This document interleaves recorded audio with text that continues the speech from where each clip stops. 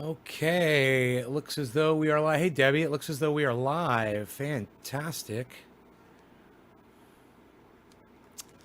How are you guys? After the last show, I did exactly what I told you I was going to do. I went over to Jimmy Dore and I watched the Jimmy Dore show, and I interacted with Steph. I sent her super chats and she read all my super chats. The coolest thing happened at the end of that show. I don't know how many of you guys were watching Jimmy Dore when it ended, but I asked them, I requested if he would sing the song, da da da da da da meow. I love you, baby. So I requested that song, and it was one of the very last chats that she read out loud. Jimmy Dore, this is. May I be struck down by lightning bolts if I lie. Jimmy Dore not only started singing that song with Steph, but he sang it until the very end of the show, man. At the very end, it's the very last thing you heard. And I was singing along with him the whole time, man. He got all the way through the first verse. You're just too good to be true. Can't take my eyes off of you. He sang the whole verse. I sang the whole thing. And as he finished the very last thing, boom, they ended the feed on my song. Dude, it made me feel so good. I was like, oh, that fucking was awesome. I love Jimmy Dore. So make sure you guys check out Jimmy Dore and Steph Zamorano. They live stream like 5 times a week, right in the middle of the day, usually around 2 o'clock or so, 2 or 3 o'clock, Northern California time. And I really hope that you guys will decide to go watch them. They are fantastic people, and they make me smile, and they make me laugh, and they make me happy. And if I have that effect on you, then God damn it, I know how I make you feel, because these people make me feel so fantastic. And I hope I am even a shadow of that for you. Debbie, Luke, Randy, Hippie Chick Chuckles, Aaron, Chuckles, Keith, Randy, Tanner. What's up, everybody? We get high up in this bitch. You got to say it like that. We get high up in this bitch. All right. So there's a fly up in this bitch. I want to kill it. Anyhow, today we're going to be talking about gray mold. You might be asking yourselves, Nay, you're doing a video on botrytis and you've got a whole bunch of fucking cola tops hanging behind you on the wall. What's up with that? I have no idea what you guys are talking about. I can't believe you would have just brought that up out of the blue. That's kind of crazy. You guys are really observant. But, so to finish my story, yeah, I was walking down, I took the dog for a hike, we did his little loop, and I was like, let's go to the grow, and he's like, boom, he goes right to the grow, because there's blood meal all over the plants. He fucking loves it now. He goes in there and tries to lick the blood meal off the soil. Steph liked your tweet of my show. Really? Luke, that's exciting as fuck. I am so happy that she did that. That is great. Now, if only they will like the bills that I've written. But that is a great start, man. I'm glad Steph did that. I wonder if she'll text me back. Anyhow, so I went down there with Rogan. I said hello to my hornets. I've got hornets nests all over the place down there. Hello, hornets. They say they're used to me. So they're cool. They're like, yeah, that's a cool guy. He's cool. He makes all the right moves and doesn't disturb us, because I know what not to bump into. So I've got the whole area cleaned up so Rogan could go down there and sniff around and hopefully knock out one of those fucking foxtails up his nose again. Those are brutal. Had to take him to the vet and have surgery on him, basically, to have them remove that. They just go up in the nose. They knock him out, go up in the nose, and pull it out. And he did fine. Such a good boy. Look at him. He's so freaking cute. So we go down there, and I take my my scope. I'm going to start checking trichomes. I'm like, yeah, I'm checking trichomes. So I'm looking at trichomes, and I'm seeing some of them are amber, some of them are not. I'm like, man, some of these buds I could take off, and some I should leave. I'm just thinking about it, looking around. I'm like, I wonder which one of these buds I should take. And I noticed a dead leaf on one of my buds. That is the first thing you will notice when you are spotting botrytis. If you're looking at a perfectly healthy bud and there's just one dead leaf right in the middle of the bud. Now, the time you want to check is after a rainfall. My buds got rained on 2 days in a row. My biggest mistake was I didn't go down there the second day and shake them off. I got lazy and I got stupid, and I'm paying the price right now a little bit. Hopefully that's it. Hopefully I caught it, and that's something you can do, but we're going to talk about that. That's why some of these buds are cut down, and the majority of the buds on that plant are still there. But yeah, I probably cut down close to a pound. You know, this is probably close to a pound. Wet, it's probably 3 pounds. So I'm assuming it's probably about a pound. No, I don't get powdery mildew because I use safer soap, End-All, so I don't get powdery mildew. Yes, from moisture. Yes, it's from moisture, but this is way worse than powdery mildew. This is something that makes powdery mildew. Okay, I'm going to give you an analogy. King Bong 420, your name makes me want to smoke. You're walking down the street late at night, okay? You come across a gang of 5-year-olds. There's 6 of them, and they're on tricycles, okay? That's powdery mildew. Same night, same place, you come across 6 Hells Angels bikers sitting on their motorcycles. That's botrytis. You see the difference? There's a vast gulf between the two. A vast gulf between the two. Powdery mildew is a walk in the park with 5-year-olds. Botrytis is, it's too late. Once you got it, it's too late. I mean, you're dead, right? Oh, you just came across 6 fucking pissed off bikers in the middle of the night that don't want to see you? It's the same thing. Now, David Pakman, that's how you write a good analogy, okay? Somebody should forward that over to David Pakman so he can learn how to write a fucking analogy. So yeah, you want to stay the fuck away from botrytis, man. You want to stay away from moisture in your grow, and don't be lazy like me. I told you I was a horrible grower, and if I'd done the right thing, I would have gone out there and I dried those buds off. That's why a week ago when Dino was here, he didn't see any bud rot on there because there wasn't any. And bud rot's another name for it. Gray mold's another name for it. Botrytis is the proper name. Botrytis gray mold. We call it bud rot. It rots the buds from the inside, but you're gonna notice it the first time from a dead leaf. You're going to see a dead leaf, and it's going to look like this. Okay, you're going to have a perfectly healthy looking bud, but right in the middle, what is that? There's a dead leaf.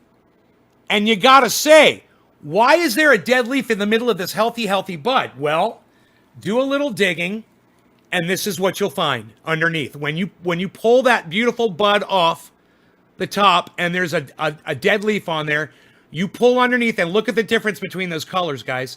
That is gray mold on cannabis. Now, you want to get rid of it as soon as possible. I left this on here to show you guys. Okay, but we're going to take some cutters and we're going to cut that off of there, or we're going to take our fingers and just pull it off. It doesn't matter. Now, I've done that to a lot of the buds that are already hanging up there behind me. I already took the mold off of them. The reason these buds are here is because every single one of these buds had botrytis on them. Now, you find that dead leaf and you pull it off, and if you see a little tiny puff of dust when you pull that leaf off, that's botrytis. That's the fucking mold, and that's your bud literally disintegrating with the mold, becoming a dust.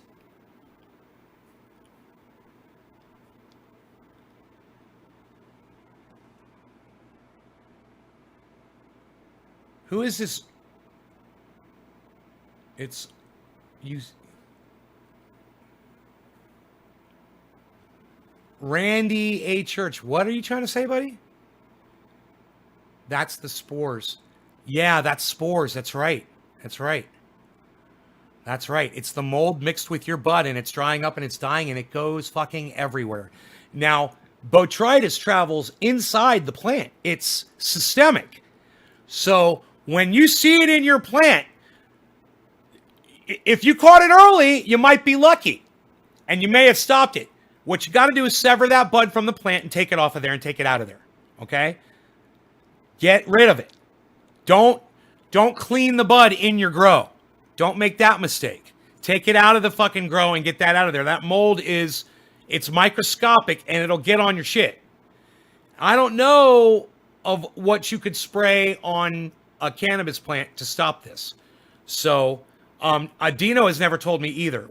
There's probably something that is illegal, that is toxic, that would work, but we would never use that because we're organic growers. So when you're organic and you're dealing with stuff like this, you find organic methods, or you cut your losses, or you overgrow so that when you do have a problem, it doesn't matter.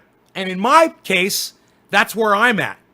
I got so much bud on that plant that a couple of spots of gray mold here and there, it's not killing me. And you can remove it, and I'm going to show you how, but you got to spot it first, and you got to catch it early.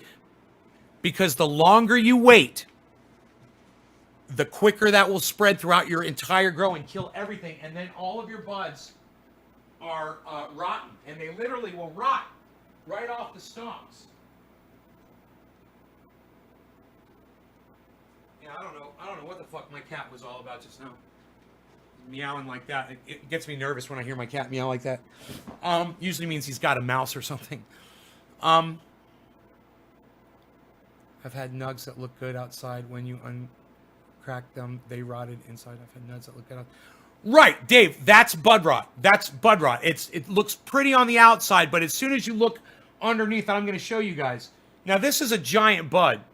This is one of the biggest buds on the plant. It's really sad that this happened, you know. This is probably the largest bud right here that I'm pointing at. And this is probably, the second largest. I think. I mean, there might be something bigger out there, but I wasn't really out there looking at size. I was out there looking for botrytis. So I found it. And I'm going to show you how I get rid of it. All right? So what you want to do is you take the healthy buds like this, and you just kind of separate it and pull it apart. And that's going to expose all of that dead shit. Now, there's several things you can do. Because it's rotted, it will come right off. Because the plant is dead, the botrytis will no longer spread throughout it. Right? So all you have to do is remove it, and you're good to go. And then the rest of your bud will cure, and you won't have botrytis anymore. So, as you can see, from the infection, and because I caught this early. Now, eventually this whole bud would have died. Because I caught this early, I'm going to end up with a lot of cannabis on this thing. So it's best to just go in there and don't be nervous and don't be sad. Just go in there and do what you got to do and get rid of the dead. So I've got on this healthy part down here, I've got one little piece right here. And I'm just going to pull that with my fingers and throw it in the garbage, right? I'm going to look around, and if I see anything else that's fallen down in there, I'm going to get rid of it. And then all I'm going to do is I'm going to take my fingers and just grab and pull the buds off. And this is rotted bud. You don't want to smoke it. You can concentrate it if you want, and definitely use it for different things, but I really don't recommend it. I say throw it away. I know a lot of you are going to want to save that shit.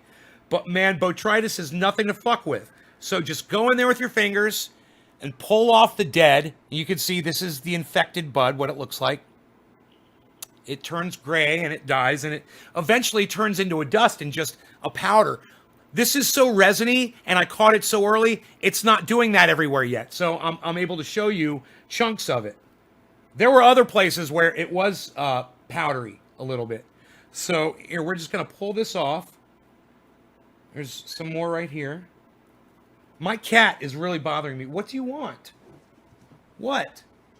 Here, let me help my cat. You can see I'm taking this chunk out of here, and I'm removing all of the dead stuff. Okay? So there's still more in there, and we're going to get to it. There's a lot in there, actually. And the closer you get to the top, the worse it is. And we got to get underneath there and pull all of that dead shit out. So, hang with me. Let me get rid of this fucking cat. You're driving me crazy. Get out of the house and don't come back. No. Are you fucking kidding me? Fuck.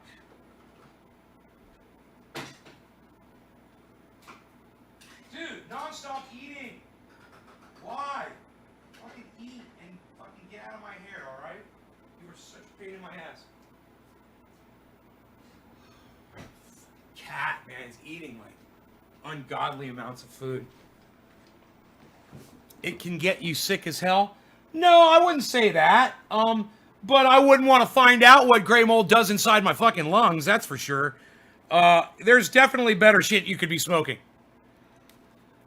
Okay, that is... Look, when I show you how bad it looks, you shouldn't want to smoke it. I dropped a leaf in my coffee. Fuck that shit.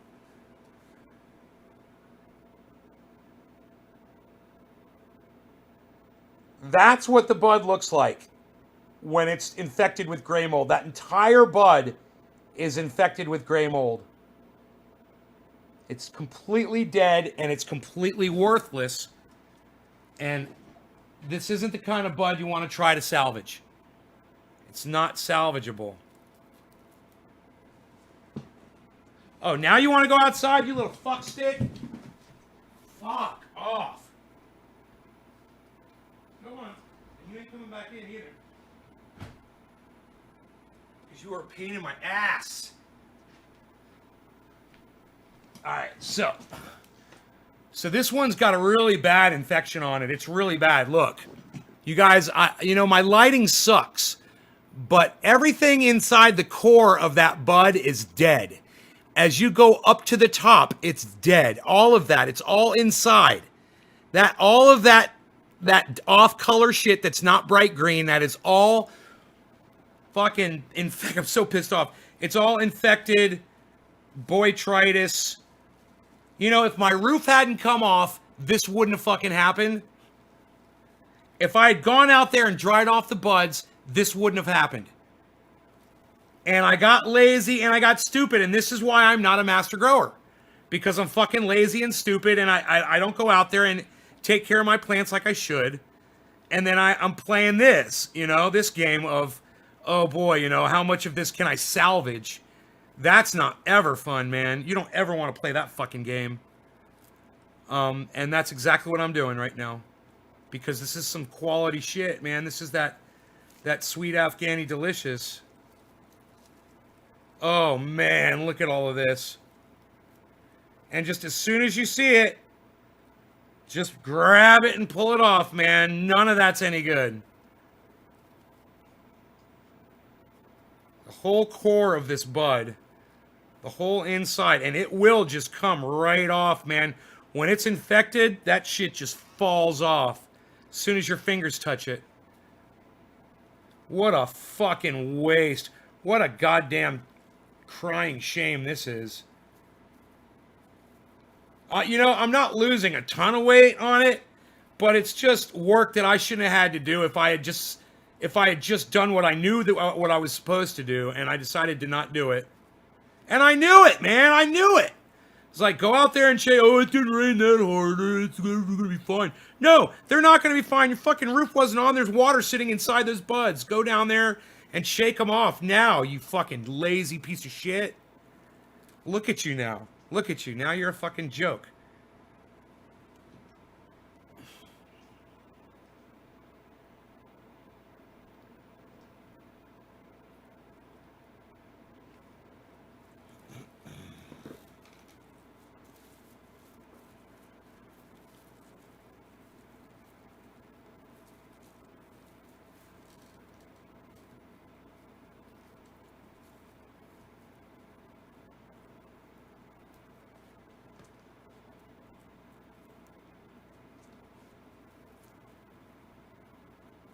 I wish, I'm going to take a picture of this because that will really show it off so you can see what the mold looks like. This fucking video camera doesn't do it justice, man.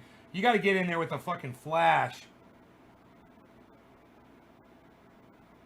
I got so much resin on my fingers right now.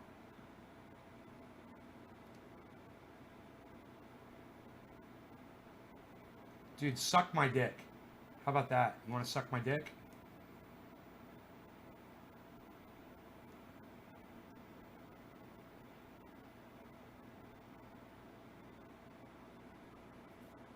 There. There. Here, now I can show you what it looks like.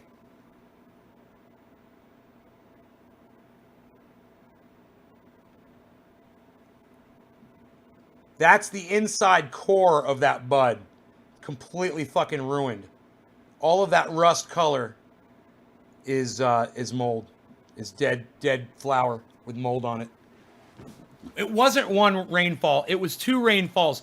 The first rainfall, I went out there and knocked all the rain off. I would have been fine. It rained the next day just a little, and I decided to not go out there. I went out there 2 days later, and they were all dry. I was like, oh, see, the buds are dry. Of course they're dry. But the water sat on them for 24 hours. Inside, and it's where the water sits inside the bud where that mold will start festering because it loves water.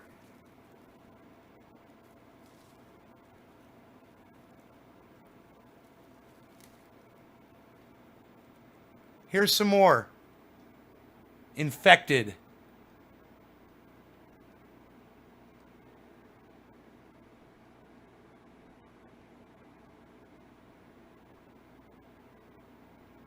That's partially infected, partially green. But all of that gray stuff, everything that's not green is molded dead bud. Now, you could smoke this because this one's not that bad. But when you got, 2 or 3 pounds of it, don't smoke the moldy shit. I just, when you have one that's totally gray and dead, don't smoke that one. But one that's like a little bit whatever, and if you have nothing left or whatever, it's not gonna fucking kill you. But I don't recommend it. I really don't recommend it. I would not want to inhale mold into my fucking lungs ever. Any kind of mold.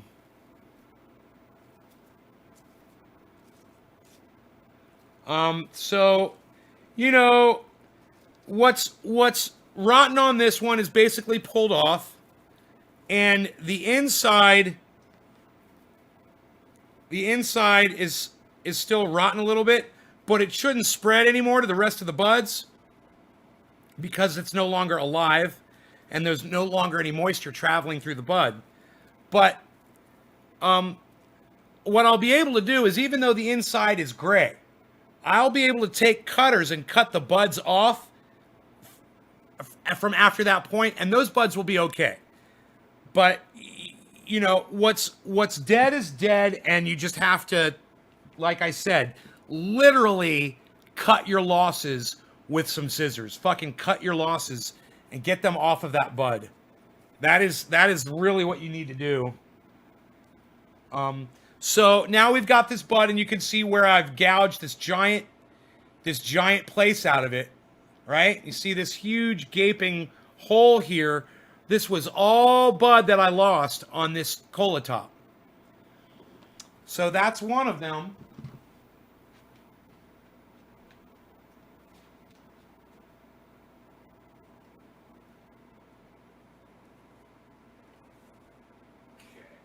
This one's heavy. That is a heavy cola top right there. This one, my heart's broken over because it was so beautiful, and it ended up getting the gray mold too, the botrytis. I went up on a ladder to look at these closely, and everywhere I saw a dead leaf, I separated like this and looked in, and sure enough, when I looked in there, there's just a little bit of it starting right there. Just a little bit starting. So I want to get in there and get those buds off the tree and cut them and trim off any area that might resemble gray mold, and let this thing start curing so it doesn't get infected like the other one did. This one still has some parts on it that need to be removed. It didn't, totally get away. See if it has a smell to it. It looks so bad you'd think it would reek, like have a really bad smell, but I don't notice a smell. Okay, and now I'm looking in the top of this bud, and the good news is the top is fine. The top is fine. So it was just the midsection of this one, and very little bud got affected on this one. I got lucky. This one I got lucky on. So that's basically all the cleaning I really have to do on this one. This is one of the biggest buds on the plant. And I was heartbroken that I had to take it off early, you know. But you know, you got to do what you got to do. And the quicker I get that plant taken down and cleaned up, the less gray mold I have to worry about spreading around that grow area. So you know, cleanliness is so important, and you want to isolate things when you can. You want to separate things when you can. You want to remove, you know, the sickly dying parts, and these fan leaves have trichomes on them. It used to be, I used to save my fan leaves, and I used to concentrate them, and now it's like I don't fuck with that shit anymore. I throw it all away. Because when you're dealing with this amount of cannabis, you don't have to worry about saving, you know, the scraps.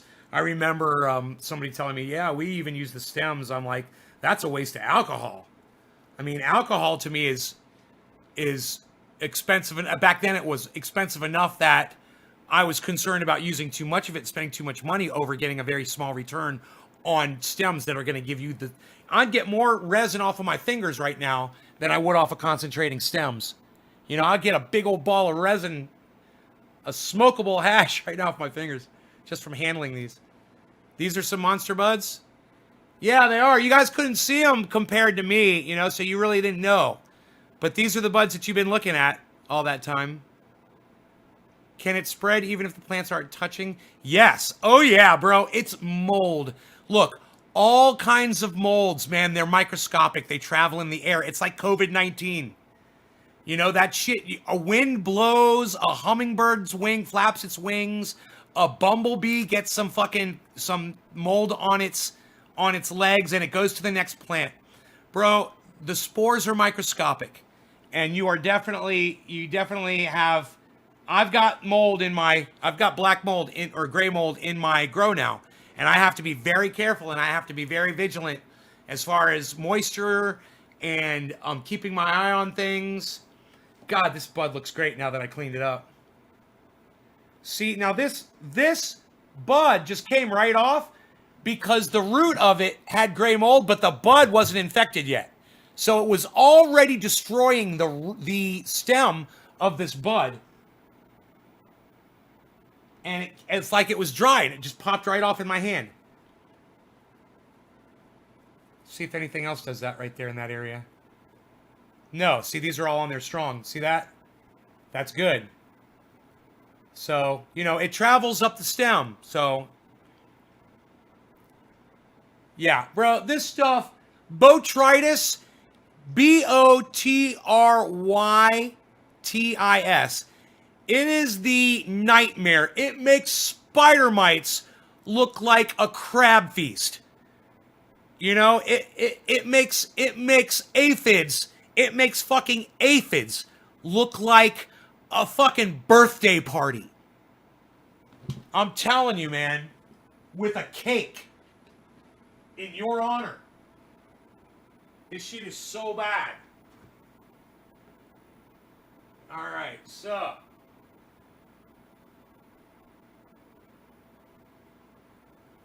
on here to the next one. Now this is one I already cleaned up outside. I ripped off the dead part, but I just want to show it to you. Show you how much of this bud I lost. So, here, I'll pull these leaves out of the way. You get a better understanding here.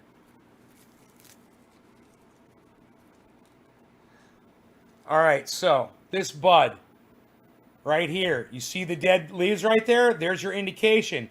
You see something like that? You go right in and you look at the root and see what's causing those dead leaves.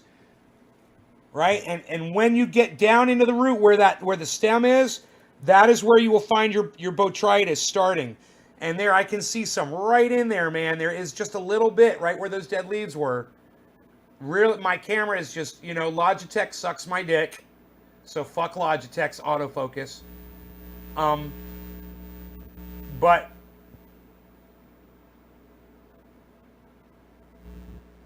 there's just a little bit of gray down in there, and that is exactly where that mold is at. I'm gonna just look around and see if I see anything else anywhere. I don't see too. Oh wait, I found some. Here, look, here's some. Here, let me move my fucking coffee out of the way. Psh, unreal. Nobody spikes their own coffee anymore, pal. Psh, unreal. Right there. See that little spot right there? There's a leaf there to show you too.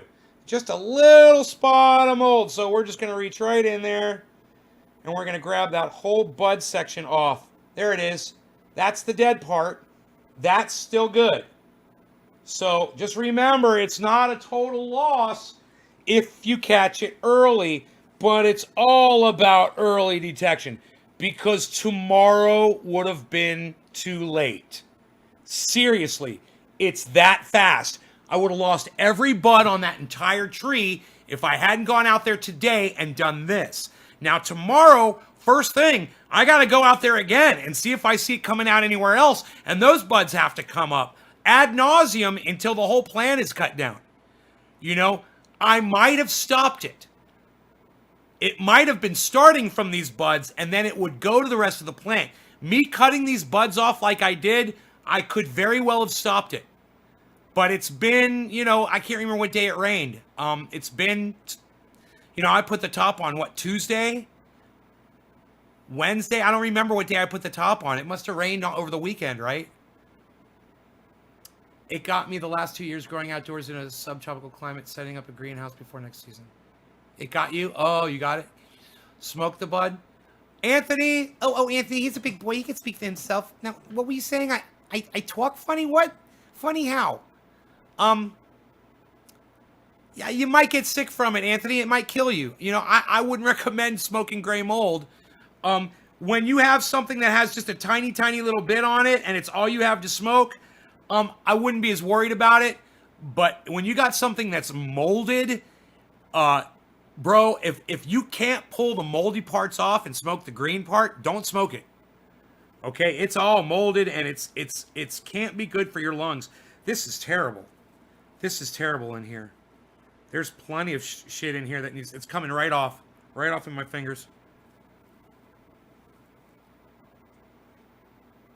Terrible, terrible, terrible, terrible. I got to pull this whole bud off, I think.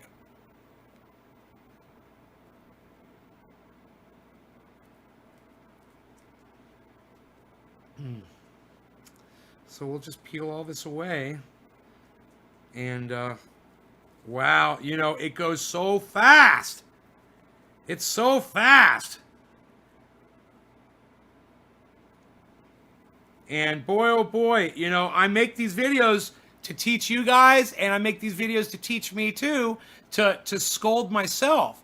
You know, I didn't have to show you any of this. Nobody had to know that I had any botrytis on any of my plants. I could have made you think that I was just this fucking awesome grower. I could have trimmed all the dead shit off and not shown you. But I hope that when I make these mistakes and I share them with you, that's the reason that you watch my show, because I don't hide the truth from you guys ever. I don't hide it from you. I let you guys see it. You know, all the good, the bad, and the ugly, and the embarrassing. You know, it's embarrassing to me because I am lazy, and this proves how lazy I am. You know?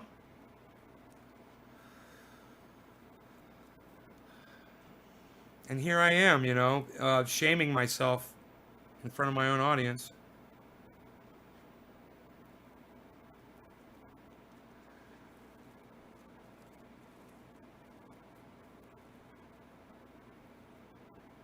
Wow. This one really got it bad. See, that last one was nothing. It was nothing. This one, totally different. This one really got it bad. I'm losing so much on this one right here. So much growth.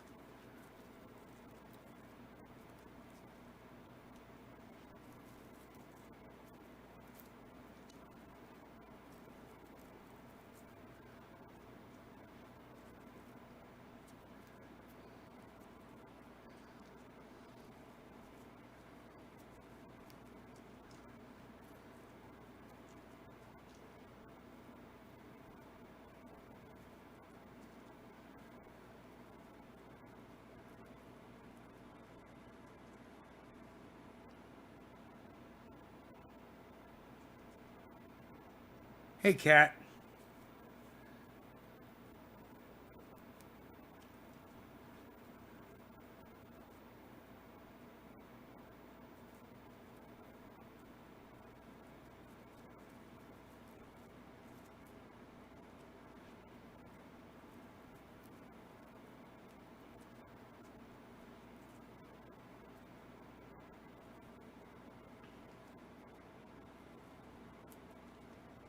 All right, so we got a lot of the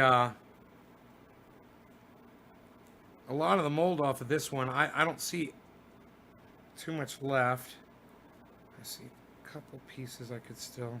Oh, that was a dead leaf. Okay. My eyes are getting a little blurry on me. But this is what I ended up saving on this one. Now this mold is popular on grapes. As you can see how this kind of looks like a bunch of grapes the way it hangs. It gets underneath the grapes in between them and starts molding basically in the cleavage of the grapes. It gets in between the buds and starts molding in between the cleavage of the buds too. So it's got that similarity, you know. Anywhere that holds moisture makes a little aquarium for that shit to start swimming around in.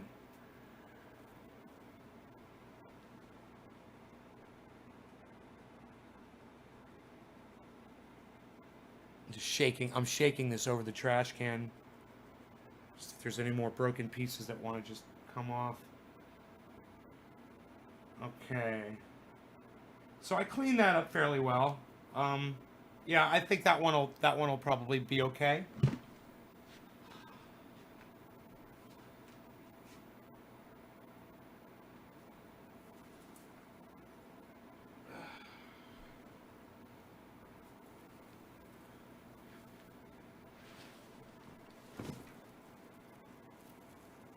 God, even the stalks are sticky. The stems are completely resiny and sticky.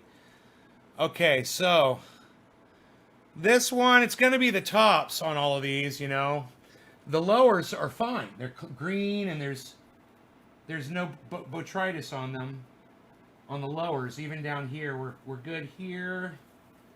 We're good here. Now, this one has got it on the main cola right there.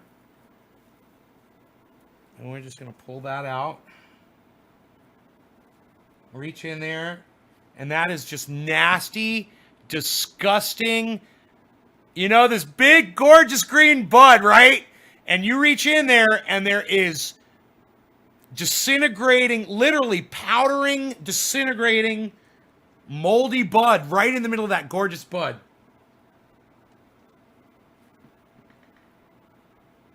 So,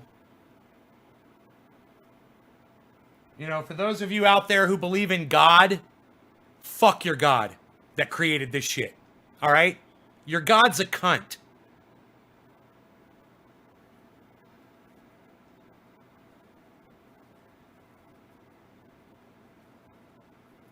Oh, God. Blasphemy. He's blasphemizing.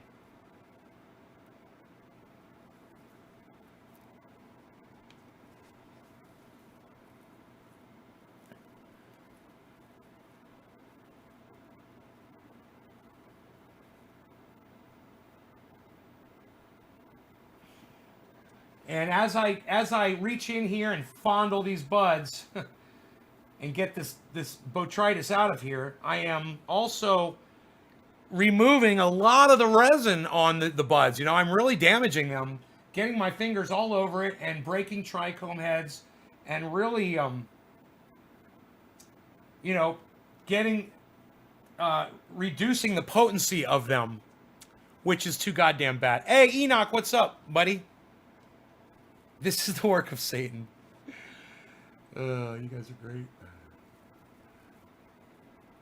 This is the devil's plant.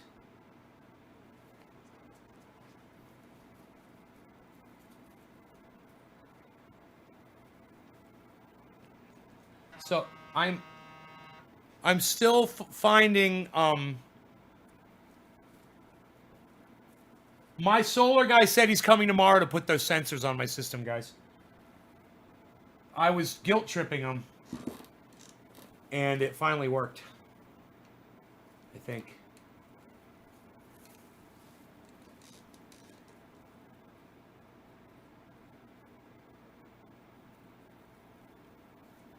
Oh God, I've never handled buds like this before. You know, I've never had my fingers on the cola tops before. You got to do it, man. You know, you got to get all over these. Okay, so the beautiful thing about this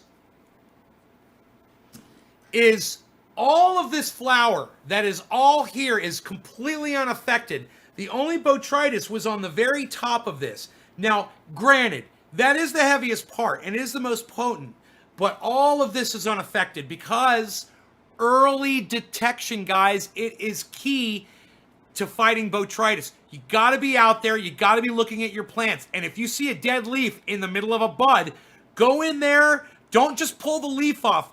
Separate the buds and look where that leaf is coming from and see if there's anything brown in there, okay? Brown is the color you're looking for. It's kind of a rusty brown. That's dead bud. That's what happens. It turns like a rusty brown color. Nah, looks like you ripped too early. Bruise. What? Joel, you're a fucking idiot. You wouldn't know a grow if it dick slapped you in your fucking stupid fucking face.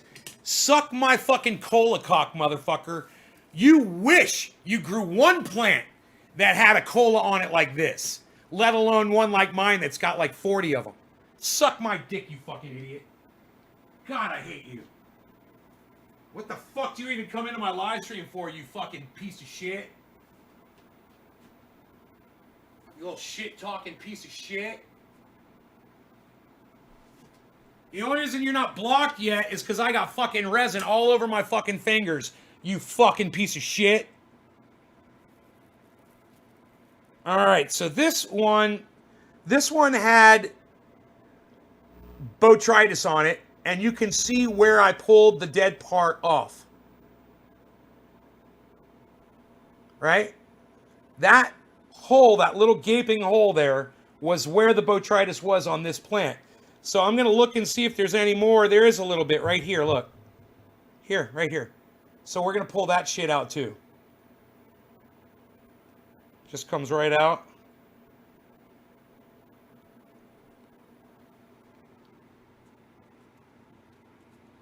Now, is this something to be concerned on an indoor grow? Fuck yeah, it is. Oh yeah, botrytis will get you indoors or outdoors. It don't care. Fuck, that shit, that just comes out of the goddamn air. You guys understand, botrytis is microscopic. It travels in the air. You're going to get it just about anywhere. If the conditions are right. Right?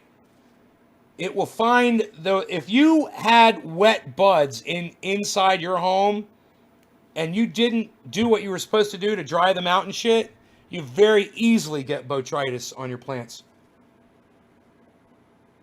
But, you know, you don't have to worry about rain, and I shouldn't have had to, but like I didn't have extra plastic.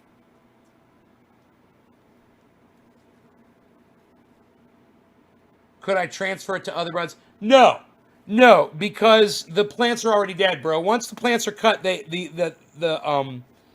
this mold doesn't spread to unliving material, right? So these plants are, look at that. Look at that, came right off. These plants are no longer plugged into the matrix, so to speak. There's another unusable piece right there. This bud had way more on it than I thought. Oh, that's sad.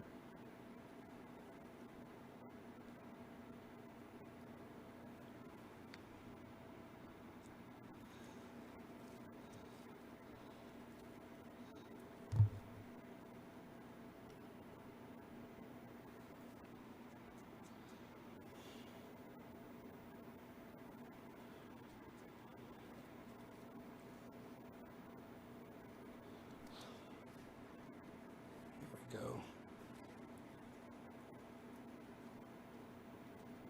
Now the top of this one is okay. That's good.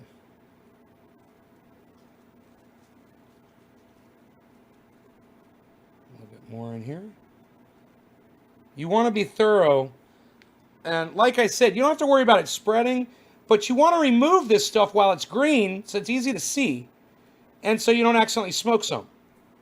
So this is the best time to remove it, is when it's still green right off the plant. And you know, if you're lucky like me, I got really lucky again. This is I'm very lucky. You know, if I clean these buds up, I'm gonna have a lot of great bud here. I'll press my rosin, do whatever. I'll have no fucking, you know, I haven't even lost an ounce off of all of this plant in weight. And that's nothing. You know, I'm not going to miss that at all. But that's because I got lucky. Anthony, you never heard of it happening? Oh, that's okay, man. I'm here to teach you, buddy. You can ask. I don't mind answering these questions.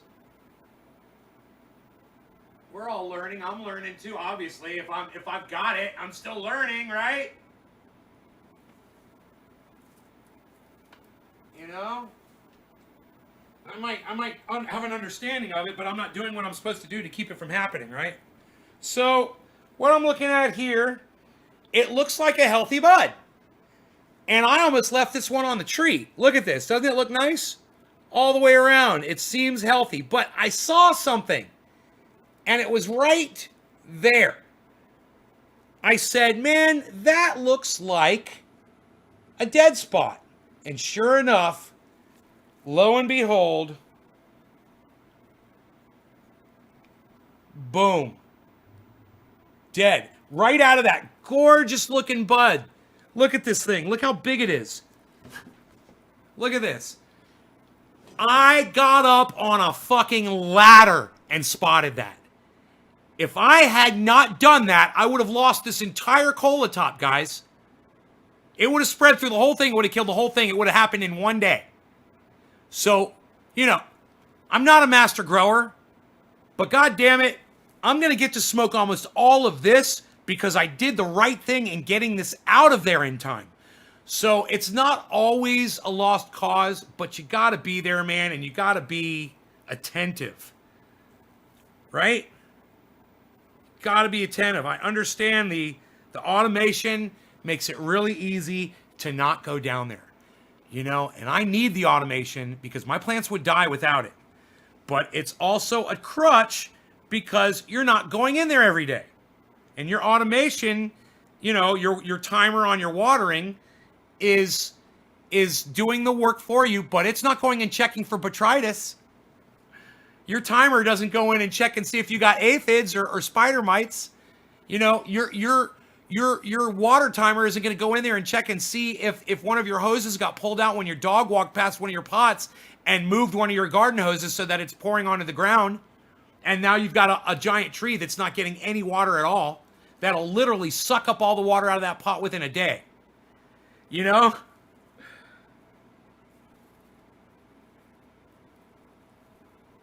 Oh, I got lucky. I thought this was another spot, but it's just, I think it's just a dead leaf. Just a dead leaf. So, like I said, I got lucky on this one, man. Look at this. Let's see if there's any more in there.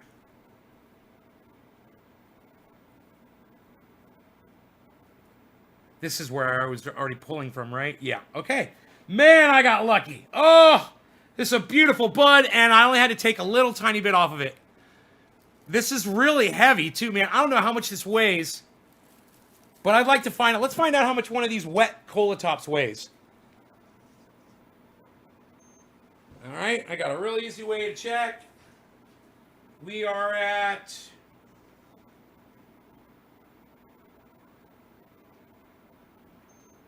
3.8 ounces. Just this. This almost weighs by itself a quarter pound wet. This one branch almost weighs a quarter pound by itself wet.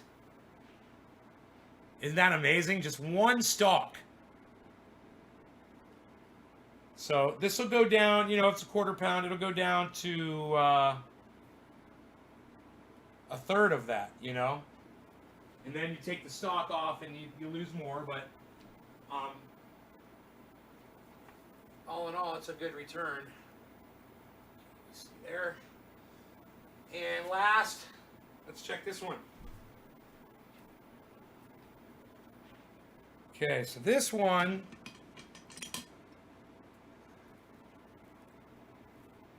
I mean, I pulled every single branch that had botrytis on it. What's funny is I don't even see it yet on this one. I know I'm going to find it.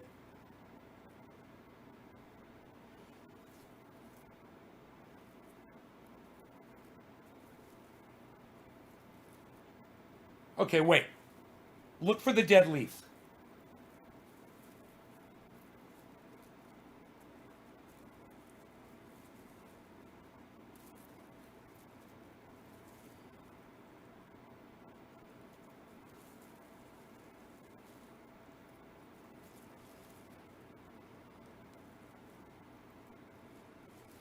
Okay, I may have made a mistake on this one. And that's too bad. This one could have stayed on. I don't see any on this one. That's weird. It's very possible that I cut the wrong branch. And I might have to go out there and make sure that, what is that? Oh, was another branch on there? I wonder if there was a piece on here that I cut off. No, that's the top, right? Yeah, it splits right there. That's the top. Well, hey man, I'm not too upset about it. This is probably, that one was, the last one was like over 3 ounces. This is probably over 2 ounces wet. And I'll have a nice fucking ounce of cannabis here that doesn't have any infection on it whatsoever. And I'm okay with that. I got plenty of these out there. The tree is full of these. So it's no big deal. I'll have it a little early. It's okay. I can even check the trichomes on here. They were plenty of ambers on it. But I was just trying to sting, and I wanted something a little bit more long-lasting. So I was trying to let the trichomes, more of the trichomes turn amber. This leaf was massively attacked by bugs, but it survived. You can see all the bug bites in it. It's full of bug bites, but there's no bugs on it. I don't see any bugs, even though my eyesight's not that good. But it looks like the predators or the spray took care of the bugs.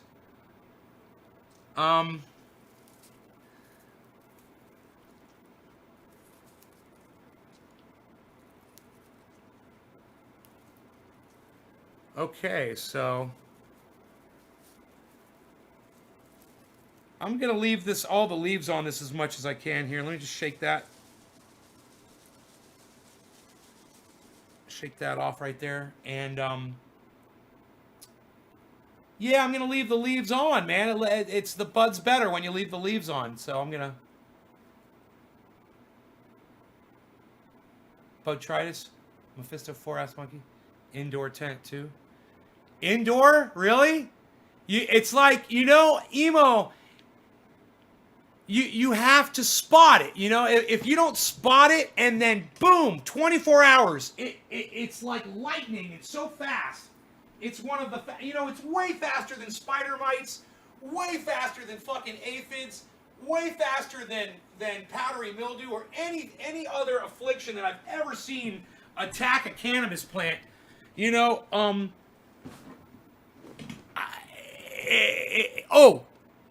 There is one thing that's pretty quick. It's almost as quick. It's hemp russet mites. I don't even want to start talking about those little fuckers. They're quick too. And they will kill your plant so fast, but not as fast as botrytis. It'll take a week for hemp russet mites, but it'll take a day for botrytis. It will take 1 day. It will kill everything in its path. It doesn't care And there's absolutely no reason for it to exist.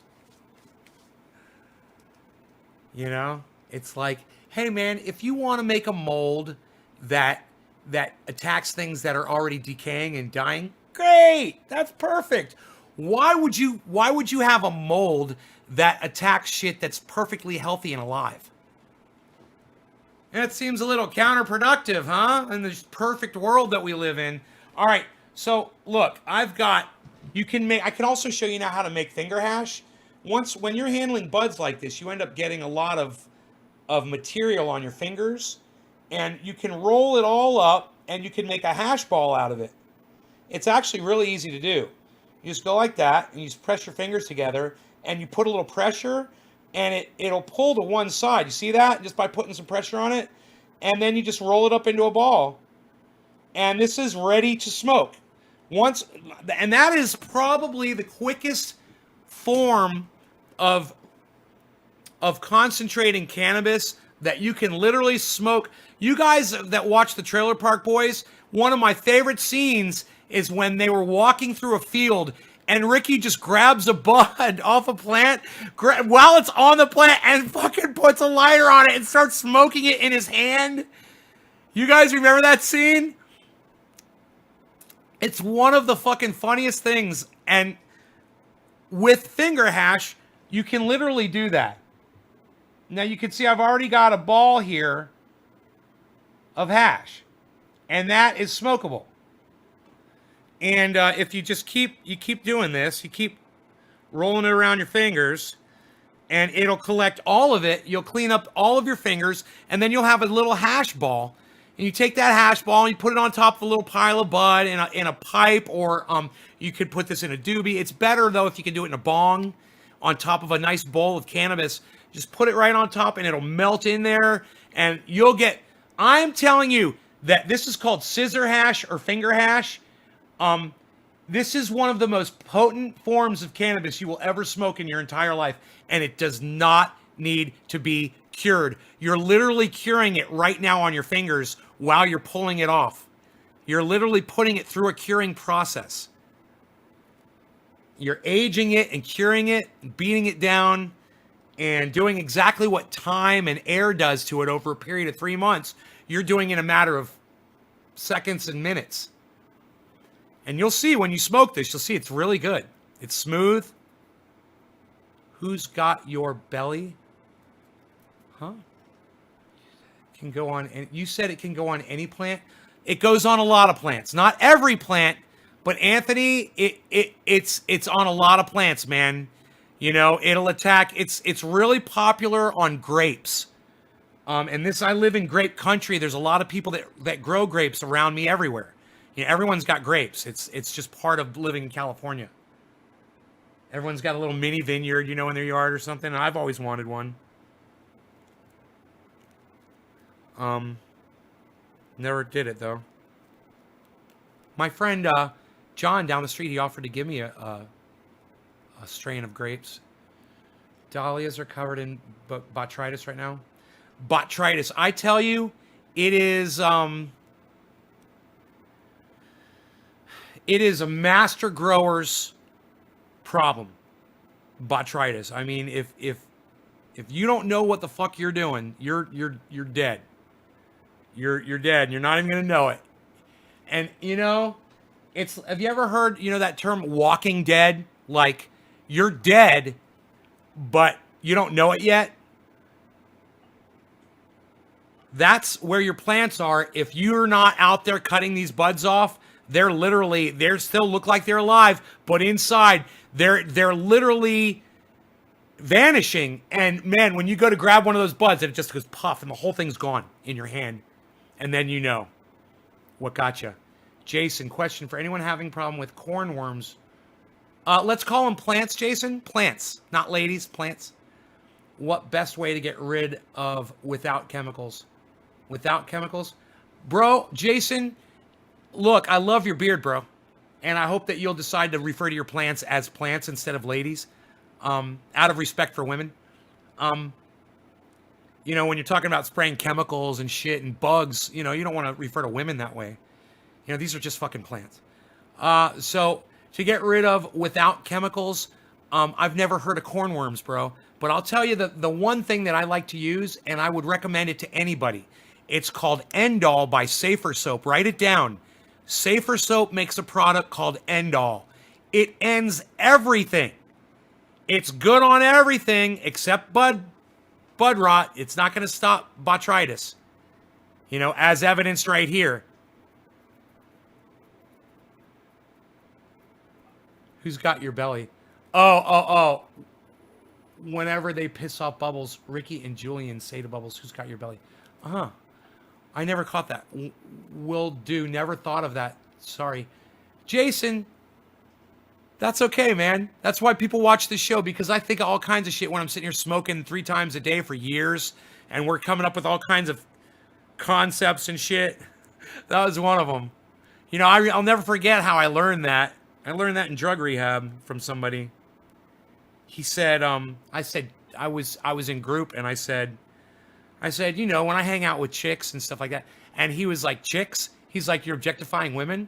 I go, no. He goes, well, you're basically boiling them down to a fucking young chicken, a baby hatchling chicken.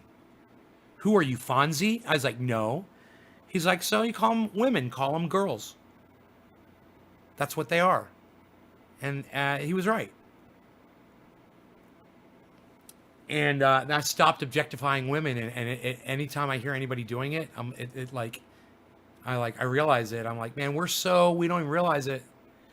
We say things every day, even women. You know, first time I ever heard someone using cannabis, and that's why we use it here 3 times a day. We open our eyes up to all kinds of ideas and concepts like that. And I like it. I like treating women with respect, and I like not disrespecting women on a subconscious level by referring to plants as ladies or girls or my bitches or anything like that. I feel good about it at the end of the day, you know? And that's why I do it. That's why I choose to speak the way I do.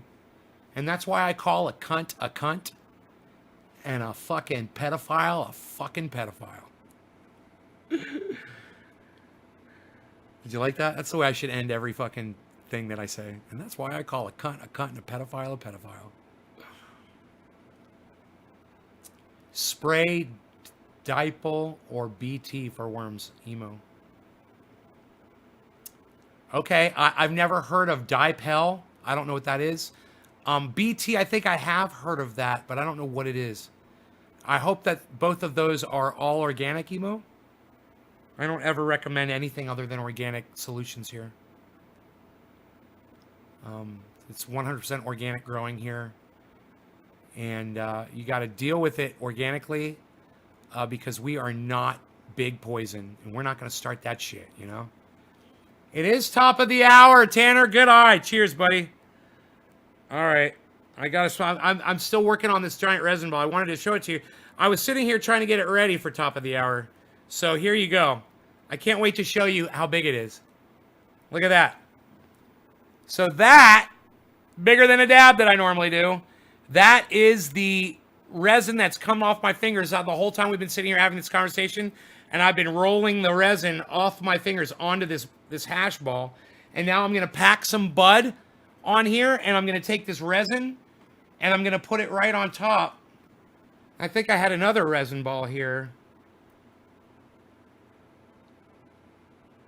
And I think there's another resin ball in here too. Yes.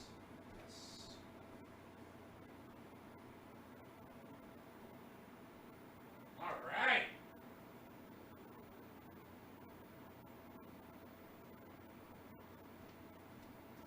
So now that we've added the little resin bowl that I had on the table in there, and this, I want to show you what we've got left now. There we go. That's a nice little ball of resin. That, we're just going to pop that on a bowl now. And this is just off of my fingers. Just off of my fingers. My cannabis spiked coffee. I'm going to, speaking of my fingers, I'm just going to grab some alcohol on a paper towel and clean my fingers off before I use the bong rip. And I want to get my dog some more water in his water bowl while I'm in here.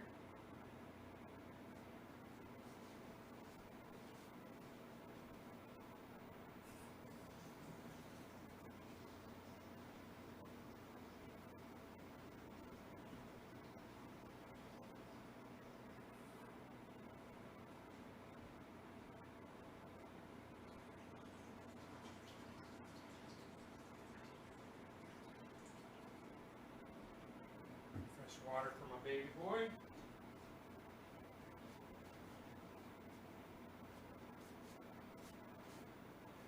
Okay, I just about got my fingers cleaned off.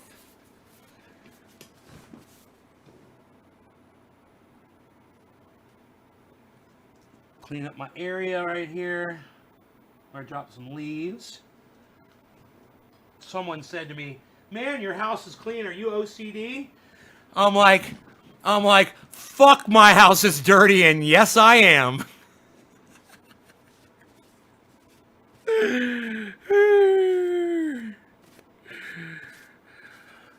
All right, so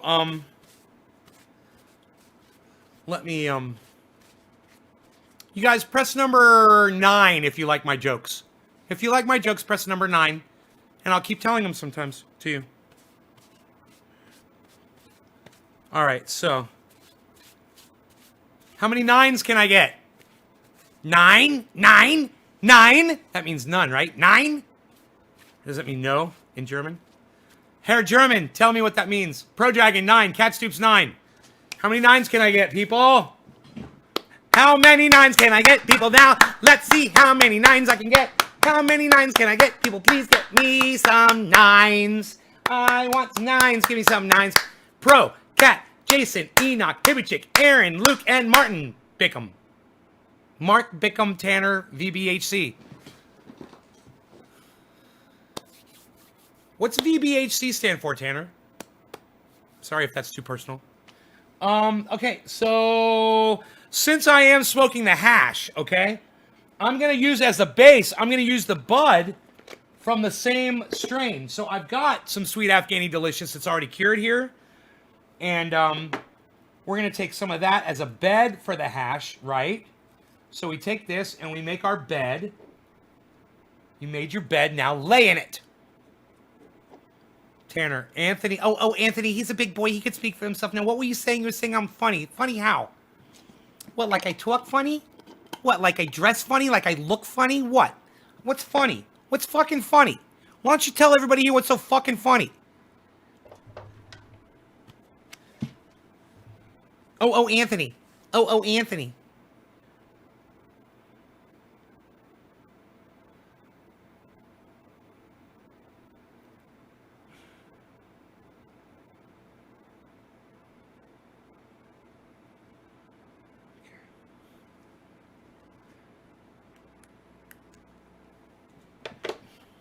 So, we got this big bowl packed, right? Greek crack. I haven't heard of Greek crack. Oh, green. I was like, Greek crack.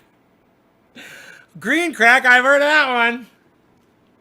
All right, and now we're going to take this giant ball of finger hash. It's actually pretty big. And we're going to put that right in the middle of our bowl. And we want it in the middle. And we want to set it on fire. And if it catches on fire, we definitely want that to happen. We want it to burn. We want to use the flame power from the hash, not from the butane in the lighter, if it's at all possible. So let's turn off the air conditioning so we can blow some thick-ass hash smoke rings, because hash is some of the thickest smoke of all. And let's get started on this. No law regarding cannabis. Cannabis isn't for all. I want you guys to see this thing burn. Okay? Cheers, guys.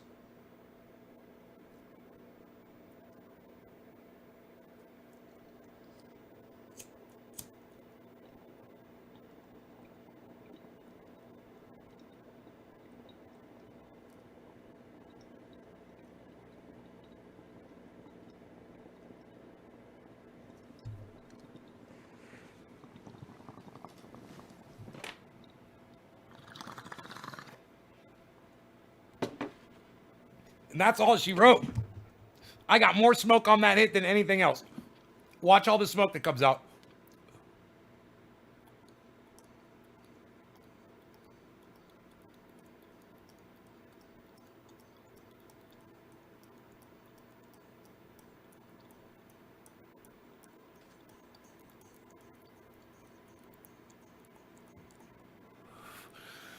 Oh my God, I'm so high.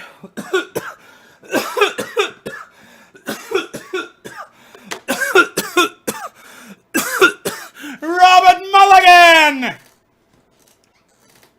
Robert. Fat fingers, small phone. Jason DuPont. Oh, that's okay, Jason. I like your beard, Jason.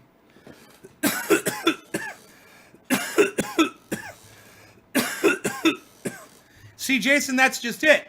My lighter was on that hash ball for all of 1 or 2 seconds and it caught on fire. It didn't matter whether I was using butane or hemp rope or anything. It doesn't matter. Right? Because the hash ball caught on fire. Right? I burned the hash ball. See that? And it'll probably catch on fire a second time when I hit it again. But I'm telling you, I'm so high right now. I'm like, man, I got half of a minute, and it's going to be 7:10, and I got to smoke again, and I don't know how I'm going to pull that off. I just got so high. My whole face is sweating. I got sweat coming off my mustache, my forehead, everywhere, under my eyes. I got sweat coming off under my eyes. I'm sweating in places I don't normally sweat. Okay. All right. Are you guys ready? Are you ready to smoke? AC off. Happy 710. No law regarding cannabis. Let's see if we can set this thing on fire again. Cheers, everybody.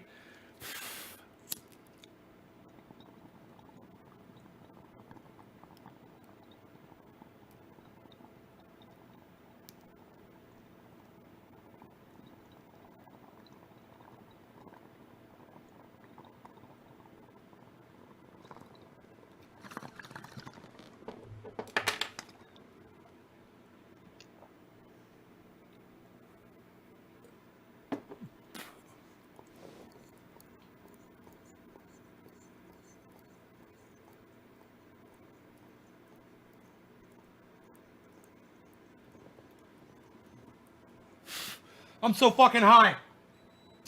I'm telling you guys, finger hash, scissor hash will get you more high than anything else.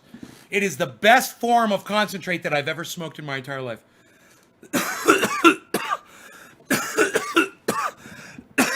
If you don't believe me, look at the sweat.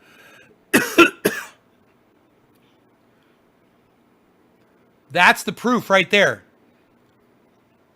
My whole body is sweating right now from that hash. I can feel it on my face, my cheeks, under my eyes, under my mustache. Look at that.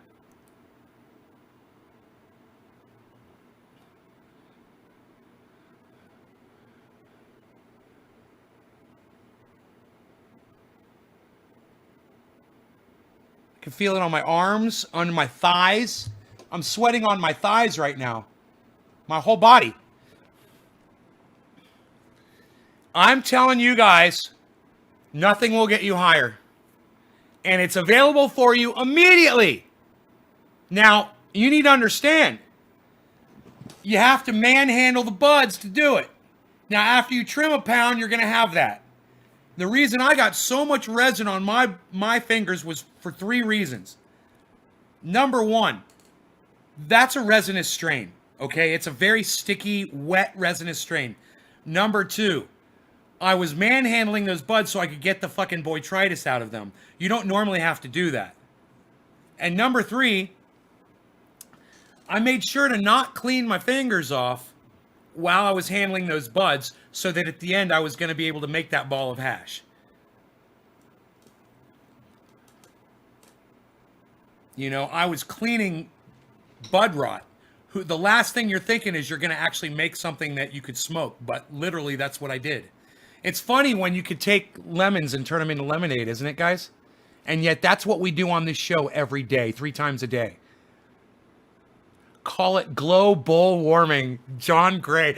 Dude, and your name is Gray, and this stuff is called gray mold. There's just too much going on there, John.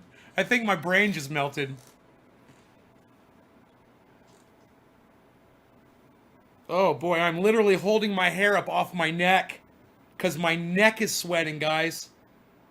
It's cold. I've got the AC blowing right on me. The AC is on. Feels great, but look at those big fucking buds. That's probably a ½ pound, I would think, when it's all cured up and dried. Maybe more. Let me think. If that one bud weighed 3 ounces, 3, 6, 9, 12, 15. Dude, that's a fucking pound. That is a pound of cannabis. I just realized that. That's a whole pound. So I may have gotten 3 pounds off the plant instead of 2. Holy shit. I mean, you guys could see the cable, the way it's holding the cable down right there. See that? It like weighed it down. It's funny.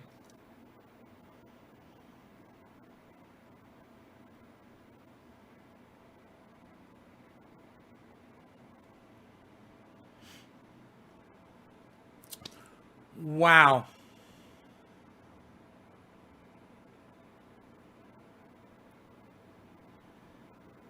Is that what you want, Chuckles? Computer.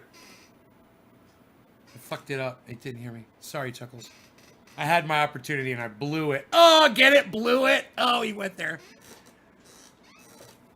If you had all that nasty shit, why would you want to smoke that if you had mold? Anthony. Okay, so question. If you had all that nasty shit, why would you want to smoke that if you had mold? I don't understand the question, Anthony. I just showed you how to remove the mold off the buds.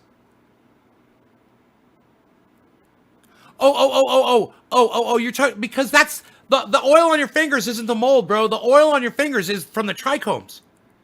The bud rot is what's down in there.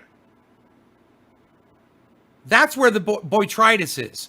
And I'm not taking the bud rot and sticking it onto my fingers. I'm taking that. I am using my fingers, but I'm pulling it off and throwing it away. And going like that. And when I'm done, the only thing that's left on my fingers is oil that's stuck to my finger. I'll see if I can find some that's still on there that I missed. Here, look. If it'll zoom in on that.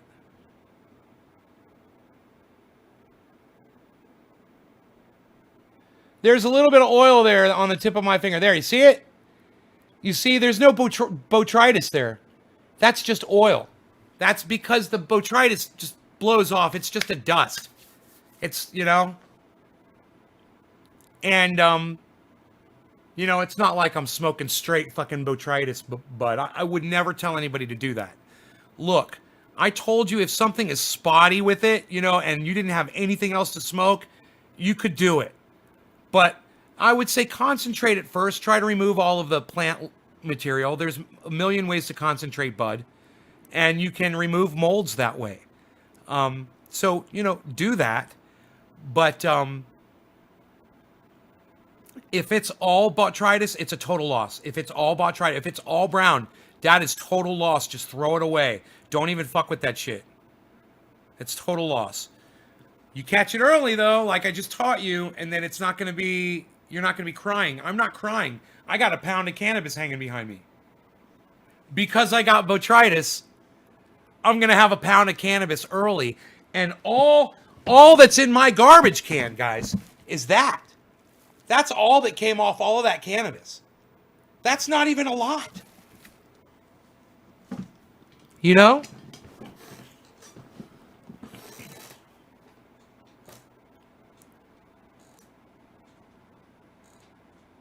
So I took less than an ounce off, and I've got a pound now, and I'm going to have, rosin, I'm going to have buds, I'm going to be able to do whatever the fuck I want, I'm going to be able to take pictures, there's going to be beautiful trichomes, there's gorgeous, gorgeous finished buds on those. I mean, they're finished.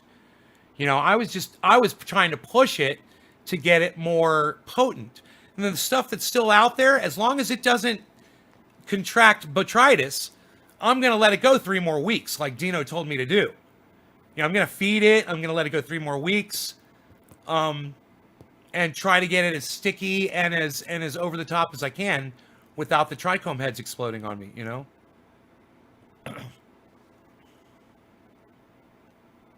Jason, yeah, you do that rinse. I saw that. I just put that up on Twitter the other day.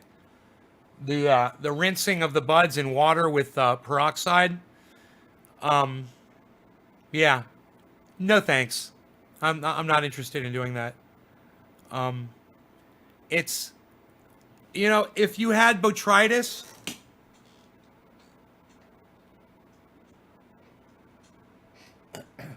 I could see it removing some of it, but it might not remove all of it in the water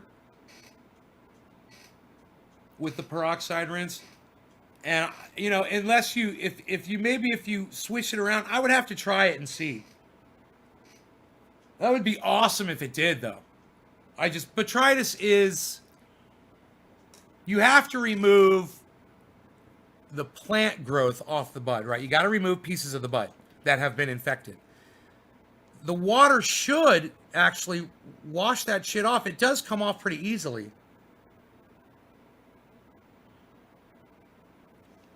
Then you got to fucking dry it, Jason. But then you have to dry it.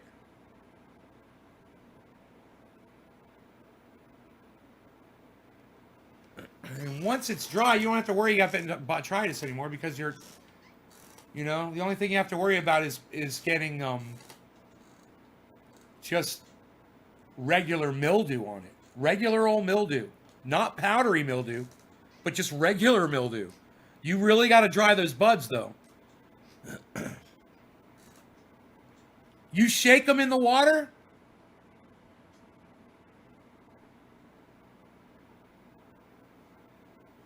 Huh.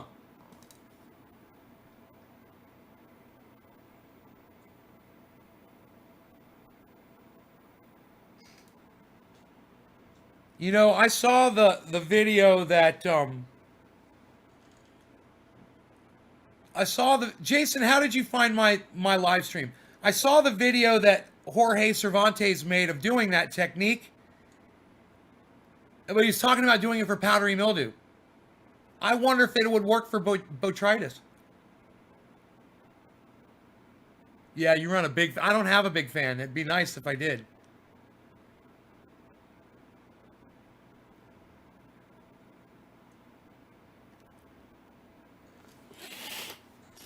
I mean, I can run that fan on them. I can hang it in front of that fan. But, you know, I got a blower. And blow the water off with a blower. Like I said, I'd just be worried about mildew. It does work on botrytis? You've done this? You had botrytis and used it on botrytis?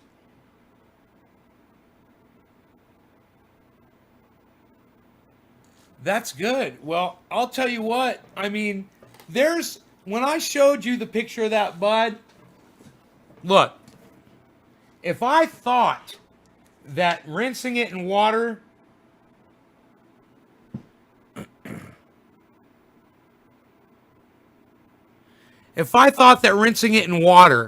would get rid of that, I will try it.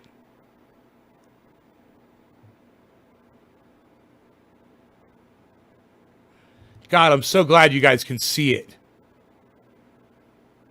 That's botrytis, guys. Look at what it did to that stem. That stem right there, look at it. Look at that fucking stem. It goes right up into those buds, and then it starts killing the buds. You can see the healthy part. Look at all that. That's all fucking infected.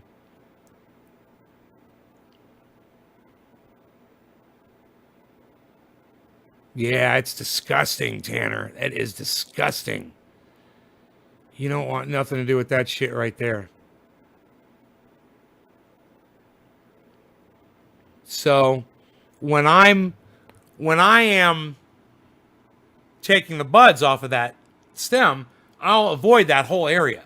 You know, I won't take buds from that area. I'll leave that and I'll trim it down, and there will still be green over where that shit is. You know, that way I'm not getting any of it. But it just shows you here. Let me lower my brightness.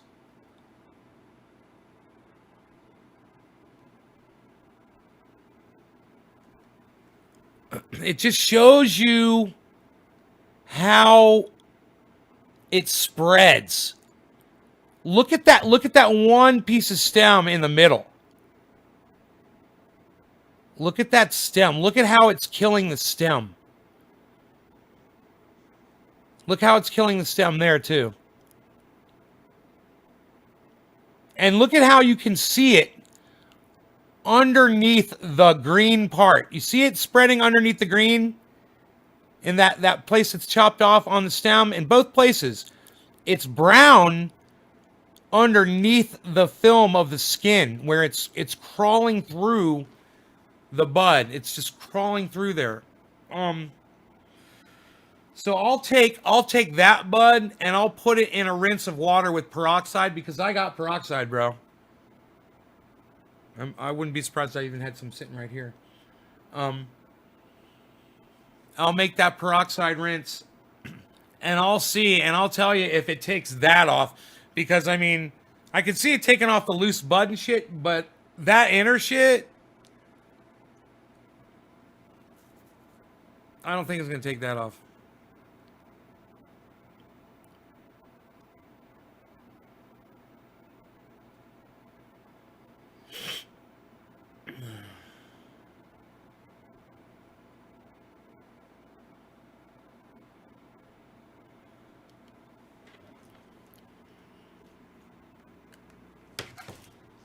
So let's smoke this hash ball again. What do you guys say? If you guys enjoyed the music earlier, will you press number 1 for me, please? Press number 1 if you enjoyed the guitar music and singing that I did for you on the earlier show. I know only 11 people stayed to listen to that, but I just want to see, I know that a lot of you don't stay the whole time, but maybe you stayed for a few minutes and you appreciate it a little bit. So let me know. All right. No law regarding cannabis. Cannabisism for all. Cheers, everybody. Happy 420. Enoch, thank you. Pro Dragon, thank you. John Gray, thank you. Aaron Schneer, thank you for those ones. I love seeing them come in, man. Thank you, guys.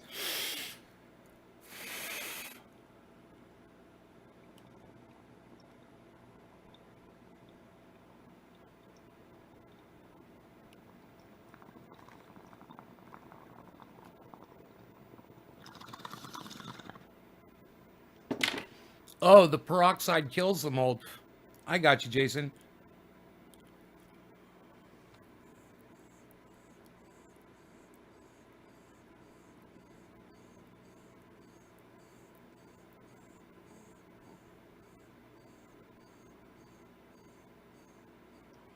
Jason, did you tell me how you found the channel? How did you find my show?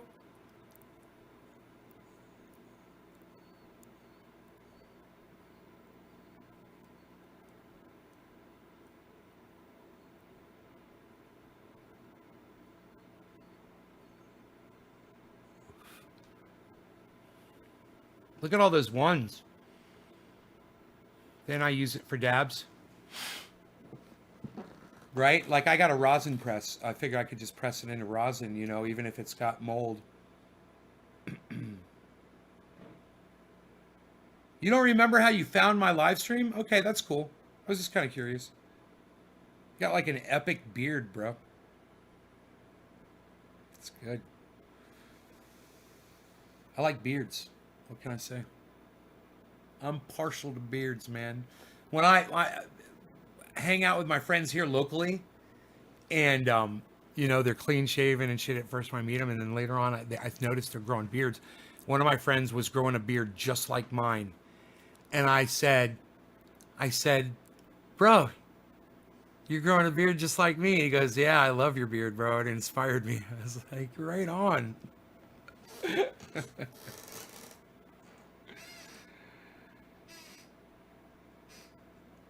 I think it popped up one day. That's my baby. Your beard is your baby? Now that's a first. That's a first, man. I've never heard that one before. Speaking of my baby, oh, there he is. So freaking cute. Oof. Oh, he's so cute, man. He just makes me, he lowers my blood pressure. When I look at that dog, he lowers my blood pressure. It's true.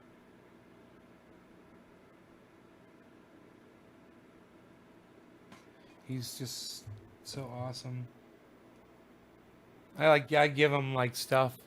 I hook him up, you know. And he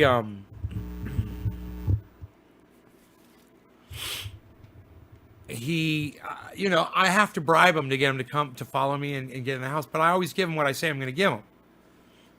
So, you know, he wants to go hang out over at my neighbor's house because they've got these cute little golden retrievers and he freaking loves them. And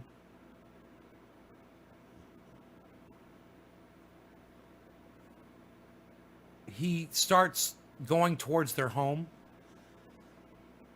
And I say, you know, I tell him, if you come back here, I'll give you, you know, what I tell him I'm going to give him. And he stops, and I turn around, I get all excited, or I start acting like I'm eating. You know, I'll do that, and I'll act like I got something and I'm eating it, and I'll run back into the house, and I'll turn around, and he'll be standing at the doorway looking at me.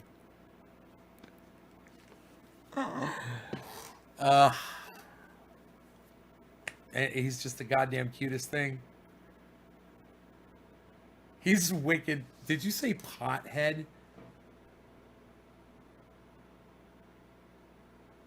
Glad to hear he lowers your blood pressure. I love Regan. I got my car's dog day. He gave me big kisses. Love streets. Hey, I don't think anyone has ever used that fucking term on here unless they were talking to me and trying to fucking put me down.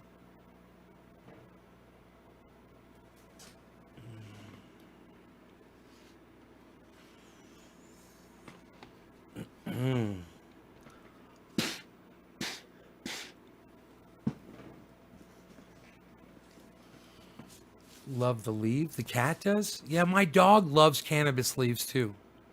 Loves cannabis leaves. He'll eat them all freaking day. If I give him cannabis leaves, he'll eat them all day. In fact, well, I'd show you right now. I got some behind me, so when he wakes up, I'll show you. He just loves them. Has no ill effects on him whatsoever. He has no problem with going to the bathroom or anything. He doesn't, you know, get woozy or anything. He just eats the cannabis leaves, and it's just like when he's eating grass outside, you know, and it helps his digestion. And he specifically likes it. He likes green cannabis leaves.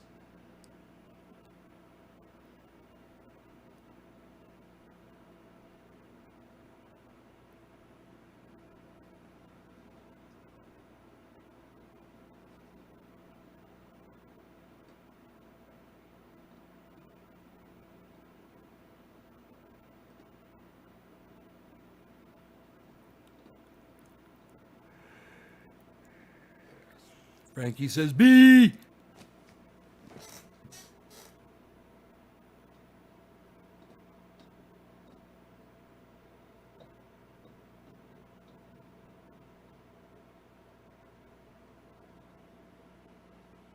Check this out. You can really see the girth of those Jack Herer buds.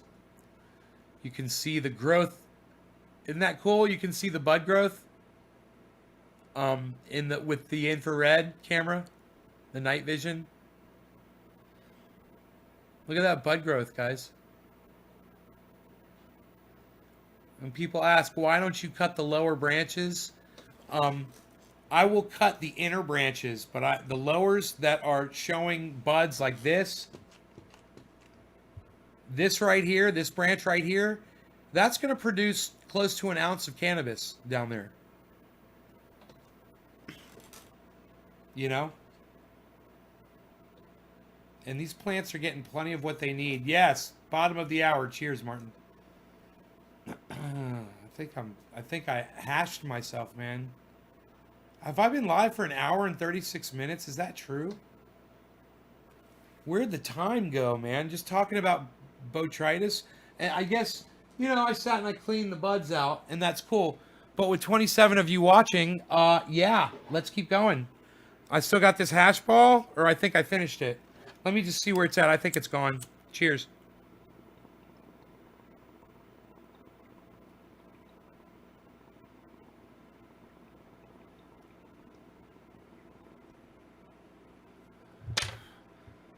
Just want to make sure I smoked all of it. That was nice, man. Write down. It's still there. You see the hatch ball is still there at 6 o'clock. But it's I smoked it all. And if it tastes like butter, but it's not, it's chiffon.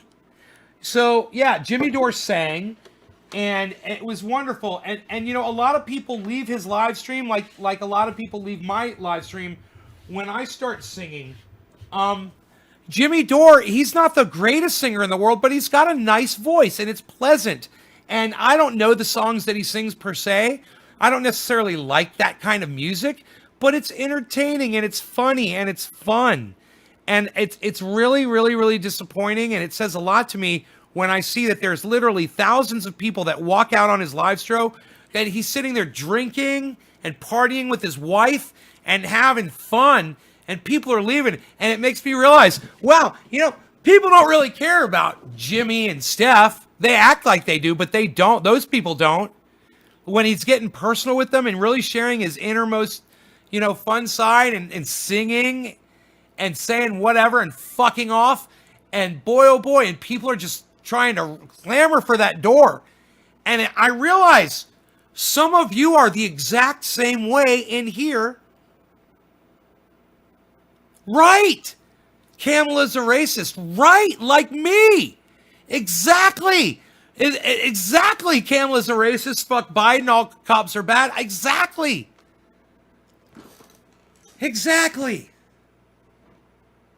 Some of you guys are the same way. As soon as I start playing my guitar, you guys run out the door. And I don't know why. We have fun, man. I sit here and I sing. You know, sometimes I say dumb shit or I play some crazy shit or whatever. But I can't believe so many of you are just like wet blankets, man. You get all like, oh, he's playing guitar. That's not what I've come here for. Well, what is it? I love it when Jimmy Dore does that shit. He's not a fantastic musician, but and neither is Steph. But they're so cute, man, and it was so much fun. I'm just kind of wondering, what's up with that? You know, why do people leave? He's even doing requests from the crowd, and they're walking out on him. So you guys, give me a little insight here. Fuck my show. I'm small potatoes. Jimmy Dore's got 10,000 people watching, and him and Steph start singing and having fun, and he loses 3,000 people. Certainly some of you would tell me why 3,000 of those people would walk out on them. What is it about them singing and having a good time that people think it's that they should leave? What's up with that? It's a podcast. It's not a basketball show or a concert where you have to get out of traffic. Like me, I'll leave an event early for that. But that's a legitimate reason to leave an event early. Why would thousands of people leave when they start singing and fucking off and having a good time? Are people really that stiff? Are people really that unattractive? Are people really that ugly inside? That when you see the most beautiful side of Steph and Jimmy, you're going to walk out on that show and not support them?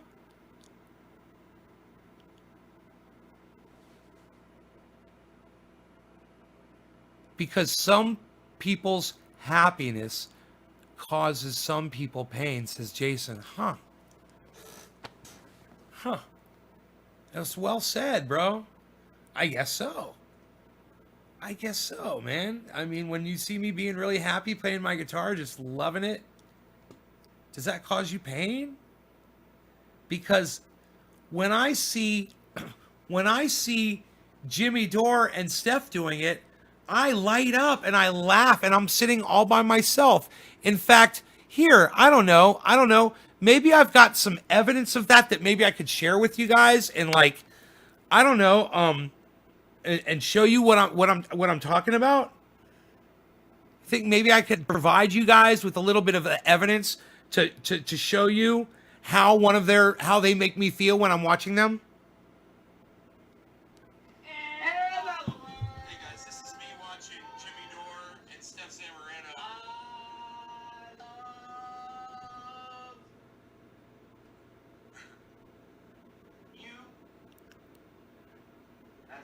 I'm really enjoying the show. They're You know the song that I like? They're blowing up.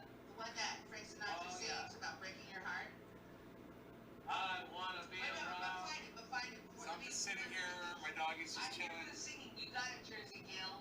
Nate's Garden, Jimmy. Would you allow yourself to be videoed using cameras on, say, a live stream in the garden? Oh wait, hang on. All right, so go to steps. Stay on steps. And wait to stay on steps. I just asked him to be in a live stream. Attention, all 3,987 of you. Let's make this happen. I'm wondering again. Can you imagine? I'm hot here. Song request, "Fly Me to the Moon." Did we sing that one yet, Jimmy? Cut it out. Oh, holy shit, Mike Simpson. All right, you guys. Nate's Garden. Tweet last night. I would get it.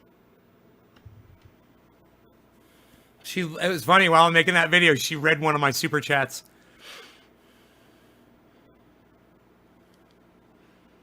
You know, I would just love it if one of you would spend $2 on Jimmy Dore's show, and they deserve it. I mean, it's just, think of it as tipping a comedian in a bar, in a nightclub, and dropping $2 in their jar. You know, take your credit card, go over there, do a super chat, and say, would you have Nays Garden on as a guest to talk about cannabis? Spend the $2. That would be awesome. Not for me, for them. Give them the money. I give them money all the time. Every time they're live, I tip them $5, $5, $5, $50, $100, $5, $20, $50 to make a point. $5, $5, $5. I do it all the time. You could do it one time, just $2. You know, you could do a $2 super chat. Hey, would you have Nays Garden on to talk about cannabis?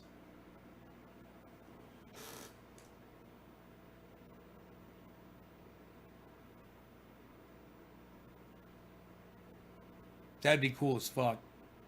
Let me know if you do that.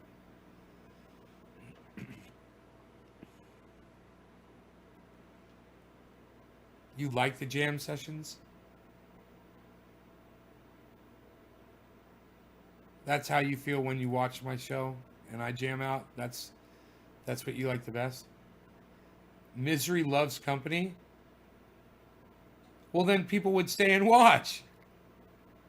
He seems like an amazing person. I think it's hilarious. Okay, really going to bed now. Work tomorrow night. Now, work tomorrow night. Nays Garden. Hello. Randy, there wouldn't be a space in between Nays and Garden. If the at, it's all got to be one word. Randy, why don't you try typing that again? Try typing at Nays Garden, all one word. You're close, but don't put the space in there. All right? When you do these ats and hashtags, they're worthless if you mistype them. We talked about this yesterday. This is what got that one guy really upset with me. Because the way I yelled at you over it. But in all seriousness, auto print fucked it up. So you don't know how to disregard that. See, what you want to look is below where you're typing, bro. Below where your word is, it's going to show you Nays Garden, all one word, and you have to click it. Okay? You have to look at your phone, though. You got to use that. Or you can turn off your auto correct function. If you can figure that out.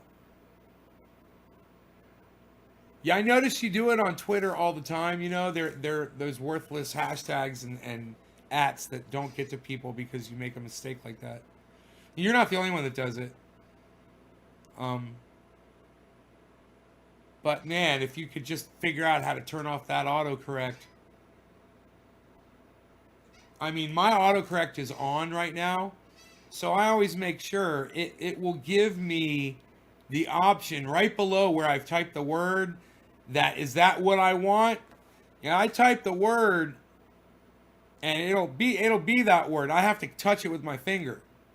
And then it'll go on to the next thing. If I don't, it'll put a space or whatever. Miserable people can't stand to be around happiness, so they would leave to be miserable. But what if I play angry music? Like Rage Against the Machine. Or, Filter. Hey man, nice shot. Way to go shooting yourself in the fucking face on television, on national television. Or was it local television? Hey man, nice shot. I got some pretty dark songs. What about Sullivan?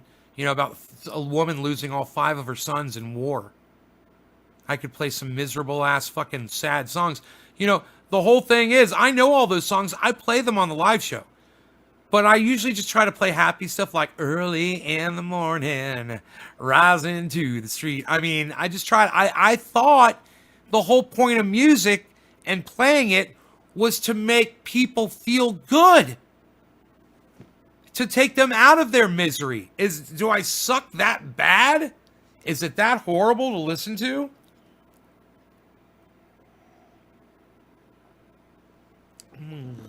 Like, I gotta say, that Joe Walsh today was quite tasty.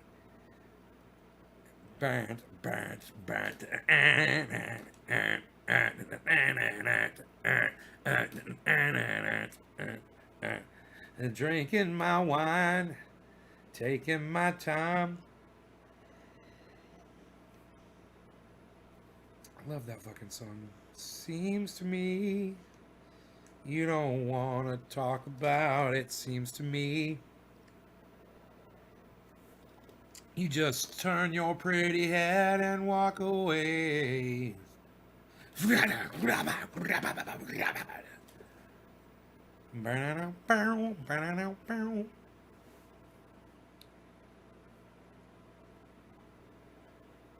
Yeah, I don't know. I was just kind of wondering. That's why I asked. I was just like, I figured I'd just throw that out there. I mean, that was interesting, though, that Kamala said that because,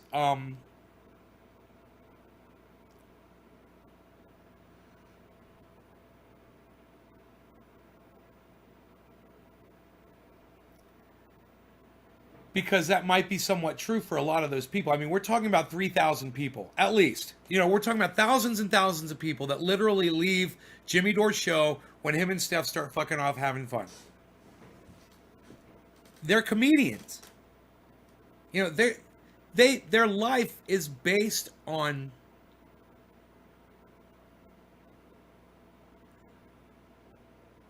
I don't know, Brad. I'm trying to remember how I pay them.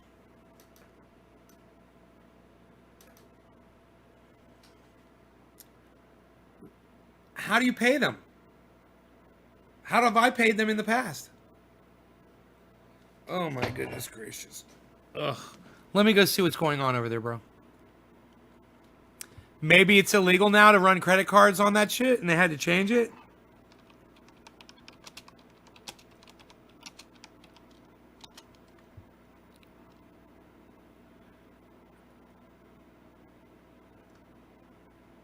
Okay, let's see. I would buy...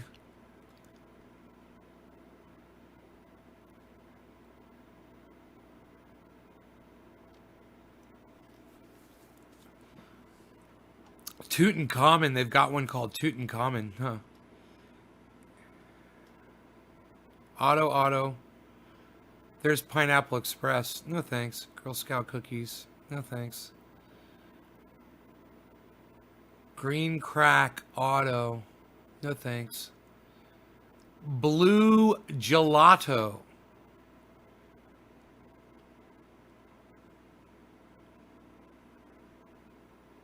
Huh. Blue Gelato. I might be interested in that. Gorilla Skittles. Oh, wait. Gorilla Skittles. They put their own name on it. They got Tangerine Dream. Orange Sherbet. Man, they got Glukies. They got so many. Dositos. Tropical banana. All right, let's see this. Gorilla Skittles. Let's check that one out. Oh, a bank account number is what I had to use?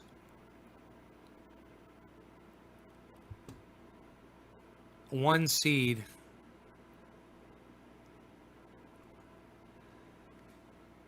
Ten seeds.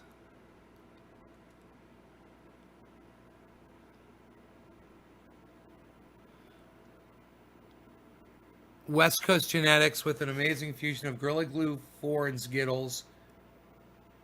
Introducing Barney's Farm brand new Gorilla Skittles. An exquisite trichome celebration awaits the patient following 60 days in bloom. You won't forget the first time you experience her fertile fruits. Leaning toward the indica side of the cannabis spectrum, this emerging favorite is a powerful and thought-provoking beauty.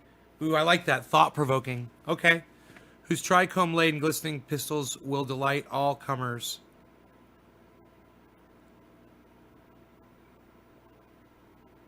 Okay. Stats. 24% THC. Indoor yield. Outdoor, they're saying up to 2,500 grams.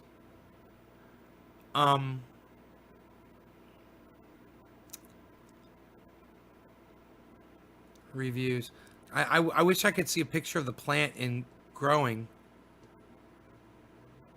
There's no reviews. It says 100% returns. Add to basket. Adding.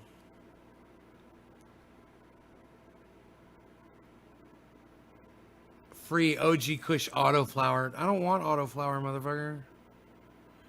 Free Barney's Farm peyote critical feminized. Peyote critical. So I'm out the door for $80 UK. Let me see what it says here. Dude, if you have to use a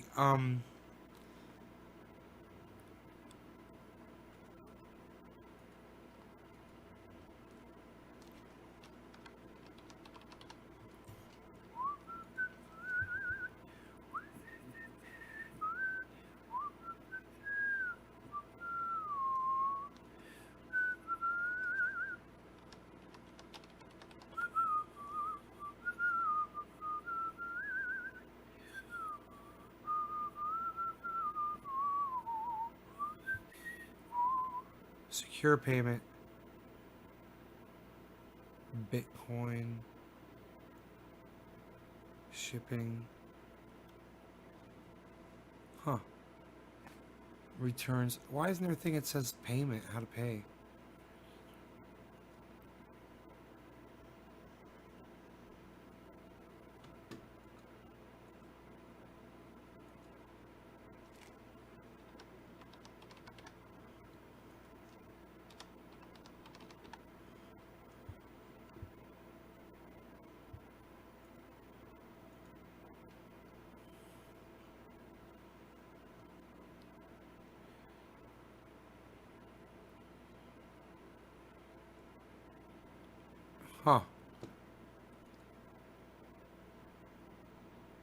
Well, do they have like a frequently asked questions?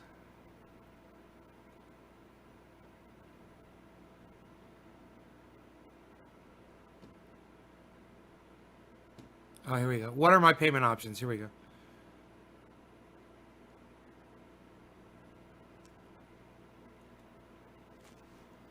Please read our payment information.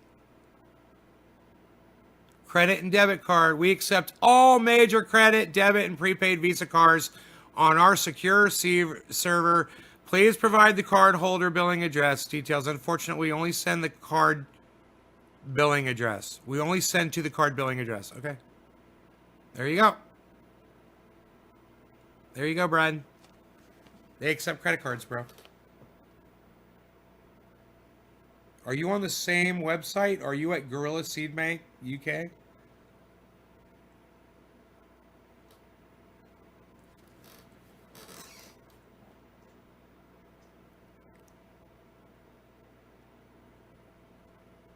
They say it, but it's not an option.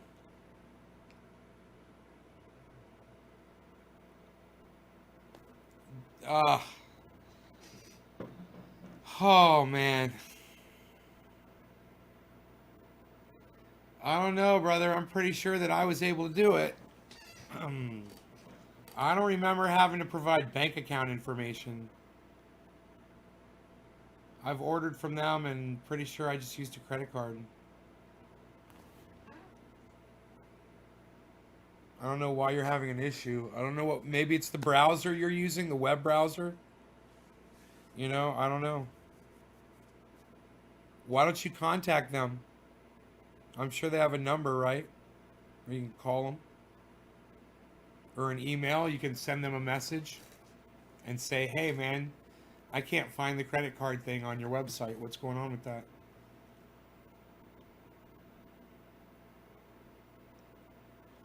What do you think about Northern Lights cannabis? Ugh. It's one of the first strains that I ever smoked. It's been around for a long, long, long time.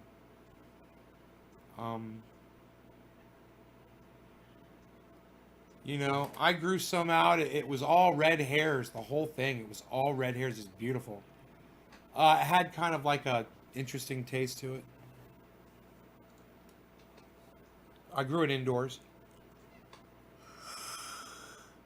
Yeah, man, because I don't work for them, man. I don't know. I've just ordered from them and I recommend them, but I've never had a problem with them before. And I've referred other people to them, and I've never had anybody say what you said, that you couldn't use a credit card. I kind of want to get that goddamn strain I was looking at now. It was under $100 for 10 seeds, and they're going to give me a couple extra free seeds.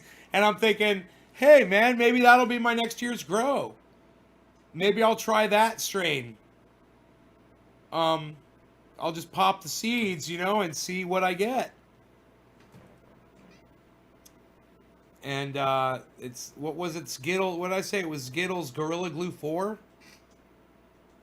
The shit looked insane, man. The picture they had of it.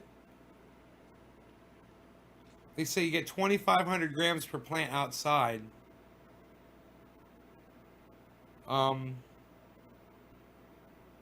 So that's, you know, 400 grams in a goddamn, you know, was it 454 in a pound? So you'll get they're saying you get 5 pounds off the plant outside. 2,500 grams. That's what I need. If I can get 4 pounds, I'll be, I mean, shit, I'm happy with 2.5, 3 pounds per plant. You know, I'm shooting for 4. And who knows, maybe I'll grow one of those and I'll end up getting 6 or 7 off of it. You know, because maybe none of them have used my techniques for growing.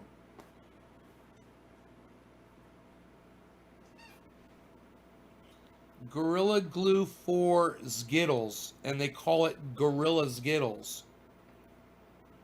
They call it Gorilla Skittles. So it's like, if Gorilla Seed Bank wants to put their own name on this strain, it makes me want to check it out. Because, man, if I grow it out, I spend a whole year on this strain, and it's shit. I'm going to be talking shit about them. You know, I'll be like, they put their fucking name on this strain. I wasted my time with this motherfucker. I just like they say it's very cerebral, you know? But I was thinking about, you know, if these clones take that I've popped, that I cut, you know, I was thinking about doing all Alien Overlord next year because Dino really liked it. The plants look great. The Alien Overlords, man. Psst. I mean, those Jack Harrow plants, they look fantastic. But the Alien Overlords, man, wait till you see them. I mean, the Jack Harrow does look at that Jack Harrow plant. Let's take a look at these plants again while we're sitting here talking.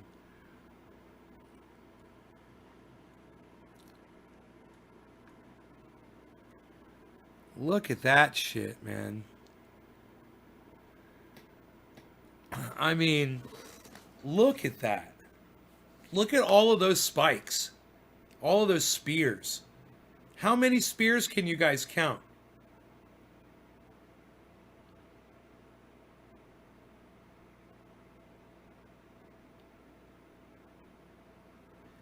How many separate spears can you guys count in that picture? How many separate branches with buds on them can you guys count? See if you can count. I mean, if I look over here, it's even more clear to me. I could count them, and I could tell you who's the closest to winning. Here, I'm going to count them. And I'm going to count them all. Every spear that I see.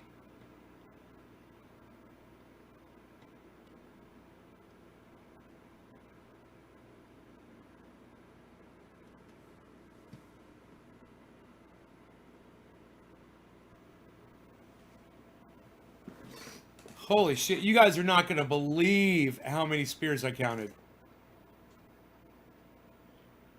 You're not going to believe it. Hippie Chick says 18. I'll give you guys a hint. Hippie Chick is nowhere near. Nowhere near. And check this out. This is only this side of the plant. There's spears on the other side that we can't see. Guaranteed. So imagine that. Each one of those spears is going to be about an ounce. And some of those spears are going to be like a quarter pound. The ones in the middle up near the top. Debbie! Yes! I counted 28. No. My bad. No. It wasn't 28. My bad. Pro Dragon says 32. I did not count 28. My bad. I take it back. Still not enough. Pro Dragon's closer at 32, though. Larry says 25.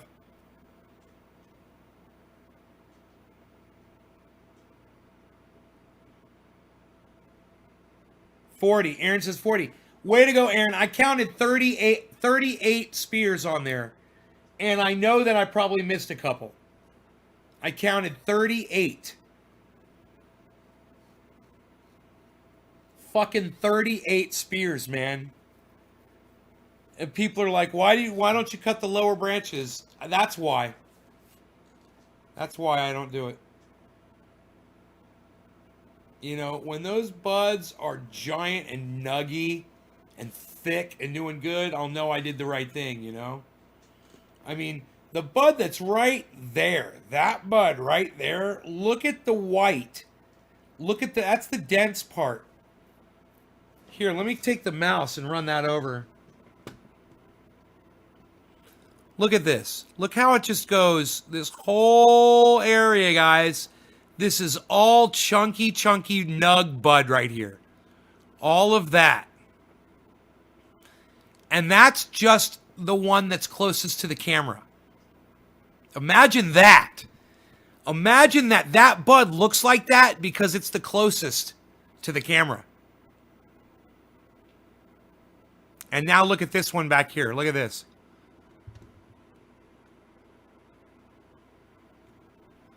Look at this. Look at all of this. Look at me tracing the outline of that bud right there.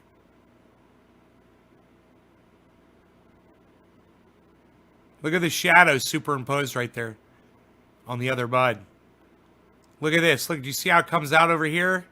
Look at this. This is all bud down here. This is all buds.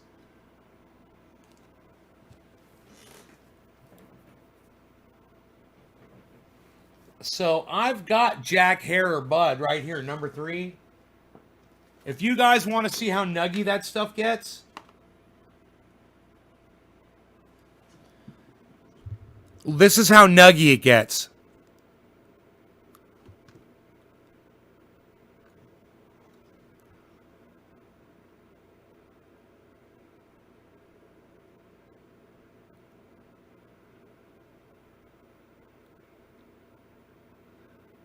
There's no daylight in that. What do you mean there's no daylight in that, man? Why you gotta be talking to me like that? You're mean, man. Why you so mean to people, man? I come in here trying to have fun, and you come in here talking all kind of bad stuff about me, man. Why you gotta be like that, man? Don't be like that. You don't be like that, man. Don't be like that, man.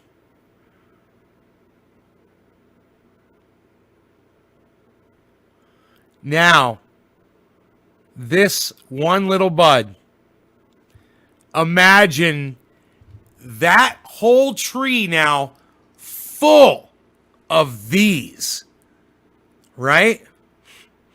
That smell like lemons. Then imagine 2 more plants bigger than this one that are doing the same thing over on the other side. They might not be bigger, but they're taller. But this one's probably going to be one of the biggest producers out of the 3 Jack Harers. It's the structure of the plant. It's just really set up for to have all those, it's probably got 60 or 70 of those spears on it. Which is just fucking crazy. If we just counted 38, it's probably got 60. Here, give me 1 second.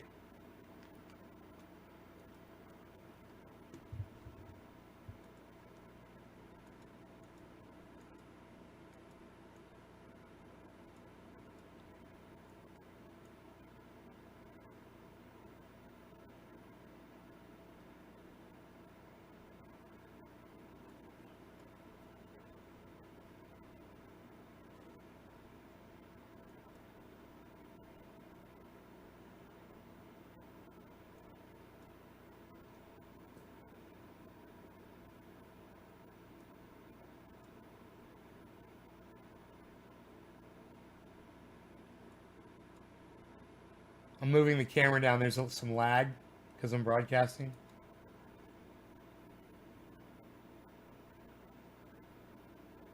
A fucking big spider web on the top of that fucking bud.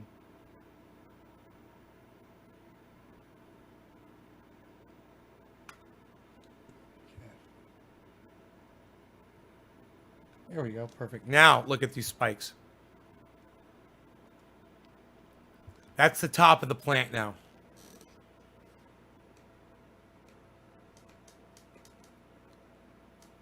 That'll give you a little bit of a different perspective.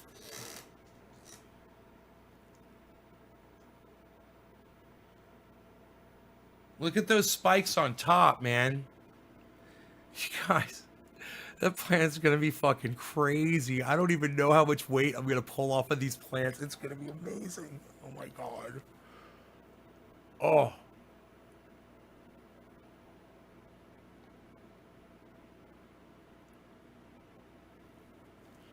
You know what I'm going to do? I'm going to go down there tonight. I'm going to spray it all with Endol. I'm going to spray again. I'm going to spray everything. I'm going to do a whole 2 gallons of Endol safer soap and just make sure that botrytis is completely handled. I don't want it spreading around, and I know if I spray that on all those plants, I don't have to worry about it spreading around. I'm sure that'll suppress it. And if there's any aphids, if there's any spider mites, if there's any fucking powdery mildew or anything in there, I'll just fucking get rid of it all right now and not have to spray again. But now would be a great time to go down there and fucking knock it all out and not have to worry about fucking with those plants anymore this year. Just spray it one good time, with 2 gallons of fucking Endol. I would smoke that tall bud. Talking bud. That's crazy.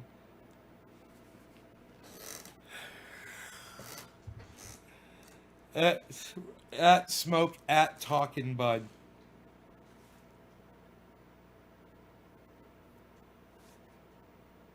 I would smoke that talking bud. Oh, you'd smoke that talking bud. I got you. Yeah, I would smoke this talking bud too. Hey, everybody. Are you gonna smoke me? Yeah. I got another bud stuck on me over here. What is this? What's wrong with my face? I don't know. Yeah, he's got a little mouth. Thought it was kind of funny.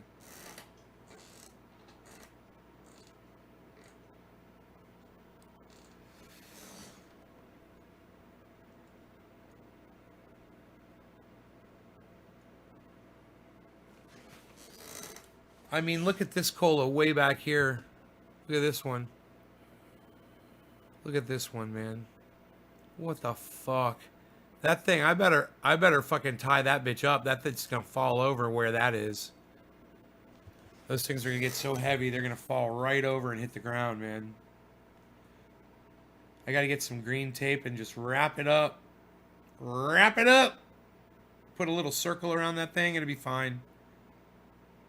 It'd catch all those bud stalks if they fell, and they wouldn't break. They'd be just fine.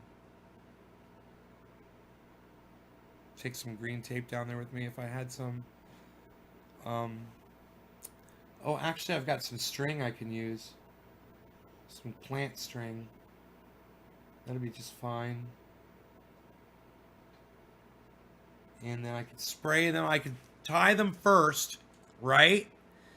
You don't want to spray them with, you don't want to get them all wet with spray until these bitches are fucking tied, because those branches will fall over with that extra water weight on them. So,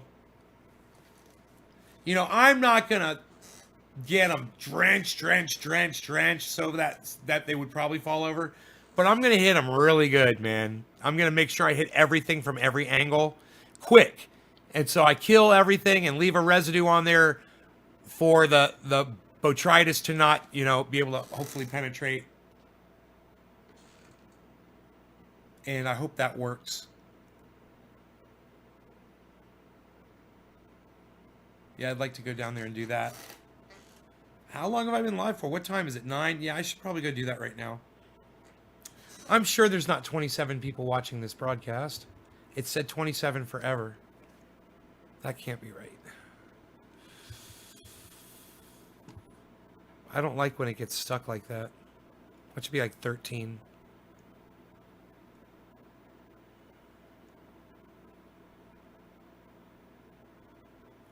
Wow, there's 21 of you?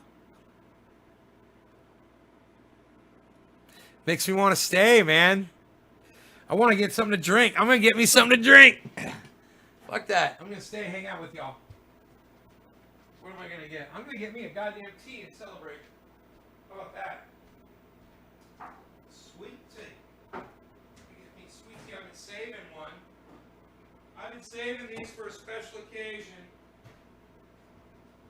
I got a sweet tea I'm almost out of. I'm waiting. Oh, you want to come in the house and be a little bitch? Oh, okay. Welcome back. Little bitch-ass bitch. I've been saving one of these. I got like 3 left, and then I'm got more coming from Amazon, but I figured, let's party. Let's celebrate a little bit.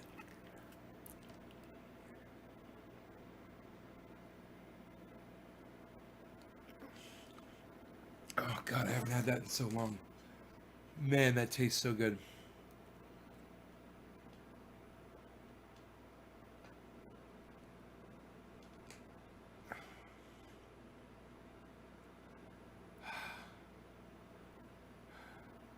I worked pretty hard today. God damn it.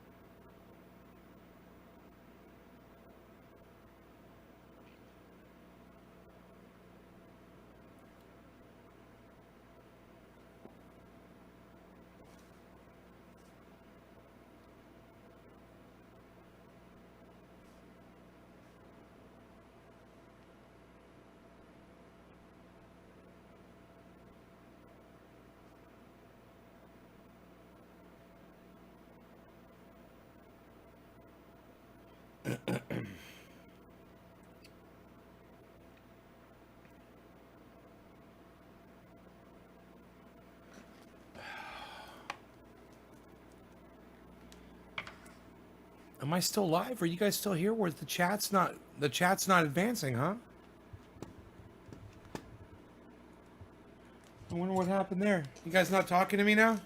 I decided to stay hang out with you. You guys ain't like, yay, Nate's staying with us.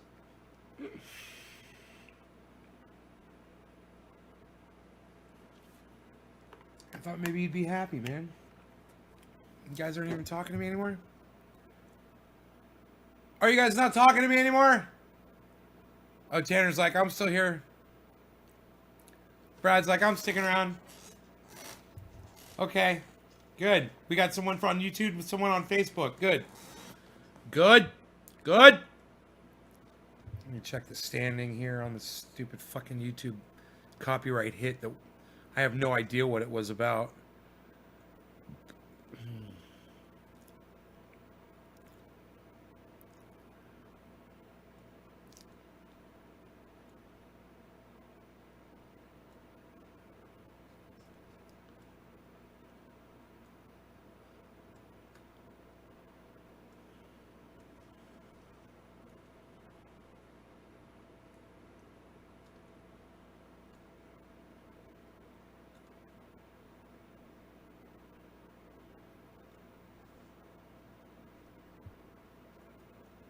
Cat, here, hippie. How long before someone gets back to you?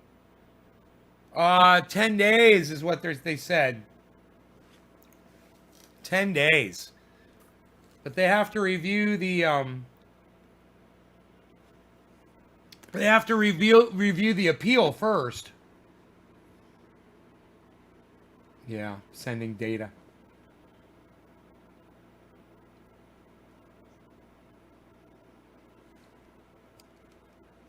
The channel is not in good standing. Streaming may be unavailable. Learn more.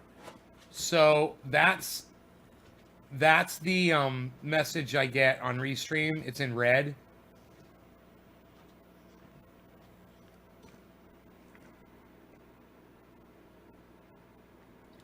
Then I'm on my wrong YouTube channel. This one doesn't have any copyright strikes. I gotta go to the other, my main channel.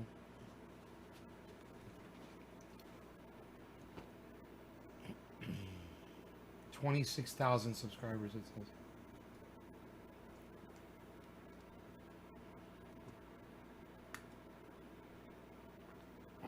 Removed, expires, reason. I wonder if it says they're reviewing the. I wonder if it says they've accepted my my request to review the to appeal the copyright.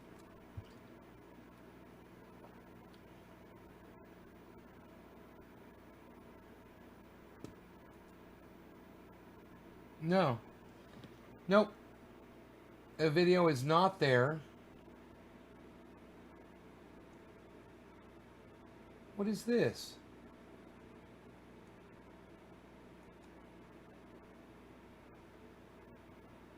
Three minutes and 51. Graybeard at the Roadhouse?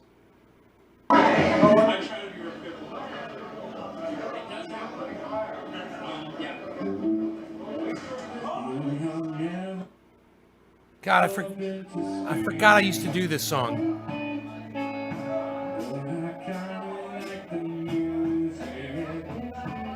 Well, I'm playing with my fucking Gibson. I'm playing with my Les Paul.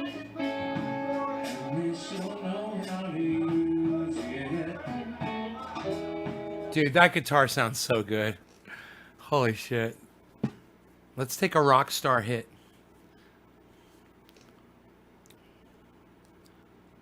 What's a rock star hit? Oh, it is 420. All right, cheers, guys. No law regarding cannabis. Cannabis isn't just for all.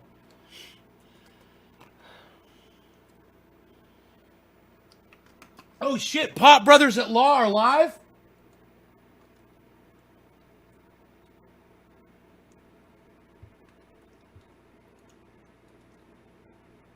Pop Brothers at Law are live. We can ask them about my cannabisism, guys. Maybe they'll even let me call them in.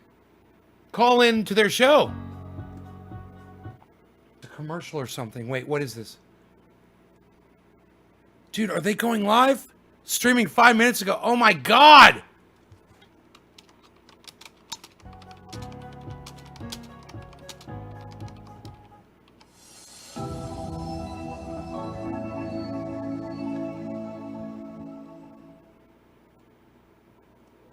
Is this live? Shut the fuck up Friday.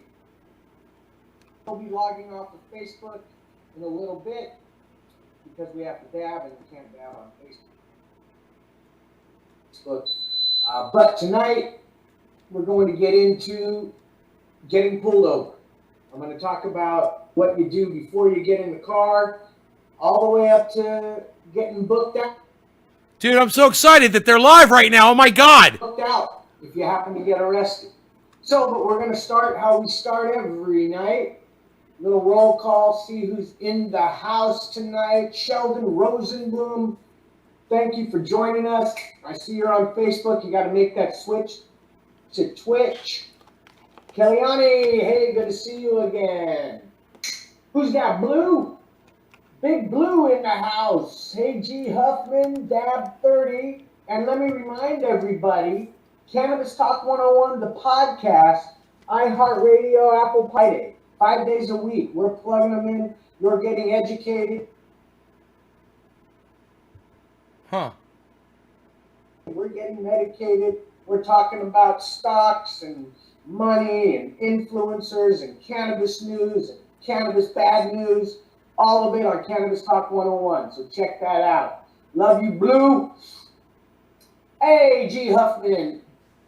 It'll be dab time. You guys take a couple dabs. We'll have to join you when we log off of Facebook. Okay, Helani, there you go. Brent Sherbug, thank you.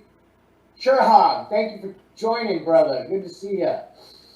Cancer Can Suck It. Hello, there's Jed's, Major P-Ball Buds. Good to see you. Hit that subscription button, become a P-Ball Bud, and subscribe. Jenny Picardi. All right, Jenny. You got it. I know it. I got you. All right. Well, there you go. Now you can smoke with us. Yeah, we did a lot of those Shut the Fuck Up Fridays. Those are just a sample of them. There we go. Infused. Nice AG. Kehelani, what are you smoking on? Hey, Conrick, what's up, man? How you doing? Carlos, what's up? Don't discuss your day. Switch to Twitch. Catch the rest of the show. Randy Church, what's up? Muyo Sauce, Columbia, South Carolina in the building. Nice to see you.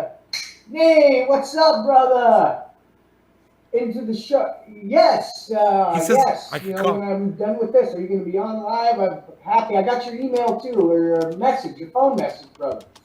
Definitely, let's hook that up. Happy to do it again, my friend. Cheers, Rocha Anthony. My Friday's great. How you doing? That's Jez, so the cool. movie was He's like, yeah, I could call in. Cheers, Randy A. Church. Up the smoke, smoking blunts, dabbing, and fried chicken. Nice. Yes, Nays Gardens rocks. Freeman J, how you doing? Rocho. Anthony, get over to Twitch. I'm jealous, 710. I haven't taken my dab yet, but it's coming. It's coming. Ooh, nice, Conrad. Educate. You're going to get that education tonight. I promise. George Brown, what's up from Hawaii? Ohio. Jimbo, yo, what's up? Spumani Pie, nice. I can't do a live call right now. I'm live now. You're live now too, brother. I'm going to be done in about 45 minutes after this webinar I'm giving. Nays Garden, brother. If you're going to still be up, or maybe tomorrow. All right. Oh, I don't want to talk about court today. We'll talk about that later. Just a batch. Nice. Hi from Puerto Rico. Nice to see you. Okay. There we go. So, everybody on Facebook, if you want to catch this webinar on how to get pulled over, I already called him and left him a message, and he got the message. why did you pull me over? I'm not discussing my day. Am I being detained? Am I free to go? I invoke the fifth, and you shut the fuck up. Happy 420, everybody. No law regarding cannabis. Cannabis isn't just for all. Cheers. From before you get into your car, up to getting arrested and having the book and bail out. But I got to take dabs in between, and as we know, we can't dab on this. So I will be switching to Twitch, and we'll start this webinar, they call it. So get over there. It's right down here on the ticker. You can see it. Make the switch to Twitch. Twitch.tv. Hot Brothers at Law. And then when you get there, subscribe. You can use your Amazon Prime to subscribe for free. There's an option for that. Or you can get the app, the Twitch app. So there you go. All right, we're removing all the Facebook pages. Switch to Twitch to catch the rest of the show and to learn what to do when you get pulled over. All right, and we remain on YouTube. I'm not any problems there. All right, guys. There we go. Nice. Oh, hey, thank you, Nays. You brought me live there too. So, hello, Nays Garden. Thank you very much, Nay, for doing that. I'm getting ready to take a dab myself and then get into this webinar. And everybody, if you have questions or comments, please feel free to string them along down here, and I will get to them later. I'm not going to look at the scroll here. I am going to get my dab. All right, let me get the dab going, and then we can get rolling on this webinar. Okay, I guess we can talk. Webinar. All right, I got some good wax. Let's, hold on, let me put up, there we go.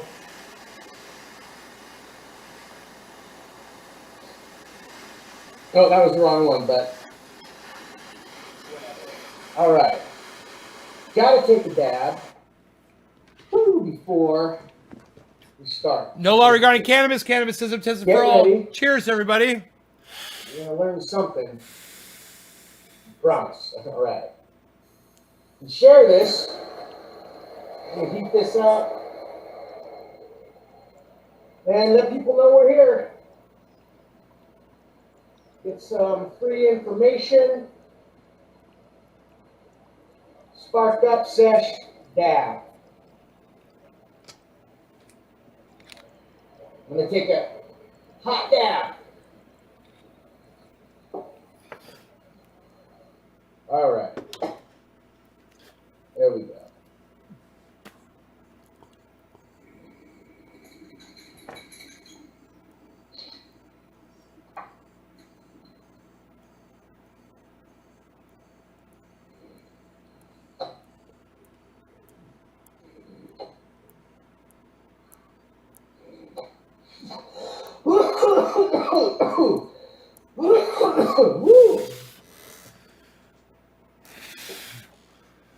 All right, there's the dab.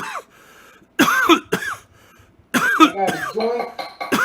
Let's go. Okay. I don't know what that banner is. All right. So, Princess Warrior, new to this app. Well, sit back and enjoy. Pop Brothers at Law are going to educate you right now. Take those dabs, those joints. Just seeing who checked in. Thanks for joining us, Princess Warrior and Randy Church. Subscribe, become a P-Ball Bud. All right. And let other people know what's going on. So, here we go. Now he's smoking a doobie? I love it. When you get in your car in the morning, I want you to think, today's the day that I'm going to get pulled over.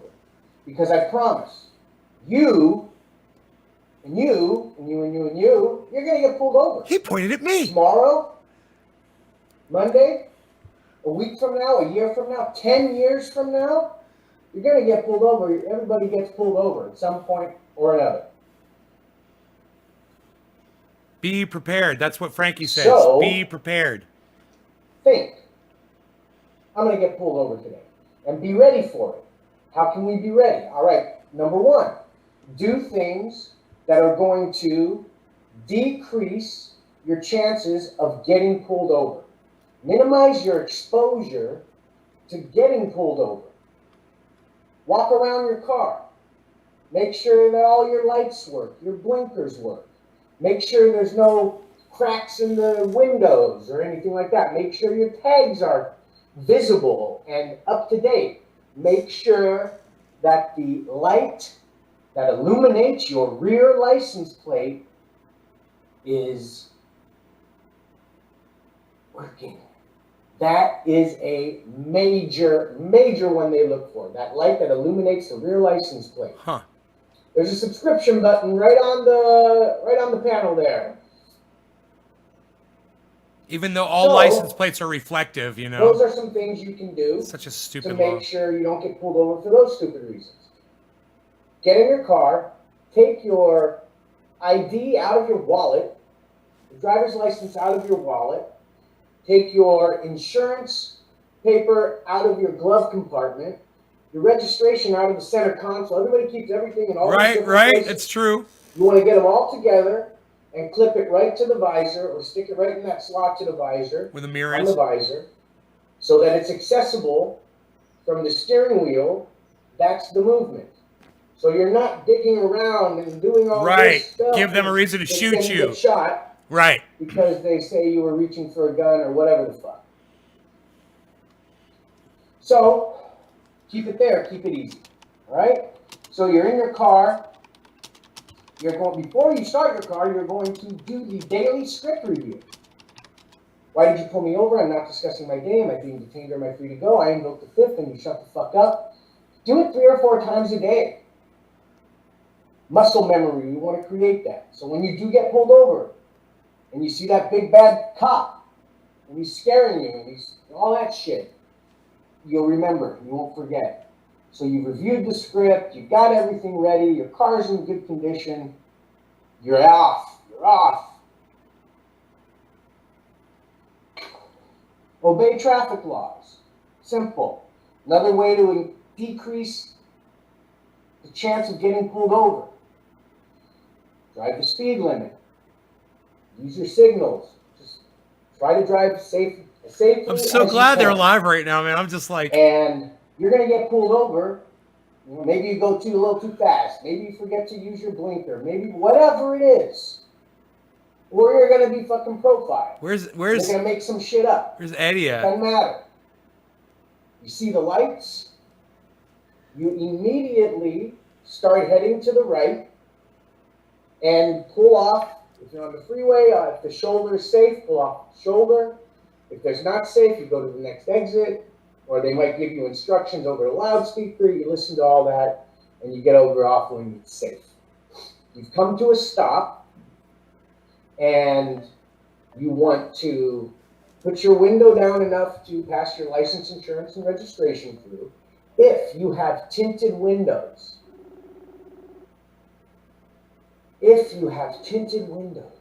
I see that, Nays. If you have tinted windows, roll them all down. He said, I see that name. Just immediately roll them all down. And you want to put your hands right on the steering wheel. You could even put your hands out the window. Now, the point of all this is to make the officer feel safe and comfortable. They have a hard job. We don't hate cops. We hate bad cops. You know, there's a lot of cops who respect the Constitution. And we've talked to them, and they've talked to us. And when they go up to a traffic stop, it's happened before, they could get shot. Cops get shot at traffic stops. It's happened.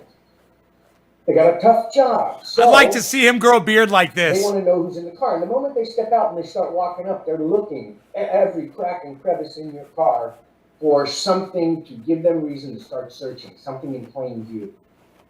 Okay, so roll all the windows down. You want to put them at ease. Who knows what they've been through their day or So whatever. sad. He's right. You want to put them He's right. This is what I do. ease Always. and let them do what they're going to do. Always. Okay, now we're living in a time when we have to teach this stuff. He's right. And Now it's not- life or yeah, death. there are cops out there like the They're looking for a reason to fucking put a bullet in you. The captain from Kentucky who has his squad every night. He's been on here on Twitch every night. Before they go out, they recite the script. They're constitutional cops. Oh, that's good. But that's not widespread. So we got to teach this. We got to make sure that we, as the citizens, are armed with all this knowledge. Knowledge, exactly. That Knowledge. That's what I say. can de-escalate situations. Be prepared. And not let them get out of control by just simply respecting the Constitution. Do you guys have anything to say about this at all, please? Any of you in the chat? Do you want to chat with me or with what's going on? Or Up to you, I know you're now we listening, get but into seriously. the script. And the cop coming up to you, and as I said, as he gets out of that car, he's No, I haven't had a everywhere chat in in 7 your car. minutes. And so don't have anything laying around. You kids, man, don't have your bongs and rigs and the fucking cup holders. I see you. And worse, with those emails plugged into the fucking lighter thing. No. That you're getting searched immediately, and you fuck us. Thank you, as the Randy. attorney. We can't Thank you, Brad. make certain arguments. You ruin arguments when you start talking. Let me see those chats, We guys. can't attack a search when you give them probable cause to search or consent. Never consent. Get to that later. Am I not bringing you quality But anything, a content? little roach, anything, Am I not bringing you plain quality Jane, cannabis-related content, it's like guys? sticking out of from a corner. Is this not worth That's sharing enough. around And the then internet you get out of the everywhere? car and go and Are you go sharing there this and in start giant searching. groups everywhere on And we're not going to Facebook? be able to fight that. They're going to have, it was in plain view. You should be. So the My show front rocks. is the only place everything should be. You know, if you're picking up your medicine or whatever, anything you don't want anyone to see, just keep it in the trunk, and never consent. So that cop comes up to you, and if you've heard this before, you've heard me say it before. You follow the Pop Brothers in law. No matter what they say, and they might do one of a few things. You never know which cop you're going to get. And this is to the people who have talked their way out of situations with Thank you, traffic Aaron. stops, okay? Hey, Amy. You got lucky. Right on, Luke. You got the right cop that day. You never know which cop you're going to get. These are your rights, and we're just telling you to use them. It's really that simple. And so, no matter what he says, and you might get the cop who says, "Hey, how you doing today?" And be real nice with you. So you say, "Oh, I'm fine. How are you?" "Yeah, well, you were dead." And they try to get you into this casual conversation, and suddenly you're talking to a friend or whatever. Not your friend. They're doing a job. It's like when you go to get gas. The gas station attendant isn't your friend. He's just a guy doing his job working there. Same with these cops. Just take care of business. Don't start falling into the trap of talking to them. Okay? So no matter what he says, or it's the cop who's just a fucking asshole jerk off, and he's just right on, Daniel. He's just looking for trouble. He just wants you to make that. I'm glad you guys are all give him here. That reason. Move the wrong way, twitch the wrong way. There's all kinds of cops. Or the cop who's going to respect that you know your rights and let you go. So no matter what the cop says, why did you pull me over? And those words are important because you have to establish the traffic stop. The traffic stop, Look at the quick water drink. once it's actually established, One-handed water slam. Is- Bam! Like a man. gives the cop 7 to 8 minutes to write you a ticket or find other independent probable cause to pull you over. Hi, Debbie. Or I'm sorry, to further detain you and search you. I think it's ready for a bong rip. So Time for a bong rip. absent that independent probable cause, they got to write a ticket or let you go within 7 to 8 minutes. And that's case law.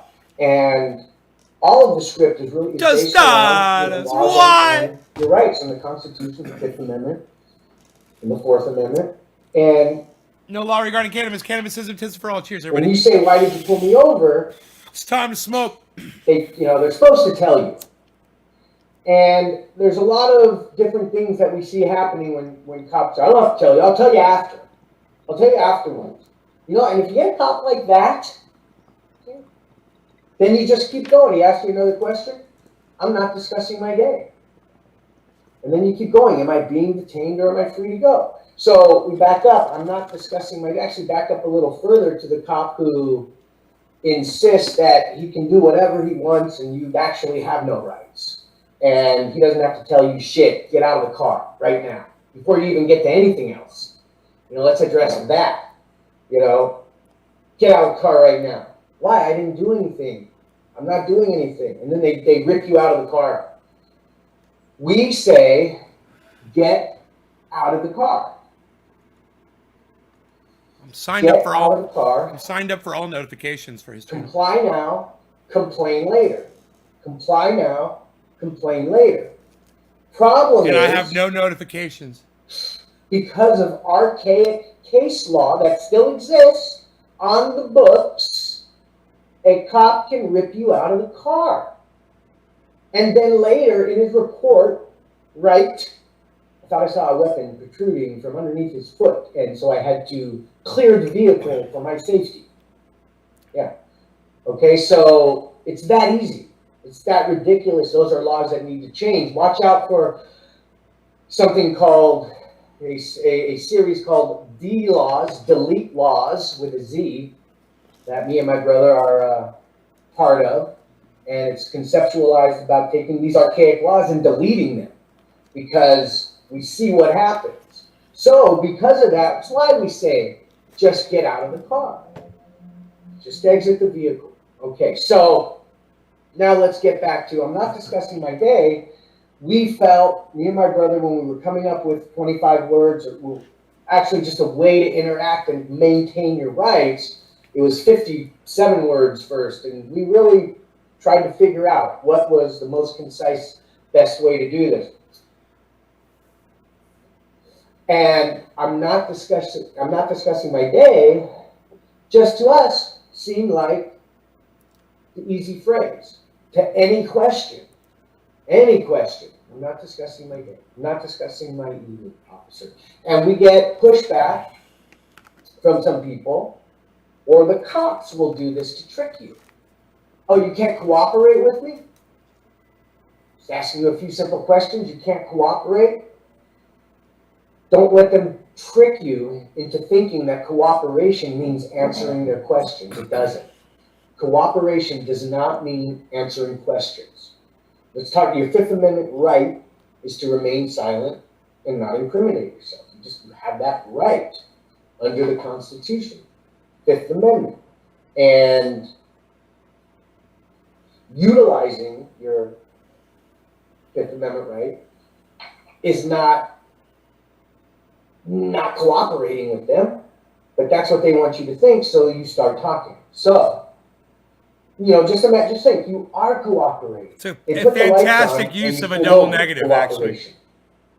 They came up to you, It's not wanted your cooperating. license, insurance, and registration. 1, 2, 3 more times you cooperated.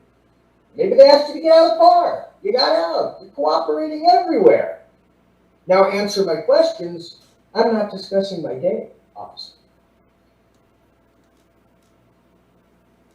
And some people might say, well, that's rude. That's being rude. That's being rude. Cop will And say it's that. not. The delivery, I'm not discussing my day. We tell you, be polite. Who knows what's going on in their heads or what they've done. Just be polite. We got to be the bigger people, especially when we come up against that cop who's on the power trip, who got shoved in his locker in high school or whatever the fuck trip they're on, that they have to exert all of their power and might over whoever is in front of them. He's getting reason. High. Exude. We teach so much stuff. We teach, we teach about smell not being probable cause in California and all about your right. Don't tell the cops the law. If they're going to search your car, I smell something, I'm going to, no, it's smells not probable cause. I know. That's just going to irritate them, and it's just going to go from bad to worse. You just got to let these guys do whatever they're going to do in those moments and comply with whatever they ask you to do. Right. Never consenting.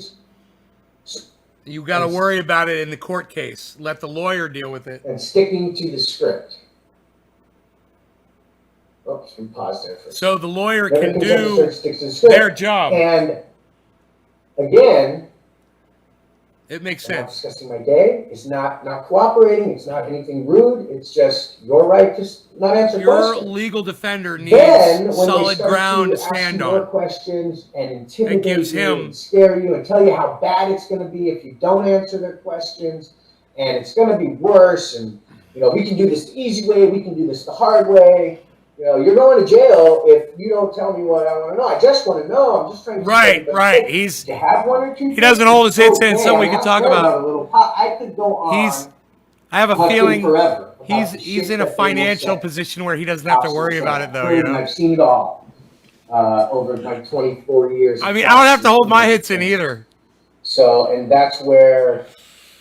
So I know how that is. All these different situations and how we feel this is the way to handle it. So you're going to put him back on his heels and make that cop make a choice. Am I being detained or am I free to go? Am I being detained or am I free to go? Now, make a decision.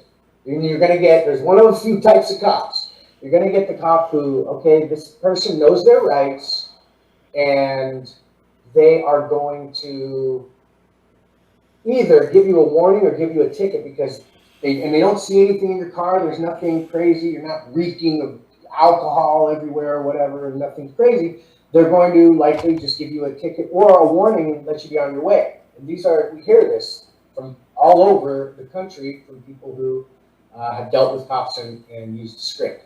So that's good. That cop. It works. Or you'll get the cop who doesn't like the fact that you know your rights. Like, oh, you want to play this game? Right. Your Rights are a game. Right. To some of these guys. Yeah. What would you say? What's the response to that? They real easy and don't have any rights. How should you respond? Say whatever. So you says you don't respond. They can just haul you in anywhere they want. You say nothing. Say I plead the fifth. So am I being detained or am I free to go? That cop might. Okay, you're being detained. Get out of the car.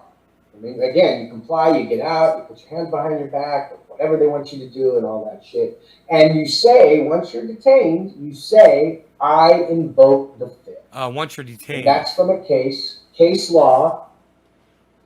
The guy was being interrogated, I was like 12, 13 hours, never said anything, and they asked him about a murder weapon, and he looks to the side. And that is how. And that, ladies, is how I frost my hair white. And you like the look, the frosted look. And the Supreme Court held you see the blend here? It goes from light to dark. That you're asserting your Fifth Amendment right. Yes, right. You have to speak. Yes. In order that is to the blend. Assert your right to it accentuates.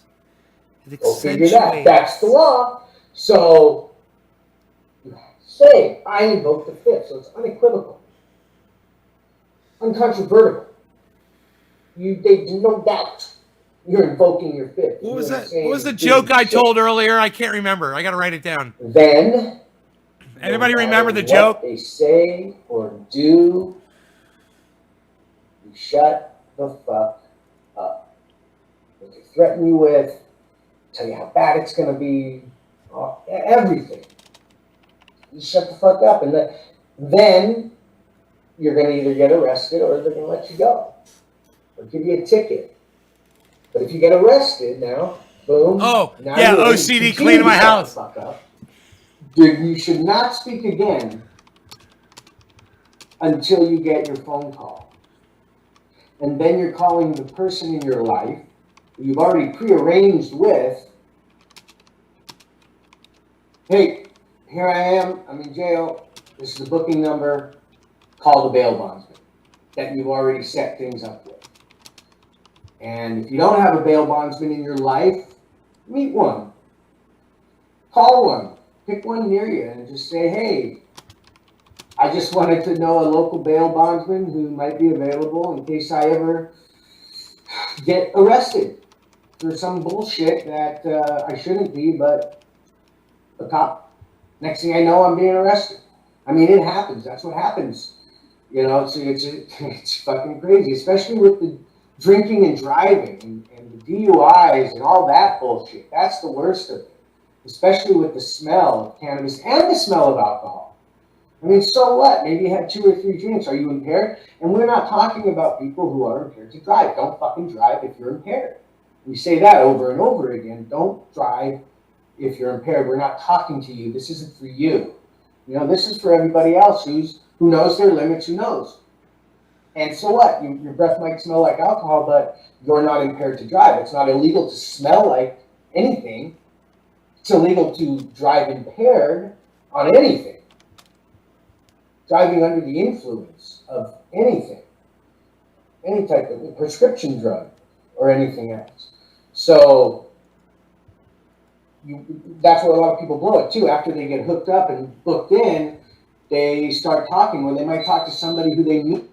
You guys want to hear the joke? Shut the fuck up. The moment you are detained, shut The fuck joke up. is, And if they put those cuffs on you, someone from my live stream commented to me, "Oh, you must be OCD because your house is always so clean." So I replied, "No, my home's a fucking pigsty, and yes, I do have OCD." until you make that phone call to that person, bail out, come talk to you. Now, everything I've talked about tonight, and that we always talked about, is protecting and preserving all of your rights, remedies, and defenses That was my joke. if you get charged with a crime and have to defend yourself. Give us the best chance to attack, all the evidence, especially by way of an illegal search. That's the biggest hurdle. And if you keep your mouth shut, we have the best chance possible as criminal defense attorneys to get cases thrown out because evidence was taken illegally. But the moment you start talking, that's just one of many defenses for things. But the moment you start talking and saying things, you're ruining defenses potentially. You're potentially ruining any argument we can make. We want to make every argument possible in defense of our clients. And the way we're able to do that best is if we read a report and we hear video and audio, watch audio and video and all that stuff, and all we hear is the cops. And all we read is the cop said this, the cop did that, the cop did this. And my client invoked the fifth. The moment I read a police report and he said, and they're talking about my client, I'm like, okay, shit. Hey, James. Here we go down the rabbit hole of which defenses I can start crossing off that I can't even use because somebody spoke and talked. And so not only is it important for that criminal defense aspect of it, but even more importantly nowadays is the civil aspect of it and bringing a civil action. That is going to preserve more of your rights and remedies over there. Because what this does, what the script does, and our whole philosophy on how to deal with this is it takes away the crutch that the cops always guys are able realize to use that and say, I was afraid for my life. if he tells me that cannabisism, it doesn't really help at all, and we wouldn't be able to use that in defense, I'm going to stop saying cannabisism, tisms for all. You do all this. It's the only reason I say it. You can't say that. These incidents that we're seeing, that in George Floyd's case, rest in peace, he did what we said, pretty much, right? He was in a car. They took him out. He said, "Why are you arresting me? Why are you detaining me?" He didn't resist. Those cops cannot use, "I was afraid for my life." And they're done. They're done. They're going to jail. But in other instances, cops are able to say that. When they're able to say that, they're able to say it. I can't stop it. I wish I could. And here's the thing too. A lot of people think this isn't going to work for me. Because I'm a minority, I'm a person of color. This isn't going to work for me. And we need to clarify what it means to work, right? The script works because, like I said, it's there to preserve your rights, remedies, and defenses afterwards. Okay, now we talk about what the script is not here for, what it's not going to do. It's not to ensure that you don't get profiled and pulled over. The script is not to ensure that you don't get some kind of ticket. The script is not to ensure that you don't get arrested. The script is not there to ensure that you don't get detained. It's not there to ensure that you don't get your ass kicked. It's not there to ensure that you don't get charges put against you. It's not there to ensure that you don't get killed. And those are all the fucking things that we see happen at traffic stops, and we can't do anything about that. I wish to God we could, but we can't. So the script isn't for any of those things. It's there to preserve and protect your rights, remedies, and defenses afterwards. Afterwards. Comply and complain later. And do everything we said and live. Now with everything going on, it's wrong. It's excessive. All these guys got to go down who are, shooting first, asking questions later, and just pulling that trigger. I mean, it's insane. And I hate the fact that in those instances, we're going to hear it. We heard it in Rashard Brooks. We're hearing it already right now. Blake, he had this, he was doing that. I had to defend myself. I mean, they're saying it. And I hate hearing that. I hate that they're able to say it. So spreading this message, what we're doing, and trying to reach more people with it, this is how we have to deal with law enforcement out there as citizens who are just trying to go from A to B. Because this is where it happens, at these fucking traffic stops for the most part. That's where it happens. So, hey, thanks for listening. Let me look and see. I stopped this scroll. I told you I would go back and look to see if we had any questions.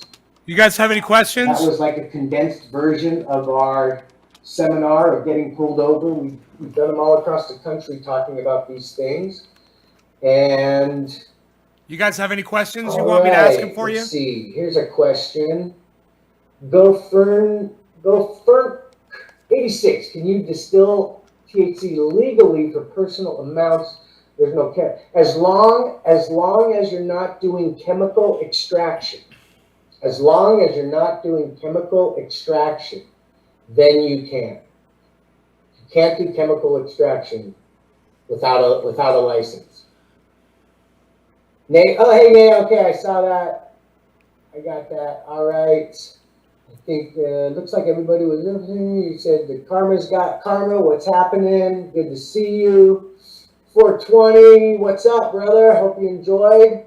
It's Jenny's cool. munching It's on cool the the way yogurt. You guys are bong ripping. Bong rips are good. Hey, I'm gonna take a bong rip. Hold on. Let me take a bong rip. Let's take too. a bong rip with them son of a gun. No slam. No slam tonight, Karma. Thank you very much.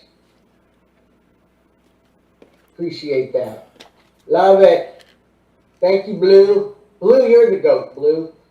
He Blue, said when he saw it, we had 26 juries. He said, "Love it." Cannabis Talk 101. Cannabis Talk 101. So he Can I knows. remind everybody? He knows I brought him 26 extra viewers, The which is cool. podcast, Cannabis Talk 101. He's getting excited now. He's like, iHeartRadio, "Oh, there's 26 Apple viewers." Podcasts, or wherever you get your podcasts. You're going to take a dab. I'm going to take a bong rip. And With Nay. then Nay, how do I join you live, Nay? I can pull up a You gonna send me a Zoom. link? Sure. Are you still here, Nay's Garden? All right. I'm sure some of you recognize my skull. You know the story. Cheers.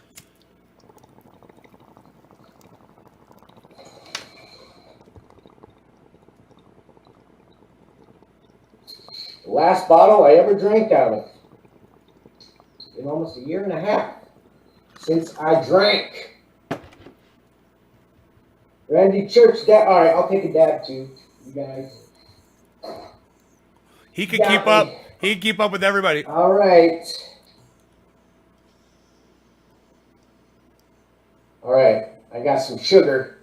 I'm going to dab on. What are you dabbing on 710? I know you're there somewhere.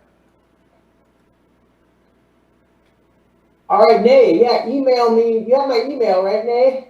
Email me the Zoom link, and as soon as I get off of here, I'll bust into your deal. We'll talk. Stay live. Thank you. Eat a dick. Stay live.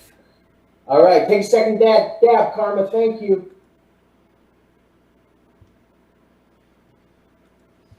Nice. Create account. I've already got an Yep, account. 710. I knew you were in there. Why is Zoom so all right, fucked I'm heating up. I'm heating it up.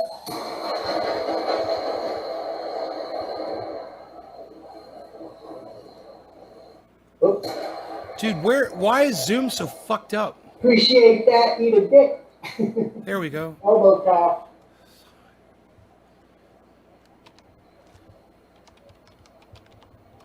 Zoom me in. Let's all go to Nay's garden. Oh, wait a minute. Let's see. Also, I gotta see if there's anyone we can raid on Twitch. Anyone got suggestions? Fuck. To raid somebody on Twitch? God All damn it. Let me let that cool down. Don't want to do too Dude, it's hot so of a hard to dab. fucking log into Zoom. Jez, you're still awake. You got the rip. You've seen it. You got it. Top Feed Coco, what's up? I know it. I know it. Thank you, Jenny. Appreciate that. Glad you enjoy. Glad you enjoy. 710 is doing it again. I'll discuss my day. Actually, on the Shut the Fuck Up show, when we do this, cheers. Create an account. What does it say? Create account. Dude, I've had a Zoom account forever. Why is my computer not seeing my Zoom account all of a sudden?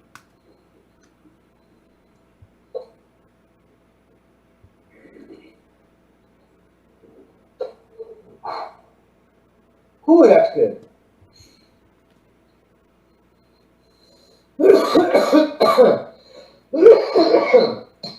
Excuse me. Yeah, me and my brother were on yesterday. Yeah, me and my brother were on yesterday. Okay, here it is. We went on for a little bit. A little bit. He was on for one of the few times. Nay's Garden. Oh, here, wait. Let me do that. Here we Let go. me raid Nay's Garden. Garden. You're using the computer audio, right? Nay's. There it is. Copy link. Okay. Okay, here we go. Now I could send it to him Okay. right here. So, Nay, I'm going to raid you on Twitch. Now, Karma, are you subscribed and you didn't get the notification? You should get the notification if you're subscribed. That's weird. All right. Cop into the elbow etiquette. I sent him a link right in his chat. We weren't on yet. Maybe I'm thinking the night before. I can't remember anything. God, I hope he'll be able to hear me and everything. Toasty night, blazing from the east side. Nice. Nice. Thank you, Ale. I appreciate that very much. All right. All right, guys. Wait, let's wrap it don't up. shut it down yet. We'll raid Nay's Garden. Don't shut it down yet, because I sent you the link. Sending me an email. I sent you a link. And I'll zoom over to Nay. No, don't load. So, thank you for don't tuning leave. in to the Shut the Fuck Up No, show wait. on Shut the Fuck Up Friday. Don't leave. Here on Twitch. Email takes so long. Don't leave. Don't go. You're right, Karma. We did the slam 2 nights Don't ago. go. Don't go. Here on Twitch. And if you're watching on Facebook, you got to switch to Twitch. Remember to check out Cannabis Talk 101 on iHeartRadio, Apple Podcasts, or wherever you get your podcasts. Shit. And remember, I got to pull a fucking email. shut the fuck up. And It's going to take a while. Thanks, Hold Randy on. Church. I appreciate that. Cancer can suck it. Thank you. Let's go raid Nay. All right. Start the raid. Am I doing this right? Am I on Twitch live, I'm just guys? trying to get used to these raids. Am I broadcasting to Twitch? Does anybody know? Raid now. All right. Did it work? I can't tell. Oh yeah, I Hit am. the raid Cool. button. Cool. We're live. Good. Hey You guys. sent the link. What's in up, this everybody? chat. Where? Okay, I didn't okay. see it, Nay. Okay, I'll mail it. I will email it. I'll email it to him. Where did you Right. send it? It's Waslaw. It's Waslaw. I got it. I got it. I got it. I got it. I got it. I got it. I got it. I got it. I got it. I got it right here. Can you email it to me now? I don't see Yes. it in the chat. Zoom link. Stay live. I am not Stay seeing it. live, man. Stay live. What the Jesus. heck is happening? Somebody tell him to stay live. Don't tell him to shut down his show. How come I don't see it? I'm looking Stay for live. it. Nay. I'm looking Stay for live, Zoom. bro. I Stay live. am inept at this stuff. Stay live. Can you email it to me, Nay? I emailed it too. You got my email. Email it to me. All right. Good night, everybody. We're going to end this broadcast. Oh, I wish he wouldn't end it. And you can catch me on May's Garden, I think. He sent me that link. Got to email it to me, brother. Sorry. I emailed it. I emailed it. I'm a moron when it comes All right, to cool. this. All right. Yes, Jenny, that was Wednesday. You're right. That was Wednesday. I get my days confused. You guys know better than me. You can keep track of it. All right. Okay. Thanks for tuning in to the Shut the Fuck Up Show. Okay. You guys have a great, safe weekend. See you over in...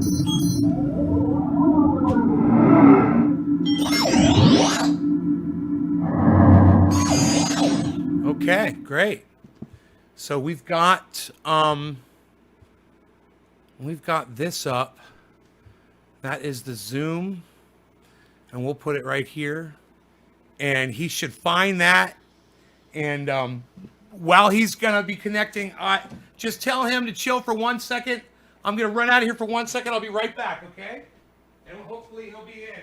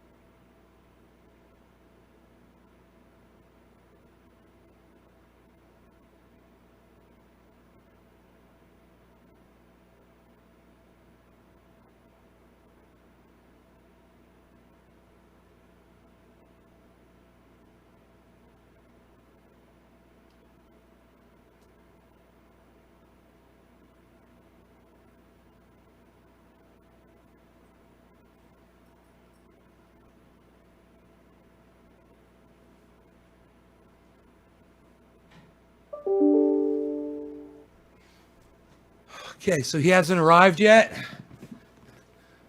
Huh.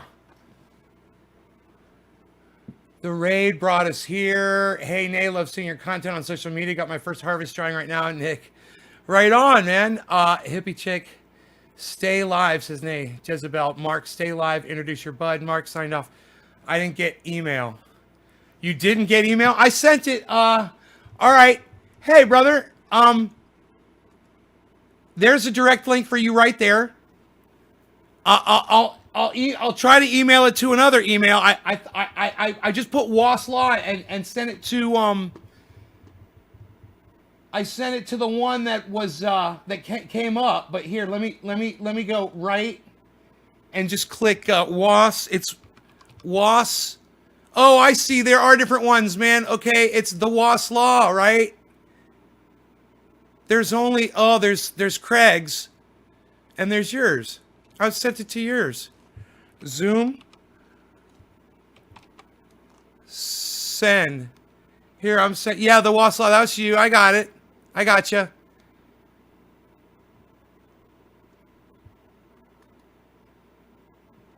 I mean, there should be a million different ways I should be able to send you this link in text and shit. I could even make it into a tiny chat and text it to you on the phone, and then you could just type it in. But I've emailed it to you now 2 times. Maybe it's going to your spam filter. I'm trying to think. I got you here on Twitch. Maybe I could message it to you on Twitch, right? Here, let me see if I can message it to you on Twitch. Is that a thing?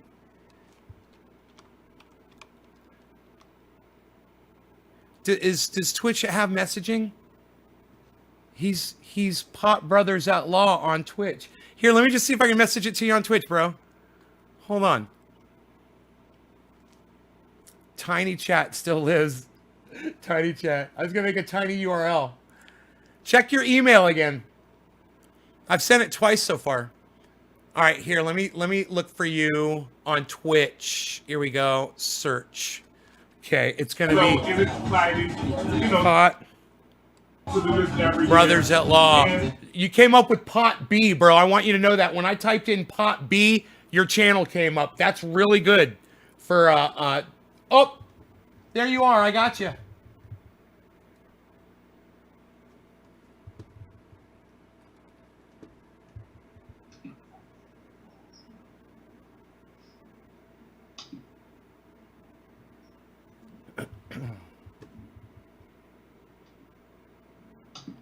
Oh, wait.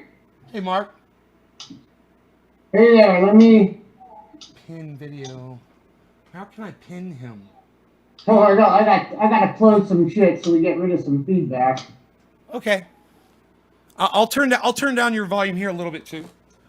But you're not bad. I want to make sure everybody can hear you.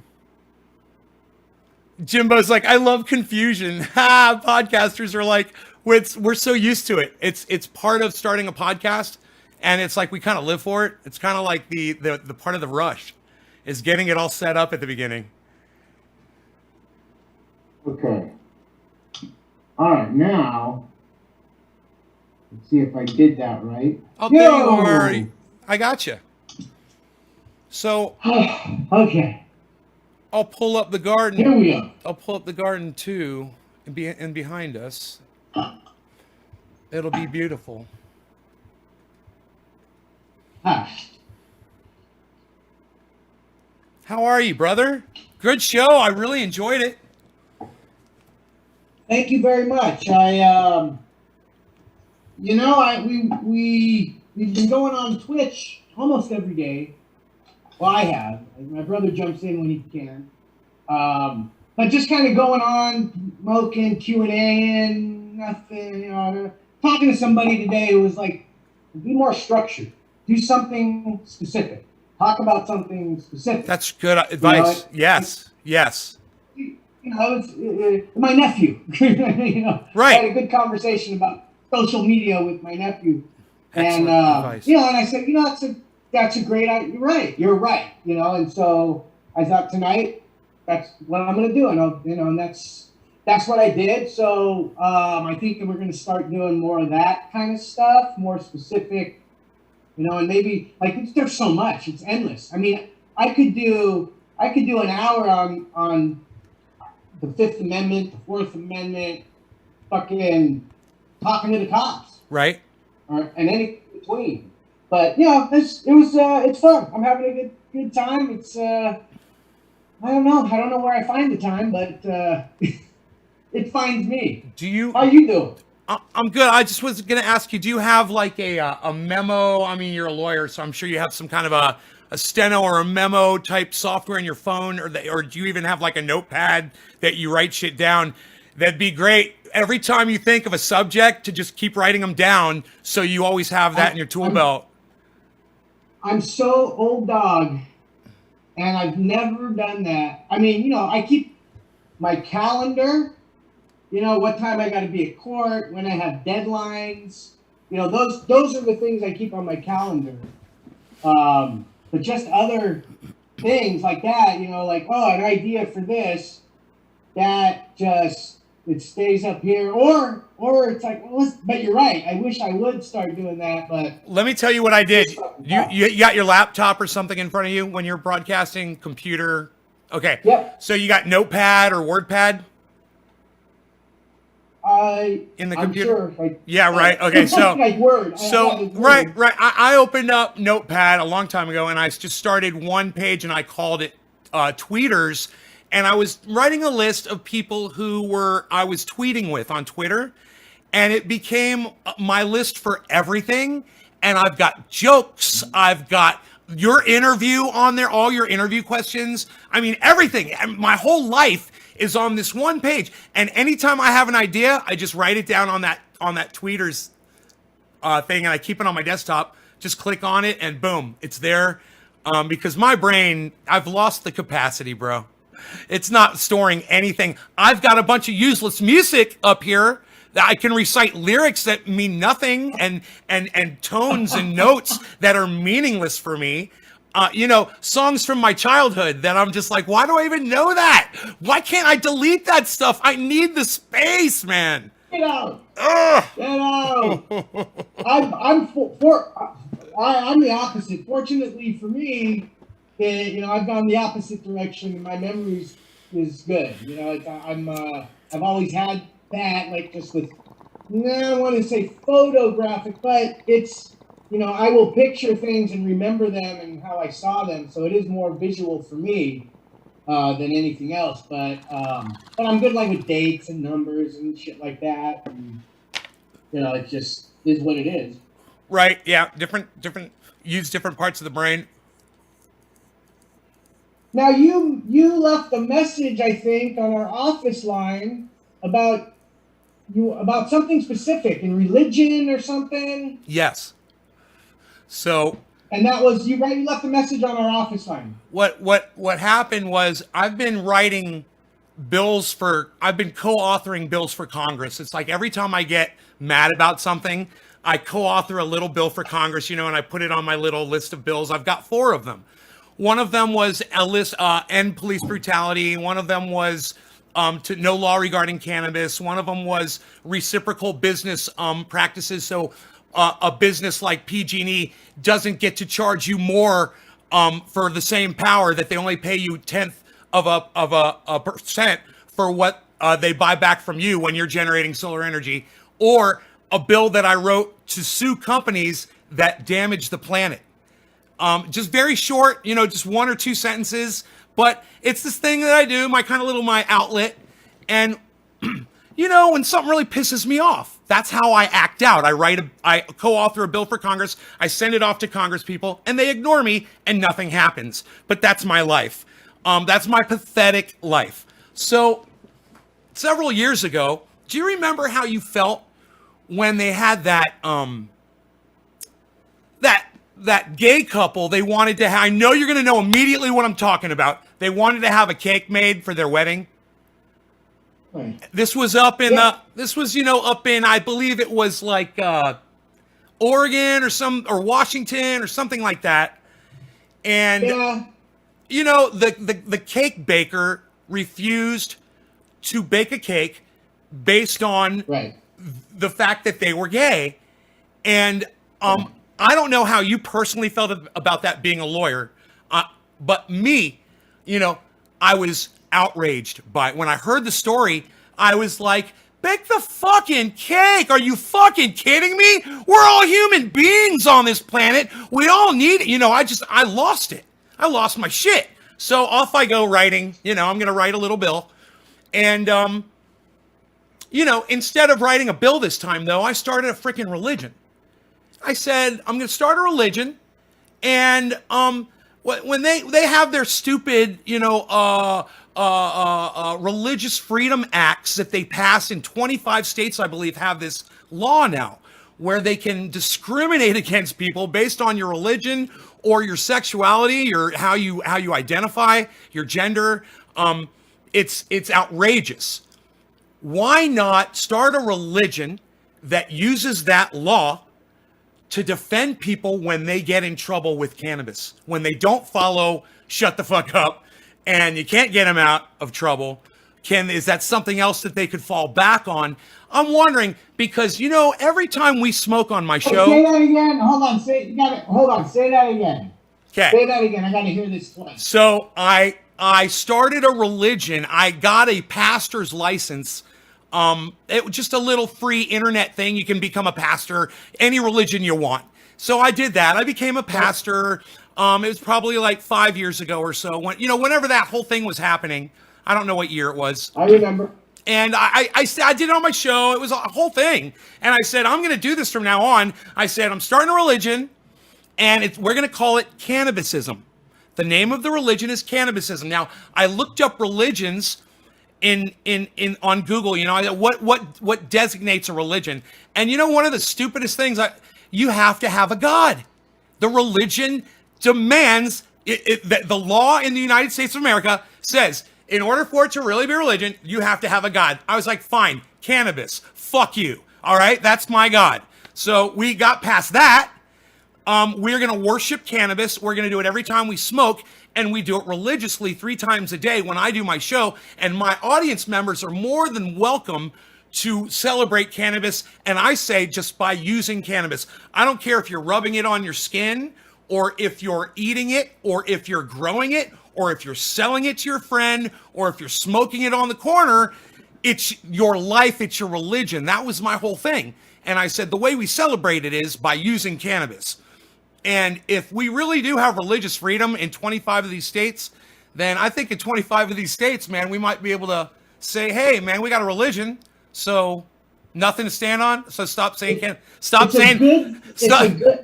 It's a good thought. It's like It's a good thought. I'm with you in spirit and in thought, and many other people that have said close to the same thing and asked me close to the same thing over the years. Yes. Are with you too. But at the end of the day, if you want to do all that, if you want to do anything with cannabis that involves other people and transactions, you got to have a city permit and a state license.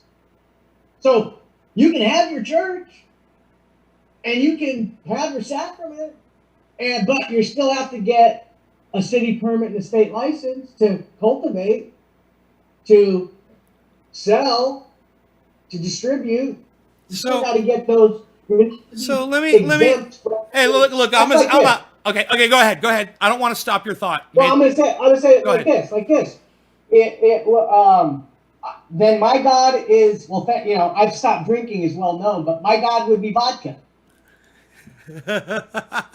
And that's a powerful God. Now I'm not drunk. I mean, that's a God, a wrathful, mean God with a lot of vengeance and joy too, and happiness. That's a crazy God, man. Vodka is, you're going. Well, people can make tomatoes their God, I guess. Bro, I mean, are we really going to go there? I mean, this is from Nay's Garden. Do you love it? I don't like tomatoes, so sorry. Oh, I got shot down again.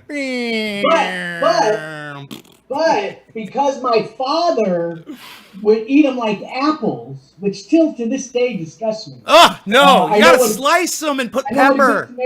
Slice pepper, put it with some bagel, cream cheese. Oh, it's good. He ate it with apples. I like an apple. No, you can't take a bite out of a tomato. That's it's not faux pas. That's not the correct word. It's an abomination. It's an abomination of the form of the tomato. You know, you just can't do that. No one does that. Your father was a very peculiar man. Well, you've seen him, right? No, I have yet. I have yet to see your father. Yeah, you haven't seen my father? No.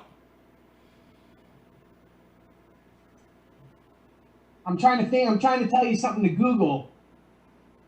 Google Super Bowl Pepsi commercial Einstein. I wonder if that comes up.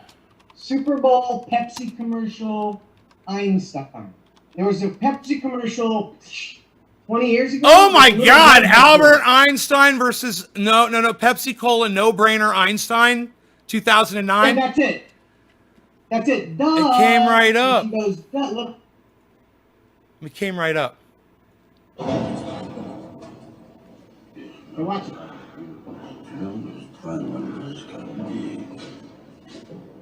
Oh my God! Interesting. Coca-Cola. Wow, man! Coca-Cola.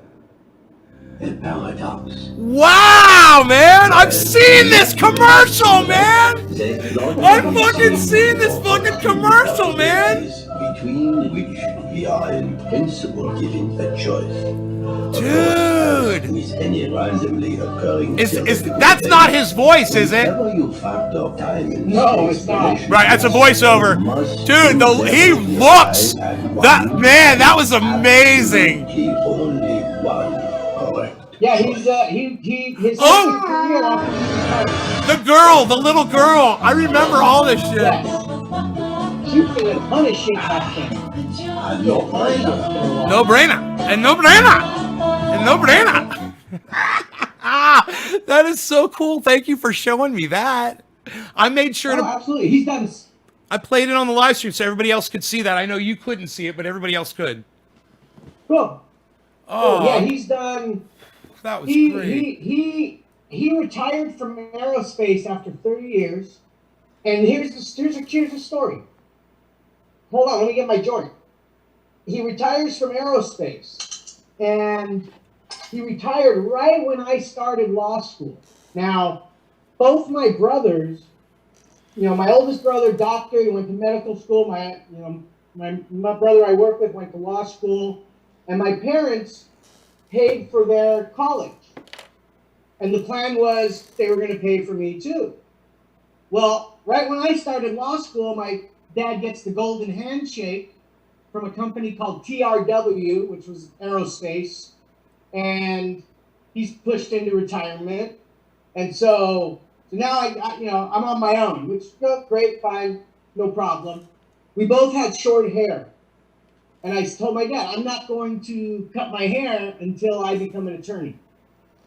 And my dad said, me neither.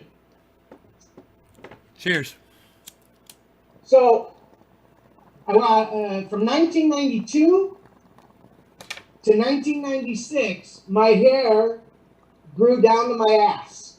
Longer than yours. Twice as long as yours. Mine doesn't get any longer.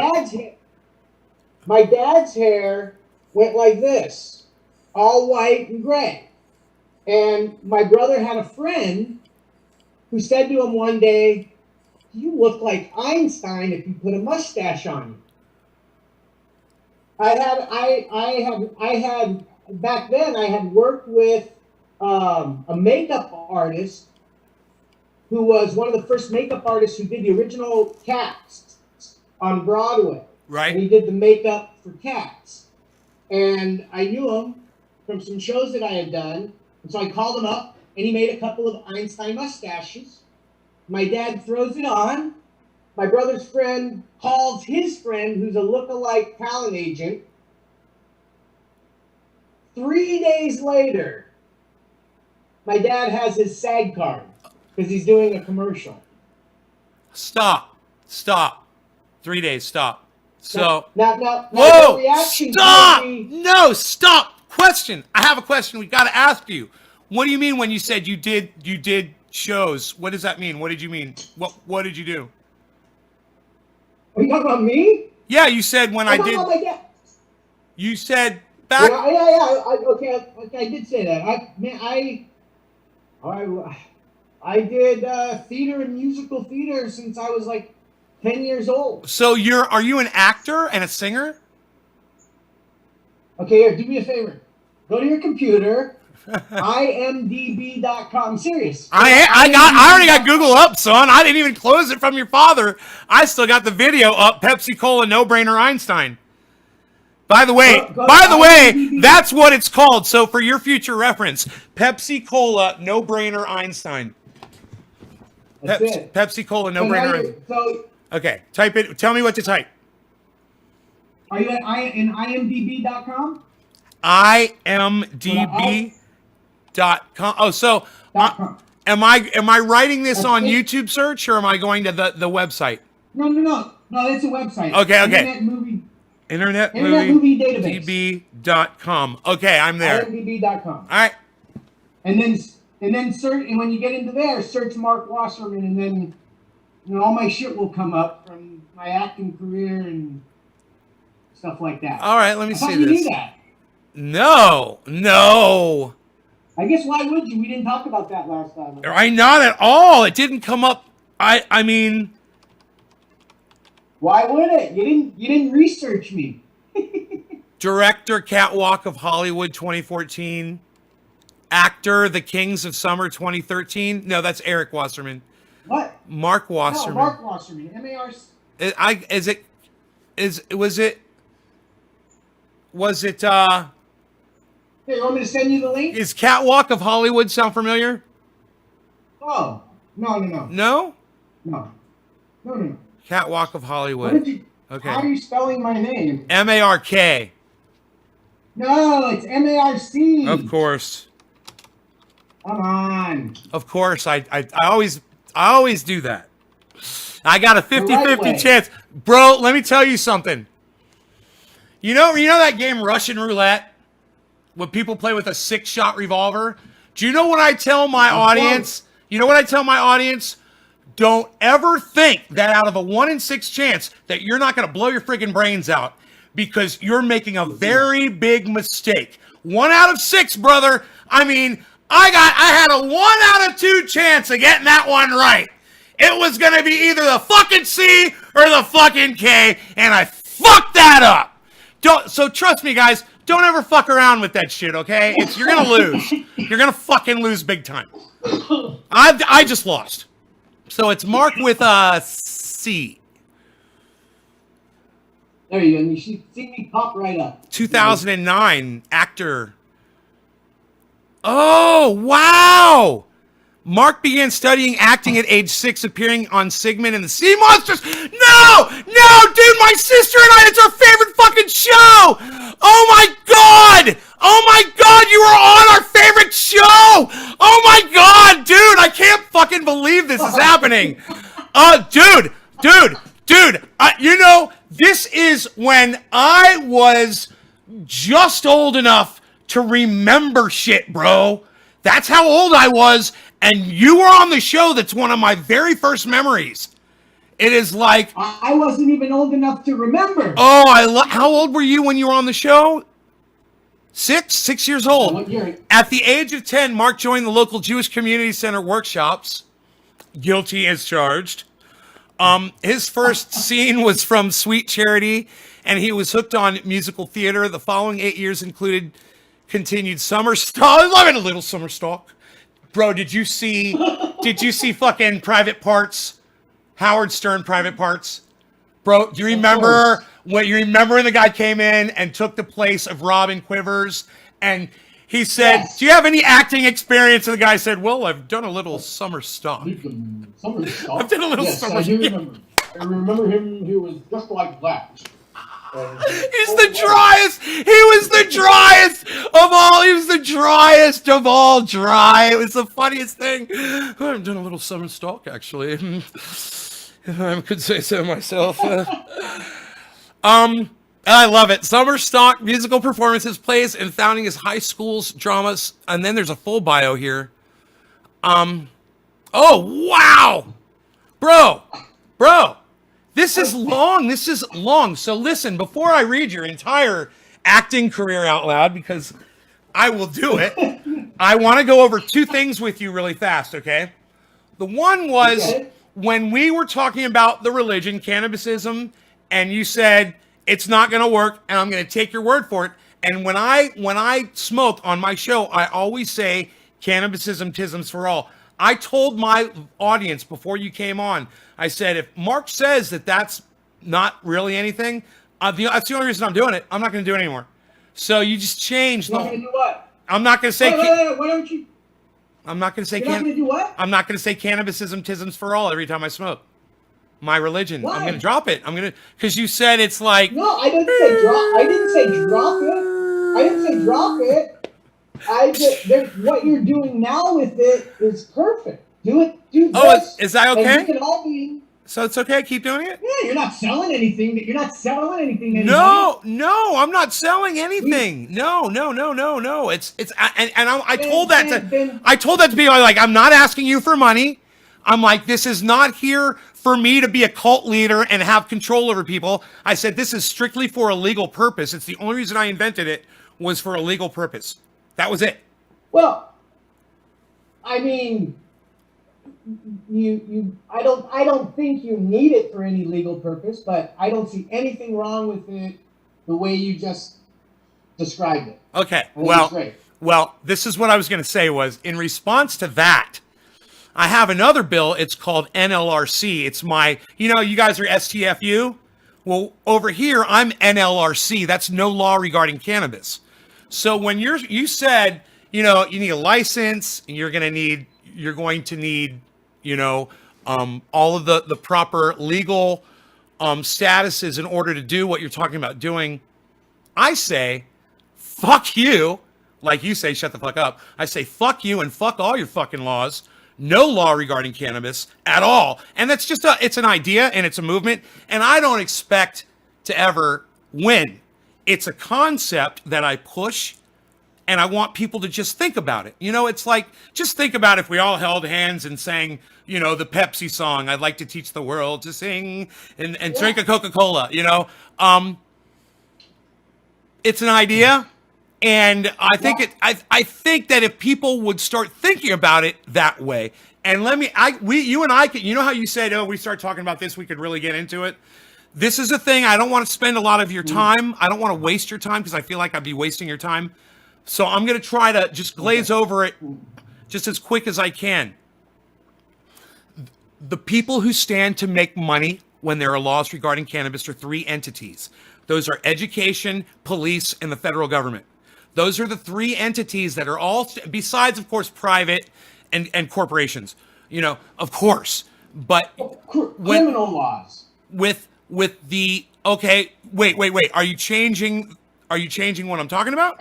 Because there's two different things. There's two different things when you say laws. There's criminal laws, and then there's the laws that govern how businesses are going to run and sell and do all those things. Right. And what if there was no law regarding cannabis and they wanted to sell cannabis to each other or sell medicine to each other or whatever with no law regarding it? But we have laws for everything like that. For liquor, for medicines that we have to get at the stores and medicines that they approve. And there's laws and regulations around all of that stuff. Wait, let me ask you a question. Okay, so if I am William Randolph Hearst and I have newspapers to sell you right now, are you going to tell me that there's some regulation that's telling me, how many newspapers, where I can sell that newspaper?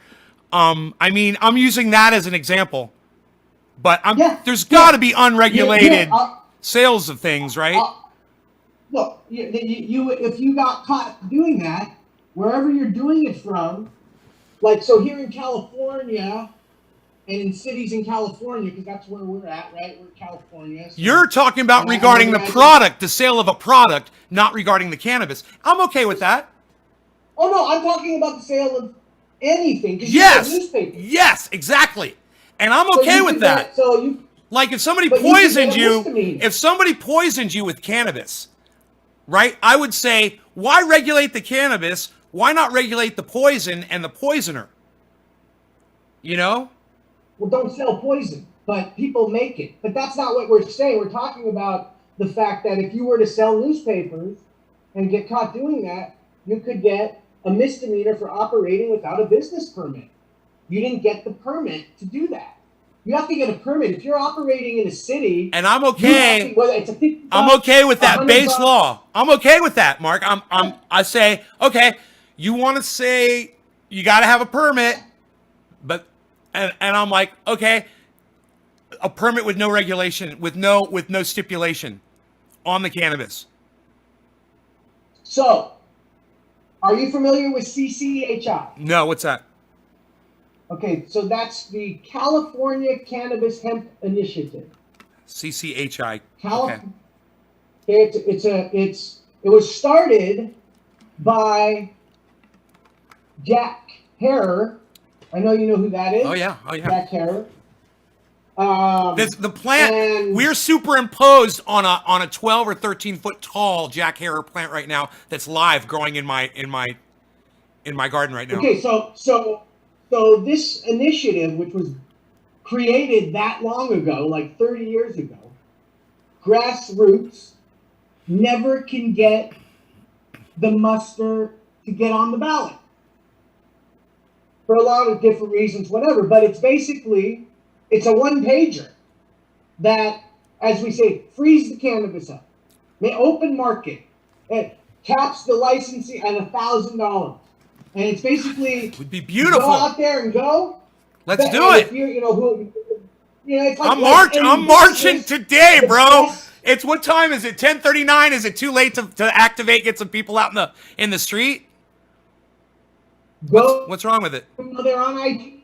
They got a website. CCHI 2020 CHI is their IG, I believe. .com. But yeah, I mean, we Is it- pushed it. The CHI. last go around when 60. Where are you located? I'm up in Lake County where there's fires. Those really bad fires happen. Right. So did it affect you? Yes, yeah. I've got smoke in my front yard right now. I've got smoke out there for the last Wow. week. I've been evacuated 3 times from this home. I've Oh lost Jesus. I've lost friends, man. People. My friends have lost homes. I got the biggest Sorry to hear fire. One of the largest fires in the state history came 1 mile from my house while I was evacuated for 2 weeks, and I'm still here. Wow. We're still standing. So Hey, well, you got to be happy about that. I've got some heavy equipment. I've been clearing the property. I'm trying to be as fire safe as I can. You know, I'm just trying to, and I've got neighbors that are doing the same thing. We're all clearing out, you know, getting rid of brush and getting trees that are dead out of there and away from homes. Take precautions and be ready. Yeah. Preparation. Yeah, be You're prepared. for things. You can handle it. Yeah, exactly. Handle it. So Exactly. I that initiative that I'm talking about is when 64 was coming and CCHI was out there, we got behind it. We pushed it. We had we had events where we would bring shit and have them. We wouldn't let them in unless they signed. I had them waiting up and down the line. You know, you couldn't take a dab unless you signed the fucking and registered to vote. That's when I learned that none of them are registered to fucking vote. So we had to get people registered to vote first. You know, and it wasn't enough. Right. You know? I went to that website and I couldn't pull it up. I tried .com, .org, .net. I don't know. They might only be on Instagram. Oh, okay. I would I'm not definitely be sure what the interested in website that. is. I support any kind of an initiative like that. But- You know. I'll get you information on that. I'll get you more information.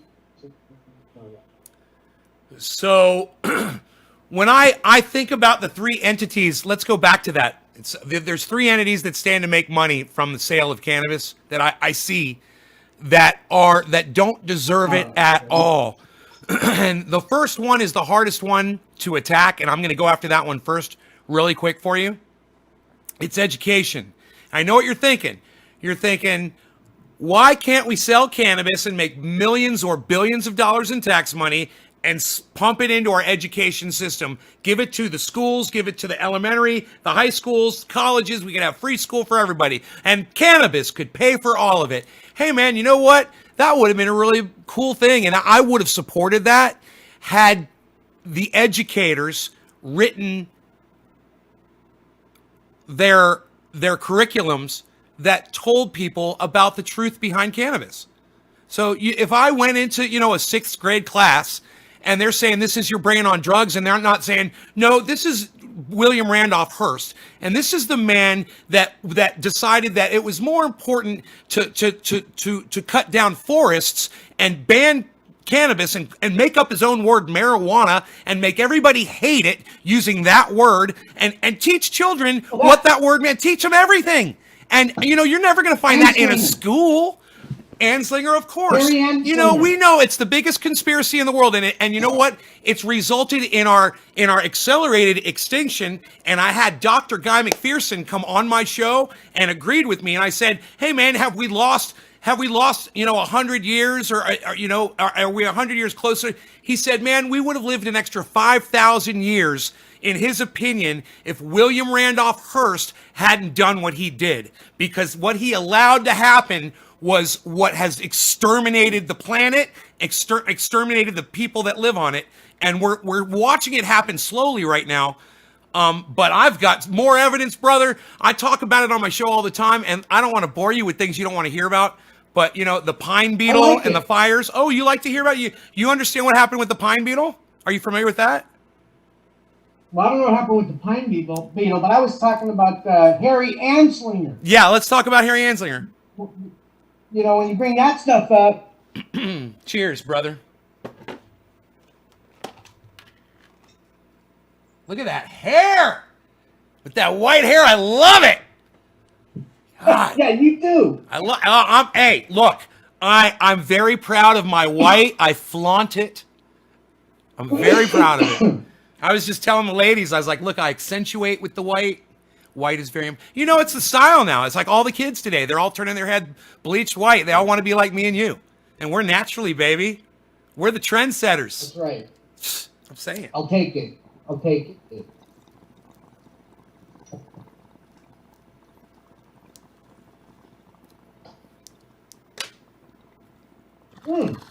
I know what I wanted to mention. You brought up the Proposition 8, which was the right to marry. Prop 8. I don't know if you remember that back in 2009 or 12. I forget when that was. That's a California. But I produced A California law. I produced it. Yeah, Proposition 8 under California law. I produced a documentary called "The Right to Love." It's on my IMDb there under my credits. But it follows a gay couple and how they adopted some kids and the fight for that. Oh, that's good. Right to for the right to love. That was Yeah. the name of the documentary. Oh, I love that. That's great. That's I'm all about that. And that's my I champion that cause. One of the things on my show, I'm a little different than you. I know you guys get a little crazy. While I'm telling you this, I'm going to grab this bud off. I want to show you these buds that just came off. This is Sweet Afghani Delicious. These are single bud cola tops. I want to show you. Here. Oh, they're hanging. Oh, look, they're hanging right there. Very good.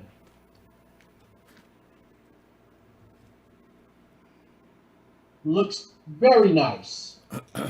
About the size of my beard. Oh man, it's bigger than my beard. Oh man, I'm feeling a little beard Throw shame. that thing out. I'm feeling a little beard shame. Here we go. Now I'm a big beard man. So this stuff, it's Sweet Afghani Delicious. It came from Gorilla Seed Bank, UK, and it's fruity. It smells very fruity, and it's got a very intense intellectual high, but it doesn't last for a very long time. So it's a very good daytime smoke. Sweet Afghani Delicious. Daytime. Yeah, that's your daytime smoke right there. I got the True Black, which is plush berry 9-pound hammer, and that'll hammer you to sleep. That's an indica that'll knock you out. Tastes like blackberries. Nothing knocked me out. There's nothing that knocks me out. Bro, I've got a strain that you need to try. It's called Perps Mr. Nice. I would love to. Find it. It's called the Perps Mr. Nice. And I'm telling you, it's one of the heaviest indicas. It is a purple. It turns black. And man, I didn't smoke it. I never would smoke it because I couldn't function. I would be like this. My eyes are... So I have to go take a nap. I have trouble sleeping. I have trouble sleeping. Right? So I use everything. Wow. You know, I dab. I get shit. Actually, I wasn't planning on doing the thing I did tonight. Right. But you were wide awake like me. So you're like, yeah, I drank some coffee. I'll admit. At 7 o'clock, when we started the movie, it was movie night at my house. When we started the movie, I ingested 3,500 milligrams of edibles that I like. And and here I am. I've been smoking and dabbing, and it's just I have to get so much in me to help me sleep that I wish there was. I would like to try that because I can't tell you. The one thing I can do is I can get you the True Black, and see if that does anything for you. It's a good one. I would love. It's a beautiful blackberry. So, also I've got this new one. It's called Alien Overlord. I don't know how heavy that one's going to be, so I'll let you know once it's out. I should have it in 2 months. Yeah. It's going to be a late bloomer.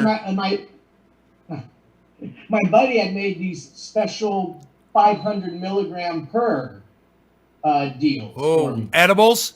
500 milligram? Yeah. Yeah, that should do it. Yeah, edibles. That's another thing I'm surprised I didn't think to tell you. Have you ever just taken straight THC oil to try to go to bed at night? Just straight THC oil? Yeah. Did you? Yeah. Well, I do. I use tincture. Okay, no, not tincture. No. Have you ever taken THC oil and mixed it 50-50 with coconut oil and taken a 1,000 milligram capsule of that, which is only 500 milligrams of the THC oil, 500 of the coconut oil in a capsule, and taken that and tried to sleep? No, that I have not. Now, I'm going to tell you, I know I've seen you dabbing. You got a rig that kind of looks like mine, right? Yeah. You clean it out with alcohol? Yeah. You clean it out with alcohol? Yeah. Well, actually, I have a new one that looks kind of like that I haven't used yet. Do you have one that's got any of this in it? That has water in it? No. That's got the What? Yeah. Do you have any bong water, bro? Bro, you got some bong water, bro? We're gonna put some bong water in your bro. It's gonna make you feel great. Bong water tea, bro. You're gonna love it, bro. Actually, when you're vaping and dabbing through water, you can actually consume it. It doesn't taste bad. Sometimes it can taste really good if you don't overdo it. It's true. It's not like bong water. It's different. Vaping especially. But that's a whole other thing. No. Do you have a rig in the home that's got some oil melted down in it like this one? You see how that's got oil down in it?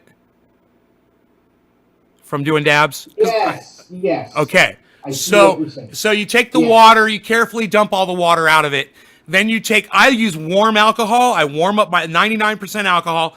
I'll fill it up, a good amount, and I'll let it sit. I'll shake it, and then I'll pour it out into a tray, and then I'll evaporate the alcohol, and then I'm left with a film of oil. I tilt it over to one side, get it all into the corner, and then I got all this oil. And then that's my THC oil, and it's black.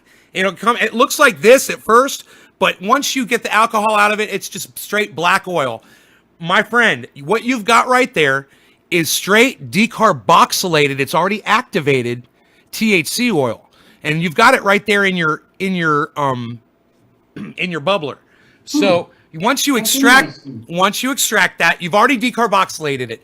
All you have to do is warm it up with the same amount of coconut oil, mix it 50-50, and it's just a tiny little bit, enough for a little capsule. Get yourself 500 milligrams.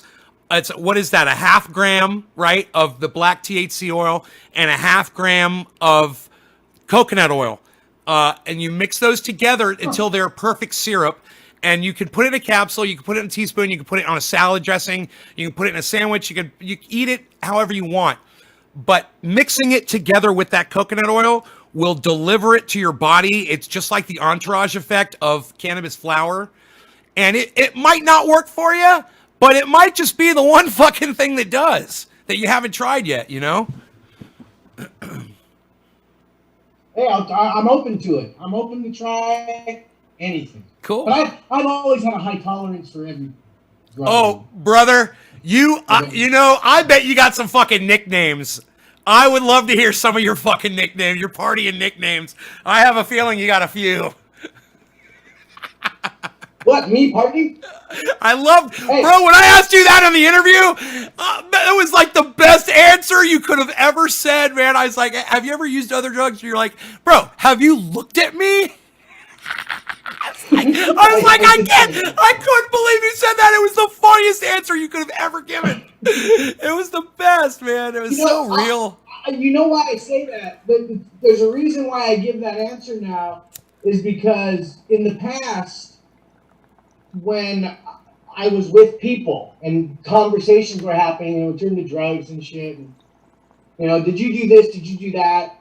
And it would get to me, and people would go, well, look at him. It's so much. So like, So funny. and then I had to go. Well, yeah, I did. Yeah, I did that. Sorry, this is okay. So I look like it. whatever that means. So I try to say it. I own it. I own that. God, I went through all of it, you know, and it's when you come out of that from your past and you move to cannabis, and let me tell you, I went through a 5-year sober period in my life. It was about the year 2000. I was introduced to cannabis. Now, I was completely sober. I had broken my neck in a motorcycle accident. I had taken pain medication for the pain, and that it was my ribs. I'd broken my ribs, and you know that was it. And then my friend, his name's Robert Mulligan. He was a musician, and I owned a recording studio. And he said, you know, one of these days, brother, he's like, you're gonna smoke some cannabis with me. We're gonna go back to my apartment, and I'm gonna get you high. And he said, I said, but man, I'm sober. I've got 5 years of sobriety behind me. I'm really proud of that. He said, listen, man, it's not bad for you. It cures cancer. He says it's a medicine. He explained it to me in such a way, and I thought he was crazy at the time, but he was so sincere, and I believed him, and all I had was his word to go on. And this guy, you know, just when I thought I was out, bro, they pull me back. Ah! And I come into Saved it. your life. Bro, it changed my life. And not only that, you know, did I sent you guys the triage oil? Did I send you guys the Yes. oil? Okay. Yes. Have you used Yeah, it? Have you used it after a workout? Yes. Have you used it after a workout yet on sore muscles? Yes. No, hold on. Robert Mulligan is the one that said, bro, after a workout, and then my friend Eddie Hayes, the one that told me about you. You know Eddie Hayes, right? Haynes. Eddie Haynes. He said, it's great on a sunburn, and it's great after a tattoo. I use it on open wounds, and it takes the I pain have away. been using it, but I haven't been working out because I got tendonitis in my shoulder. Okay. Like 2 months ago. Okay, I can started help you with having that. so- I just went through this. I can help Christ. you with that. I could totally. All this other shit. That's good. And rubbing stuff all over it. And Brother, actually, if you reach over like this and you just grab something lightweight, is it like almost impossible to pick up? Like this way? No, now I can. Now I'm good. Good. 2 months ago. Good. 2 months ago, I was there. But I was now my too. range of motion I was there too. it's right, and so I've been using that, and I'm gonna tomorrow. Matter of fact, you bring it up tomorrow. I'm gonna start working out again, ease back into it, so I don't fuck myself up. Right. And and start Well. now. And I was thinking of using it before the workout. Yeah. Nah. Fuck that shit. I like to No? feel. No, you want to feel the pain, man. You want to feel it while you're working out. You don't have to worry about overdoing it, man, because that will loosen you up and it'll kind of numb you. And I wouldn't recommend that. I would not recommend that. After. Yeah, after, bro. After. And then it's like cheating. Then it's like cheating. Because then you're like, oh, man, that workout was so easy. Let's go out. Let's go party. Let's go do something. You're not all like hurting. Like, I need a back rub. Hit up one more dab. Fuck that. Dude, I thought you said you had a hard time sleeping. It's like 11 o'clock. One more dab. Psst, unreal. Psst, nobody does one more dab anymore, pal. Well, I meant like while we're here, So I want you to know there's 50 uses for that pain oil. You know, it works on psoriasis. It works on bug bites. It's a mosquito repellent. Did I send you a list of all the stuff that it does? No, I don't think so. But it's also on the website, naysgarden.com. It's right on the front page. You got to scroll down. There's a list I know my of brothers used it. all 50 uses. I thought I had it. And you know, before when we were talking about cannabisism, the religion, and you were like, you're not selling anything to anybody. And I was like, right. And I want you to know about that oil. There's a lot of people that love it and they promote it for me. And I absolutely have no problem helping people out. But it's something that Well, I'd so much rather just tell everybody how to make it themselves. It's only 3 ingredients, and it's so easy to do. And what you had in your bubbler is literally the main ingredient. You know, it's You can give that to other adults in California, if you wanted to. right? Yes. Right. As long as you're not giving them over an ounce worth, you could give a friend, you could gift it to them. Cool. Well, I'll keep the big ones here. I'll keep the big jars here in the house. I got a 32 ounce. It's for personal in the refrigerator. I know it. Do you know who Jimmy Dore is, Mark? Can't say that I do. He's a stand-up comic. He's I do love stand-ups. well, he's joining this thing. It's called the People's Party. You know Dr. Cornel West and Nina Turner? I love this! Oh my God, we found the last man on the planet who ignores politics! Oh my God, we fucking found him, everybody! He doesn't even know who these people are! Bro, your life must be so good.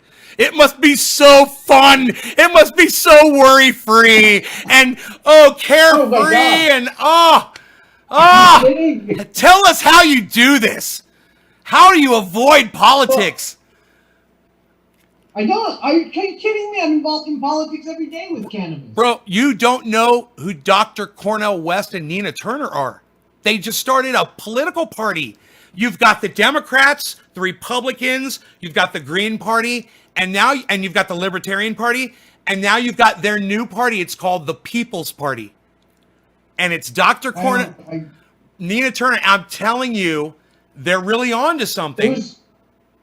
Are they running for someone rising at See, president? I don't think they put a candidate forward yet. It might be Nina Turner. I don't know if they've. I was reading through their platform, and it's everything that Bernie Sanders ever talked about. If you were a Bernie Sanders supporter or not, I don't know. But it's Bernie Sanders' platform. It's exactly what it is. So to make it easy, with universal income, you know, universal basic income. I'm for it. Wow, that's good, man. That's good. Well, listen, the reason why I bring up Jimmy Dore and the People's Party is because I sent them some tweets on Twitter regarding some bills that I wrote that I just shared with you earlier on this broadcast. And yeah, I never heard back from them, and I wasn't really expecting to. I had my audience try to tweet it at them. We didn't hear back from any of them. And my whole thing was, well, if they're the People's Party, why aren't they listening to the fucking people? I just had like fucking 20 fucking of my people goddamn retweet their shit. They're fucking completely just ignoring us, man. So what is it really? It's not the people! It's not you people! It's those people! It's not you people! It's for the other people. I don't know, but I want to be, I think they are onto something really beautiful. I really support it. I don't want to get political or whatever. I talk about how I'm going to vote, and it's changed. And my vote has changed just over the last few days. And so I don't want it to be confusing for my audience or anything like that. And I don't want to get too into it. But it's something that I think it's important that people should know about, that there is another political party out there. And if you're interested in it, it's worth at least looking at. It's the People's Party. And Dr. Cornel West, and for those of them, there are people out there. He's on YouTube, and I tell you what, brother, he basically is a doctor of science, a political science doctor, and he goes on and he talks about the types of things that Bernie Sanders was all about and why, and he talks about the hypocrisy between the Republican and the Democratic Party. That's a big thing. He talks about the fact how they don't get anything done because they're always working against each other. And I just think it's a really, it's refreshing. And it might be something that some people might be interested to know about. So they're having this Sunday at 1:00 Pacific, they're having their convention. And it's going to be available on their websites. It's going to be on social media. It's the People's Party, and people can all tune into that. and hear what these people, they're all going to be speaking. And Jimmy Dore, the comedian I was telling you about, he's somebody that I follow on YouTube. He's fantastically funny. In fact, you know, I played this video earlier for my audience. It's only like a 1-minute video, but it's just a video of me enjoying his video earlier today. And here, this will give you an idea of Jimmy Dore, so you'll see who he is. Hey guys, this is me watching Jimmy Dore and Steph Zamorano.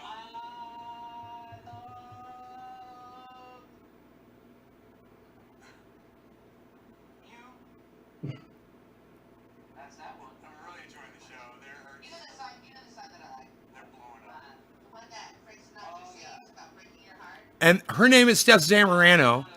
That's his wife. And they're both comedians. Singing, you got it, Jersey Gill.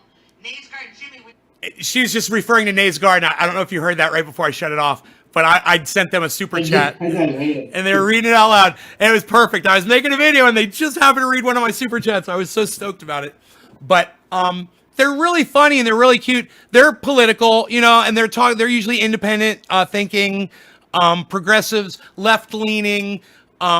But he's super, super pissed off and angry about politics, and he goes on these rants. And bro, this is the funniest thing. So I'm watching, and this is the best part is I'm getting ready to take a shower, right? So I'm getting ready to take a shower, and I always play podcasts on my speaker in the bathroom whenever I'm taking a shower. I got it nice and loud, and I'm in there, and I got Jimmy Dore on, and they're talking, and he starts saying that he was watching The Talented Mr. Ripley with Brad Pitt and Jude Law back in 20, 07 or whenever the fuck it came out. And he said, Matt Damon. yeah. And he said, and that's when I realized, he's like, I was waiting for the next scene with Jude Law to come out to find out what he was going to be wearing. And he's like, and that's when I realized that I might have some tendencies that I wasn't really in touch with until that point. And he said, so you know what I did? He said, I just owned it.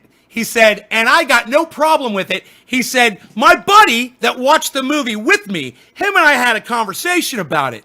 And he said, you know, have you seen Brad Pitt in, and he named another movie that Brad Pitt was in. And Jimmy Dore's like, are we really having this conversation right now? And his friend was like, sure. And Jimmy Dore's like, okay, Brad Pitt, I'm not really into blondes.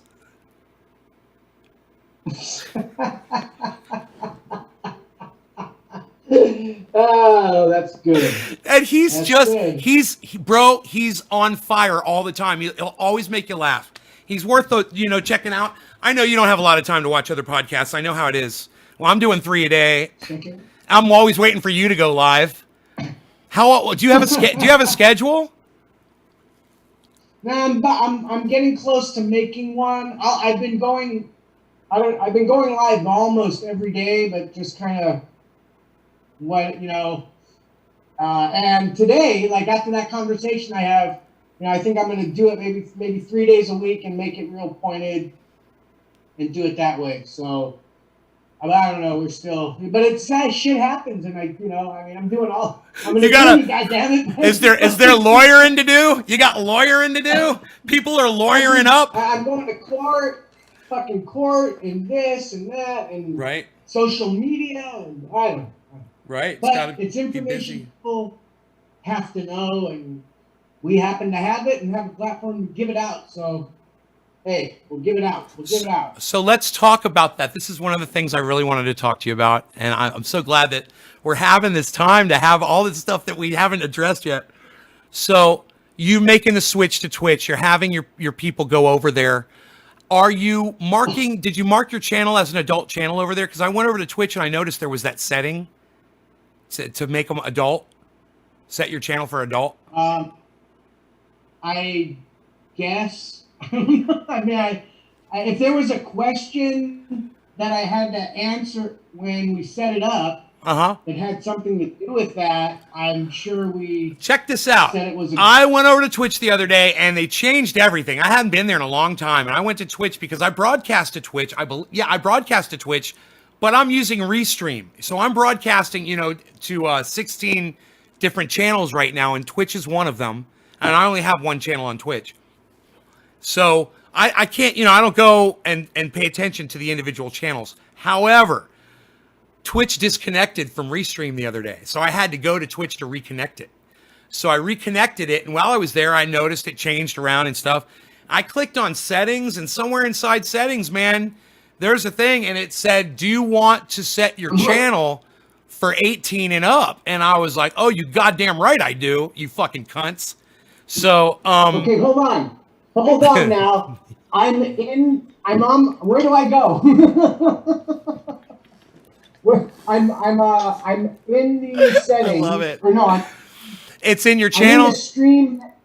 It's in the channels. It's on your channel and your channel settings that I saw. And there's Wait. You know, so right now I'm in my stream manager. I'm gonna I don't want to be there. I'm gonna pull right? it up. I'm gonna pull it up. So I I'm want gonna to walk be you. on I'm gonna walk you through it. account setting. Here we go. Account settings. What? Security and privacy? I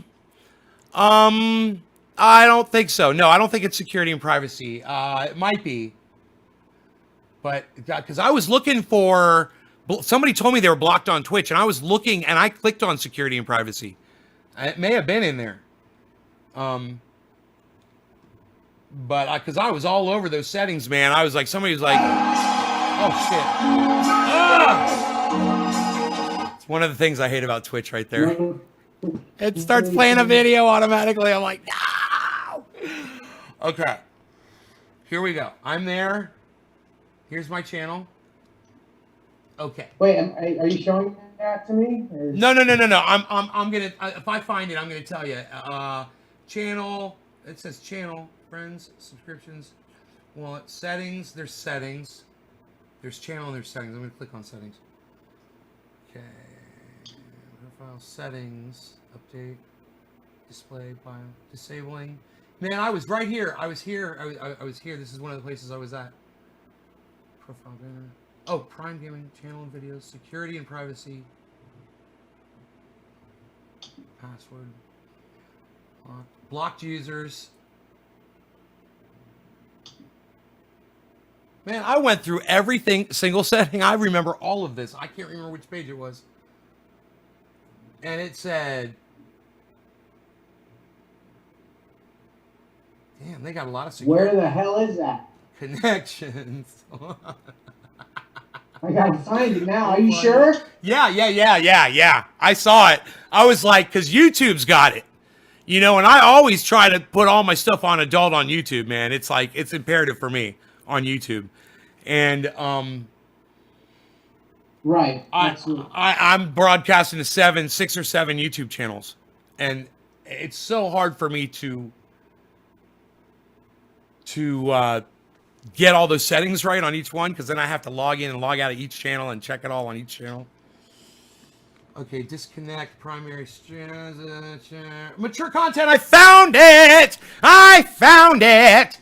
It's under stream. Where? It's under stream key and preferences, under channel. Wait a minute. Under creator dashboard. Okay, so I go to the creator dashboard. Yeah, then go to preferences, and then go to channel. Creator. Go to preferences, then go to channel. Preferences. Yes, sir. Channel. Channel, yes, sir. And it's the third up. Enable this setting if. That's me. Do I want to enable it? Listen, brother. Listen. Wait, doing so will result in immediate, irrevocable termination of your account. Look. Oh, so I don't want to make that mature. No. Listen. It says, you may never broadcast sexual activity, nudity, threats, or extreme violence. Doing so is okay. So, doing so is only, but those are the things, those are the one things you're not allowed to do. Of course, none of us would ever do that. So it's like, please make sure your content will comply with terms of service before broadcasting. It's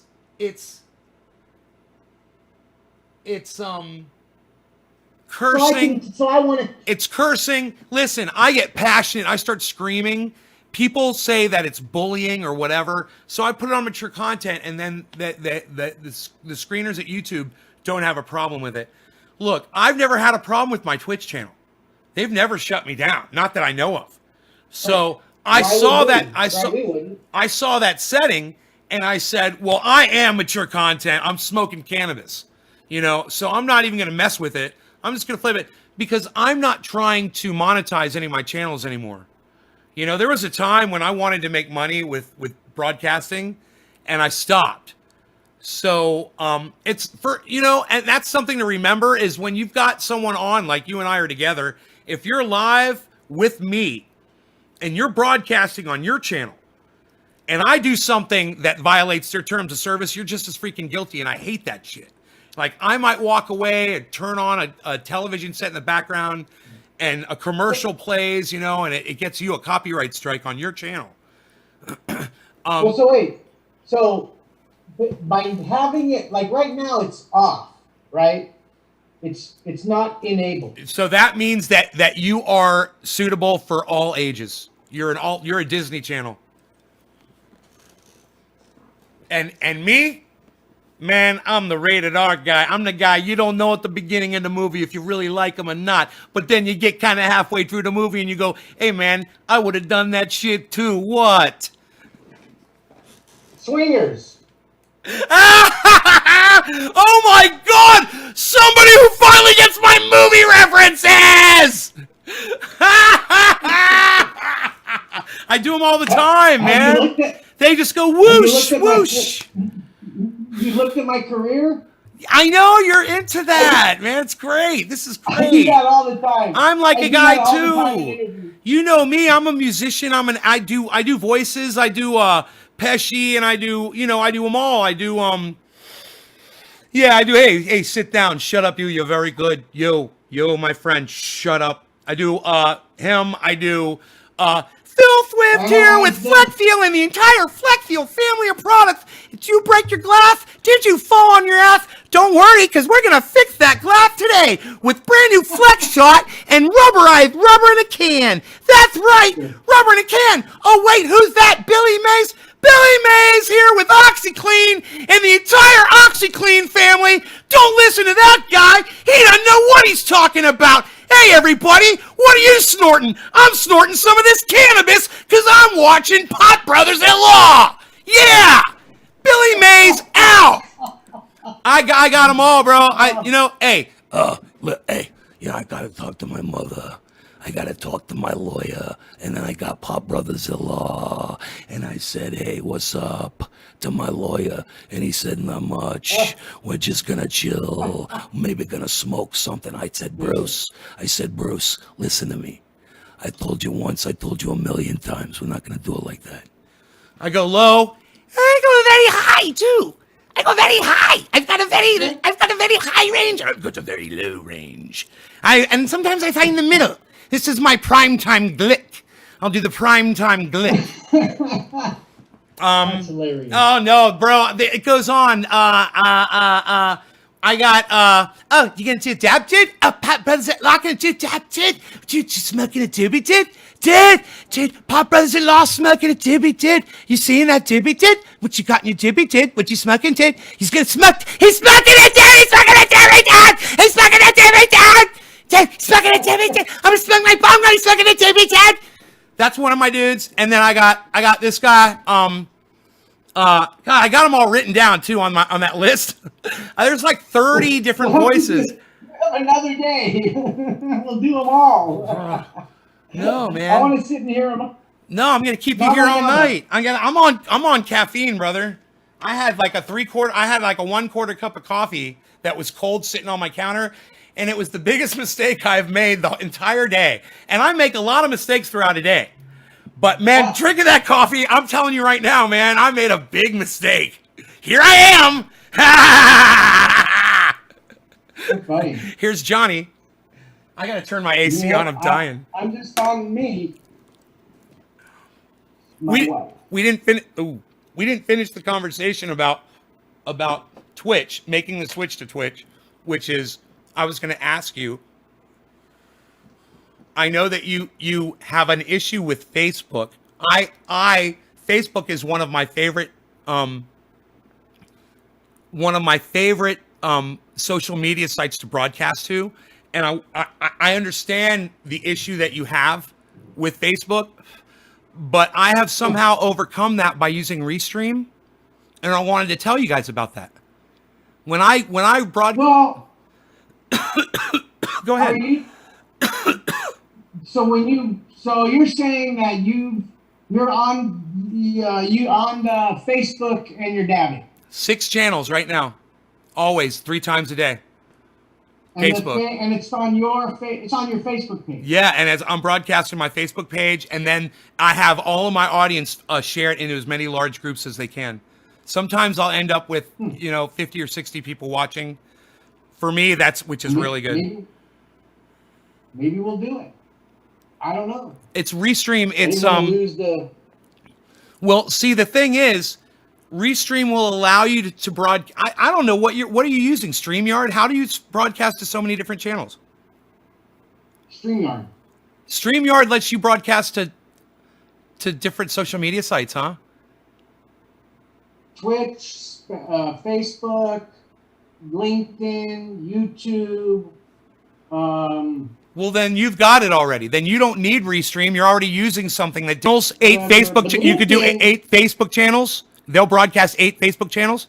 Well, eight total channels. 8. But I have like 6 Facebook. Wait, channels. they give you 8 total channels, but then if you pay them monthly, then they'll go up to what? Right? They got like a pay plan, like. I don't know. You know what? To be honest with you, I haven't looked any further into. Okay. Well, the reason all I wanted was stop, and then they bumped it up to 8. So I don't know. The reason why I was having the problem, Mark, was because my Facebook channel, I was addicted to streaming just from Facebook, and I would go live on Facebook. And you ever heard of the couch auction? The couch auction group on Facebook, where people will come into your group and they'll start asking you how much for your couch. Yeah, they got me the first time. Right. They got me too. So I figured it out one day to just play along and to be nice with them. And once I did that, I stopped fighting them. One day I was doing it and I was out in my grow and I was walking around. I had 1,300 people watching me on a live stream, all on a single channel on Facebook. I'd never done anything like that before. And so a lot of it was the couch auction people, but, there were a lot of people that I ended up getting. In fact, one of the guys that was watching me on that particular day, he's got 2 fucking tattoos on him now that say Trendy As Dabbers. Nice. Right? So it ended up turning into something really cool. Yeah. But Facebook is super, super duper powerful. And if you're able to create some additional Facebook channels and broadcast to those simultaneously, your detractors just kind of go away. They get bored because your channel will go down, but you'll be like, I got 5 more Facebook channels going. I don't care. Channel's down. It's going to be down for 30 days. I'll send an appeal. They'll fix it in 2 days. I'll be back up on that channel. But in the meantime, I'm broadcasting to 6 more. So it's something I know you're trying to get. I see you're standing up and I see you're trying to run away. I've been standing up this whole time. Oh, I thought you were like backing away. I was like, is he leaving? Don't leave. No, leave. I haven't moved. I'm here. All right, don't leave. I'm almost done though. What's your next question? I'm almost done. Look. The chat has been going crazy this entire time. With questions? Yeah, would love to learn more about cannabis. Comments?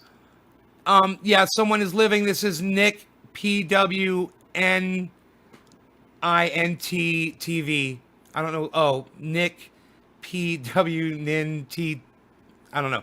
Would love to learn more about cannabis laws. I'm living in Massachusetts and going for my micro business grow license next year.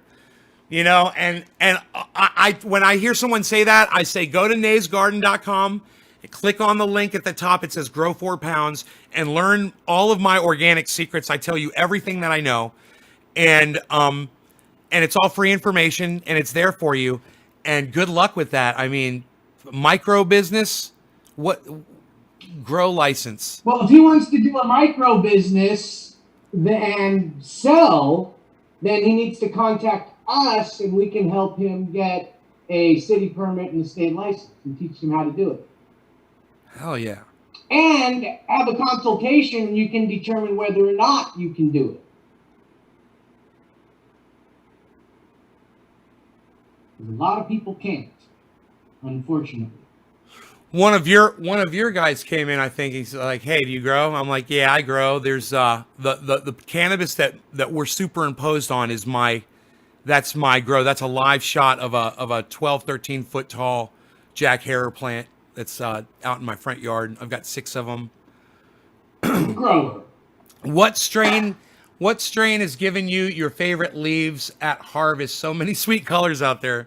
What's your favorite strain, Mark?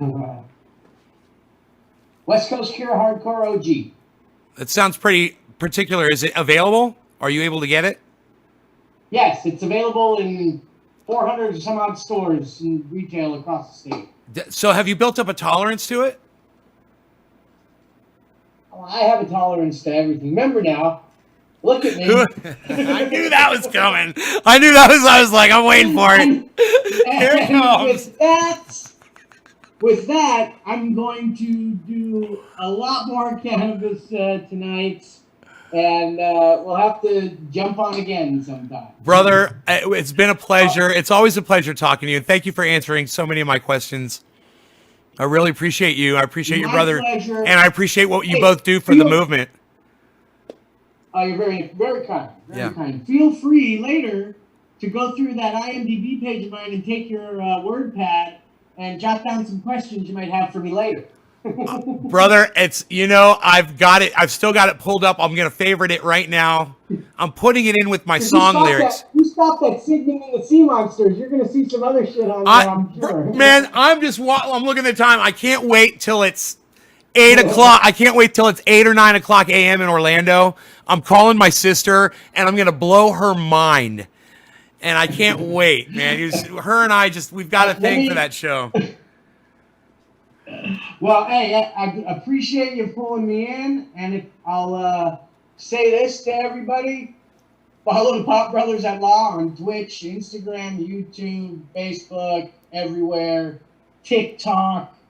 We're all over the place. And then our podcast, Cannabis Talk 101 on iHeartRadio, Apple Podcasts, wherever you get your podcasts.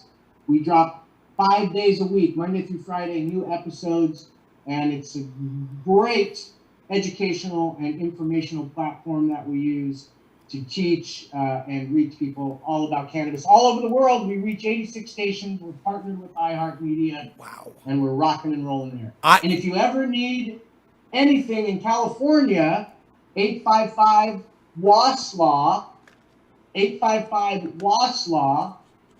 If you need something in other states, give us a ring because we might have an attorney in other states. We have a pretty wide range in there. So there you go. Thank you, brother. Let me just say, now I know why you're so fucking entertaining when I watch you guys. I understand why I'm drawn back. You've got a background in this, and it's like it's easy for you. And I never fucking. I'm a very intuitive guy, man. I pride myself on being able to see right through people with my laser beam eyes, and I just can't believe that it just whooshed right over my head because I was like, these guys are lawyers and they're funny. I don't know how they do it. They're fucking lawyers and they're funny. It's like they're entertaining, and you guys have to see these guys. They're very entertaining. And it never occurred to me, that maybe they've got, maybe they got a little, maybe they got a few tools. Maybe they got a little funny tools in their tool belt there that I wasn't so sure about. Look at this. Yeah, we were able to take advantage of my other career that I stopped to become an attorney so I could make money to finance the plays and films I was writing. Huh. That's why I got into law. But that's a whole other story. But yeah, and we met. What's funny is that we didn't talk about that during the interview, so we are going to be talking again, I hope. You're welcome anytime, brother. Okay, right. You're coming and grab me like you did tonight. That worked out nice. Awesome. It was great. It was great. All right, my friend. Hey, it was great seeing you. Okay. Nay's Garden. Listen to this guy. He's got some great ideas. Pop Brothers at Law. Check them out. Thanks, brother. All right. Man, that was fun. see here. All right. Okay, let's get rid of that. Let's get rid of this. You know, it's like while he was here, it's just like I have like a permanent smile on my face. He just lights me up, man. And I understand why Eddie Haynes used to watch him and used to come in and tell us about him, you know, now. That's so funny about his father.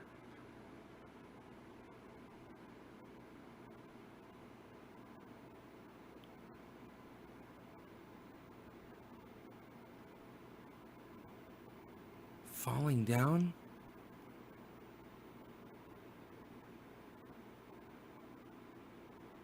Dude, was Mark in Falling Down the movie?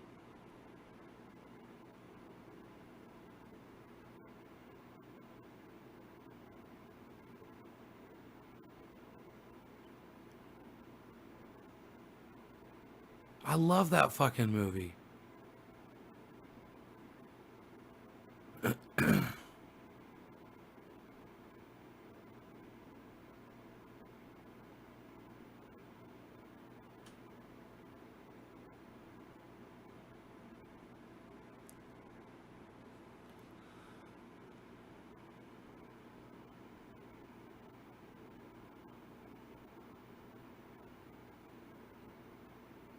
Dude, that movie Falling Down with Robert Duvall.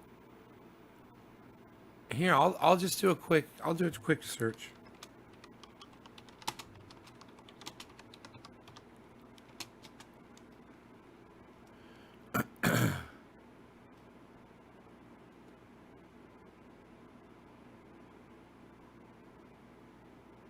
It's from 1993.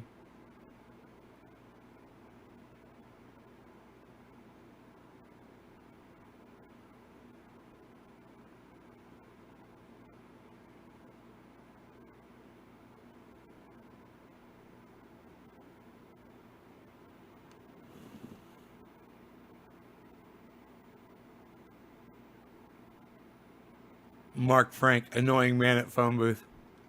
Wouldn't that be funny if that was him?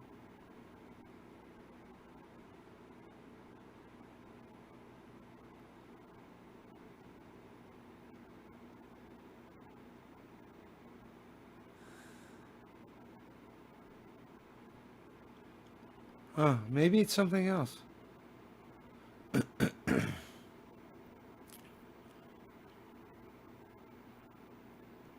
Was he, did he, maybe he...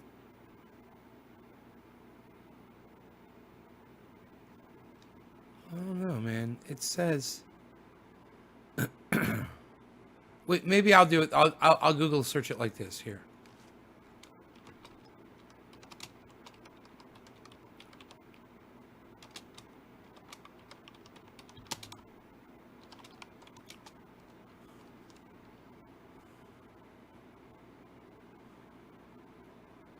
Oh, this is something else.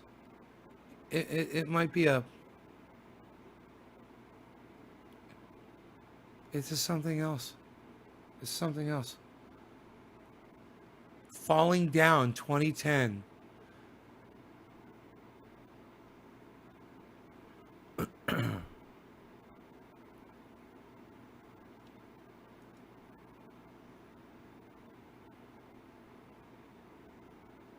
Mark Wasserman as Mackenzie McDoodle in Falling Down.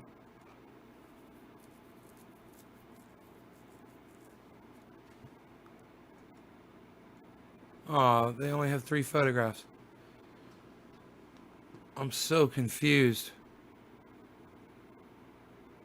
Jonah Wasserman and Mark Wasserman. Huh. I'm so confused.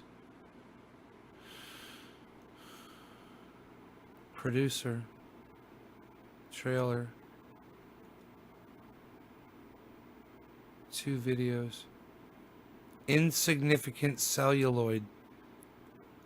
2011. Huh. What's this? Do you still wrestle? I do not.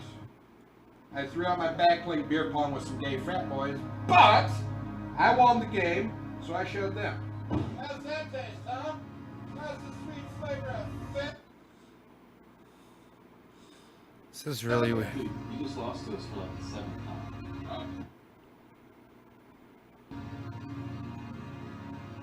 Sorry. Forgot to edit that part out.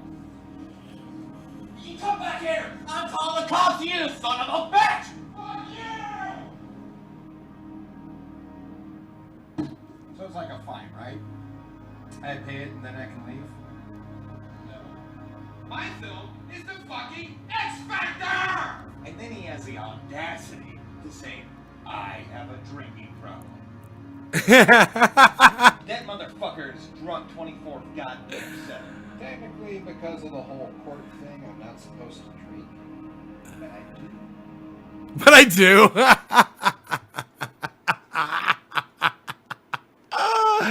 I wonder if he was involved with that production, man. That was called, I think that was called Insignificant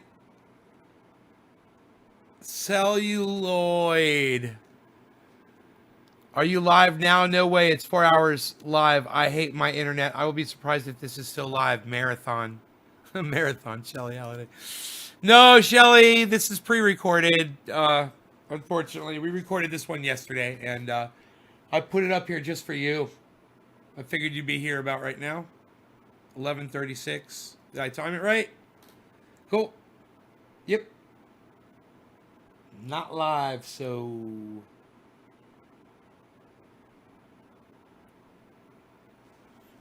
Stand up and be counted for what you are about to receive. We are the dealers.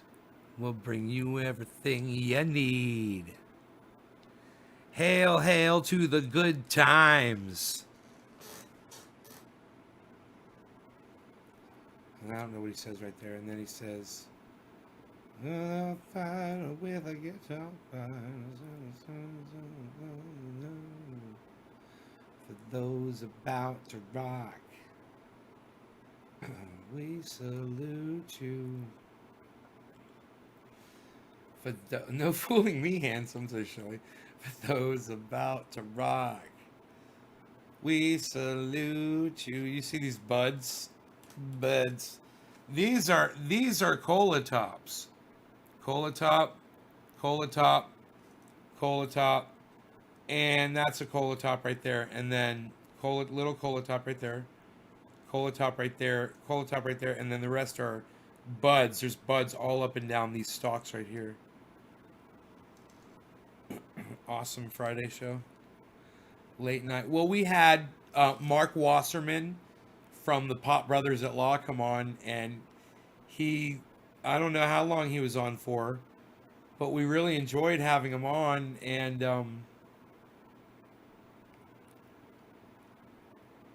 it was a great time, man. So go back and watch that interview. Go back and watch that interview. It's basically just a conversation. It's a fun conversation. We're just smoking out talking, and we talk the whole time. I told him I was going to stop saying cannabisisms for all. He goes, no, don't. He's like, keep doing that.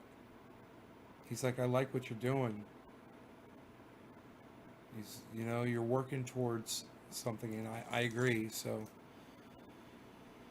it's good to have support, from someone like him.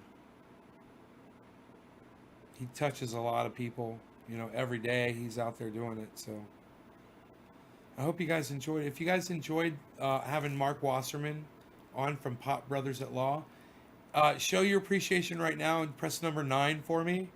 Number 9, number 9, number 9. Let me see how many number 9s I can get.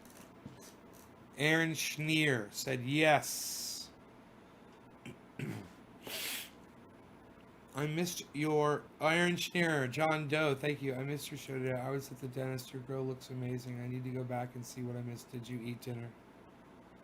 I had a late lunch. I made a nice big sliced chicken sandwich with mozzarella cheese on toast with mustard and how the fuck did I not put goddamn tomato on the sandwich? I don't know.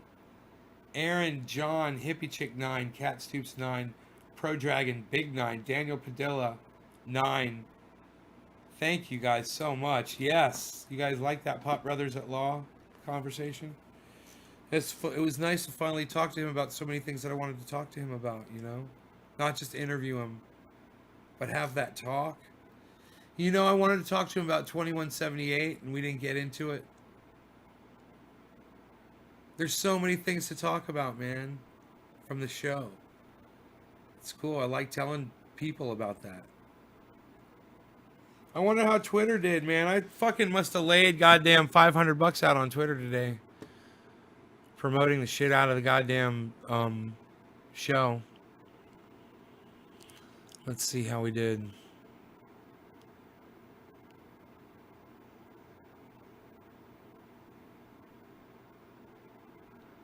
Stand up and be counted for what you are about to receive.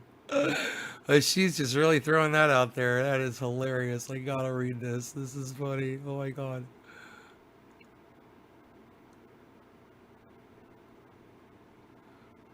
Stand up and be counted for what you are about to receive.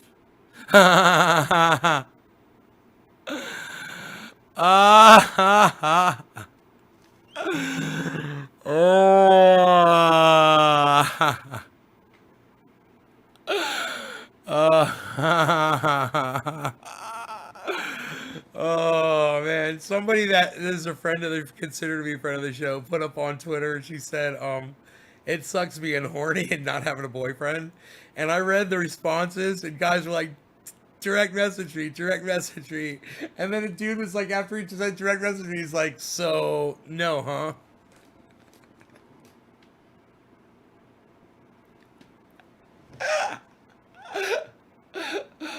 Oh my god, dude, that shit was so fucking funny. I love Twitter, man. Oh my god. Oh, fuck me, man. That shit was so funny. I want to say hello to everybody that's following me back on Twitter. There's so many people, man. Oh my god. I'm running out of voice to do it, but Daniel Padilla, thank you so much. Nate's ready for St. Patrick's Day, right? Botrytis, Luke Day, Old Retired Fucker, thank you, sir. Randy, Steve Running, thank you, buddy. The retweets are coming from Michael Haskey from Earl. Michael Haskey sent out some video. You know, he got hacked on Facebook, on Messenger, and he sent out some video. I don't click on videos from anybody. But I got a message from Michael Haskey, and it said, hey, Nay. He said, don't click on that video. He said, if you do, I'm sorry. I got hacked, bro. I ain't clicking on no fucking video, bro. Don't worry. I don't want to fuck around with that goddamn messenger bullshit. It's hilarious. All right, so let's keep going here. Oh, Marc is fucking great. Old retired fucker. Old retired fucker. You should tweet that at I'm gonna retweet it. Retweet at the Was Law. Pop Brothers at Law. There, I retweeted your Periscope.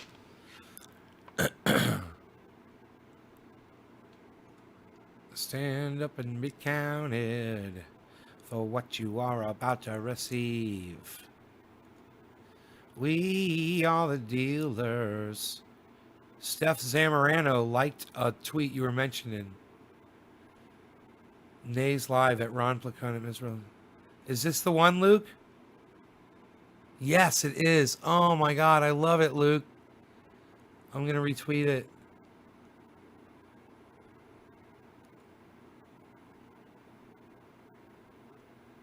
Jimmy Dore and the People's Party wins my support.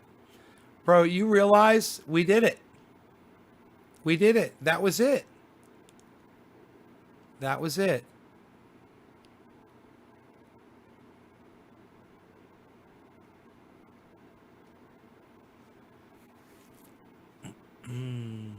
Um, so you guys remember earlier I said,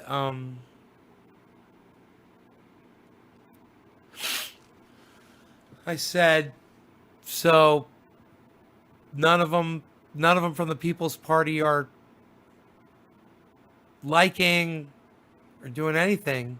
I was really sad about that. Well, Steph Zamorano counts. Her husband, Jimmy Dore, is speaking at the People's Party convention on Sunday, guys. We got through to him, and we did it in 2 days.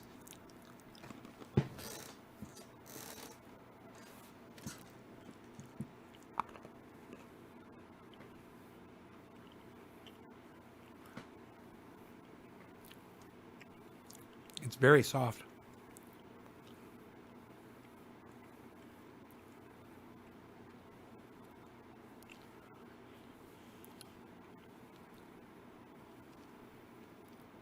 I brushed it out earlier on the show.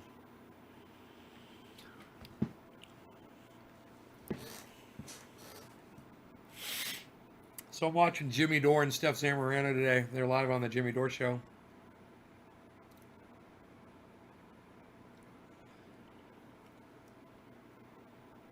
And people are giving them requests to sing. And Jimmy Dore is singing. And I requested him sing a song at the end of the show. And he sang it right to the very end of the show. And it was like the coolest fucking shit for me, man. It just made my day. That shit. Jimmy Dore makes my day. Steph Zamorano does too. And so does Ron Placone, Graham Elwood.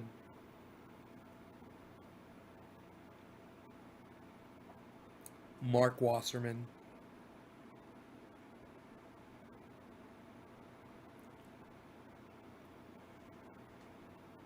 Robert Mulligan. All of you guys that come in here and watch this show. That hit the numbers for me when I ask you to hit the numbers for me, and you do, and I appreciate that so much.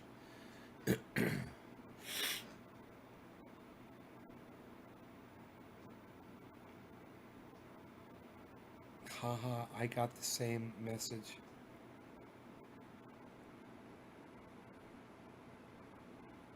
Great to see you so happy with laughter. You give it to me.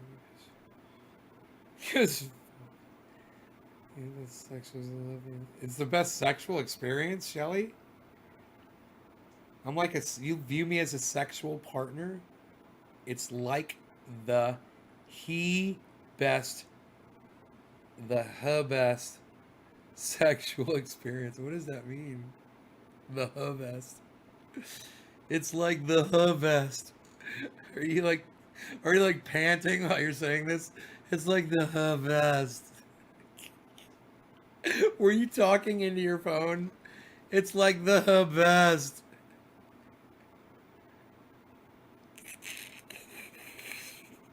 If you tell me you're dictating into your phone, I'm gonna laugh my ass off.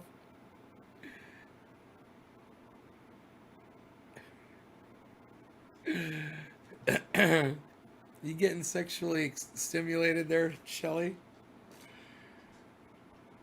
Shelly. I forgot. I don't even know what sex is anymore, man. I don't even know what sex is anymore, man.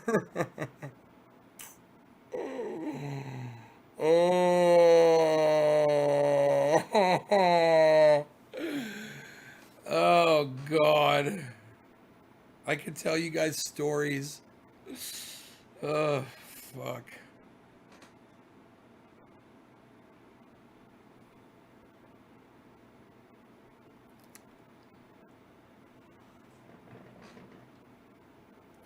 Stand up and be counted.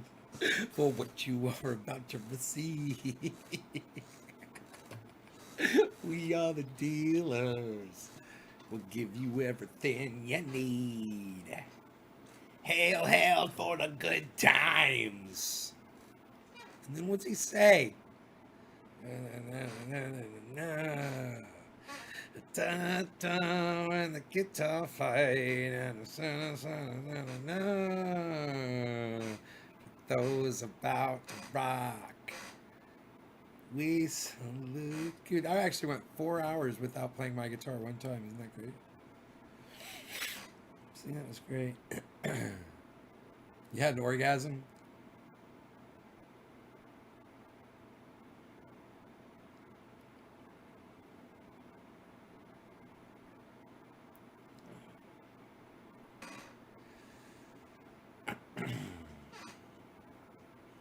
Dreams I'll never see. It's one more moment. I have to wake up with the blues. Run all through the hilltop, baby. I'm putting on my walking shoes. I don't understand me, baby.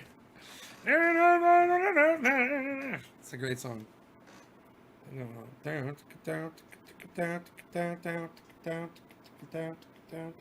I need to close the Zoom. I just realized the Zoom chat's still open.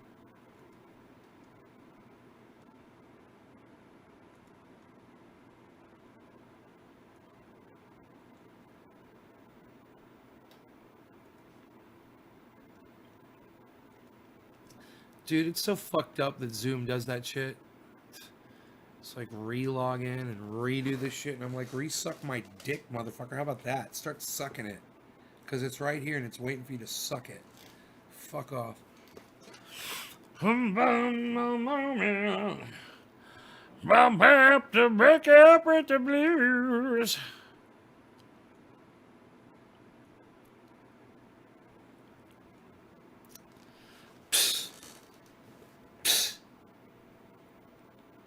Unreal. Unreal, pal. We're going to make it to 5 hours here, pal. Nobody does 5-hour live streams anymore, pal. Yeah, you got content for 5 hours, pal? Psh, nobody can supply an audience with content for 5 hours anymore, pal. Psh, hey, hit number 5 if you've been here for the full 5 hours. Hit number 5 if you've been here for the full 5 hours. Give me a high five if you've been here for the full... Don't say suck it, what a tease. Suck it. Bam. 5. Aaron's been here for the full 5 hours, son. Steve Running's been here for 5 hours. 5, 5, 5, 5. Shelly says 1.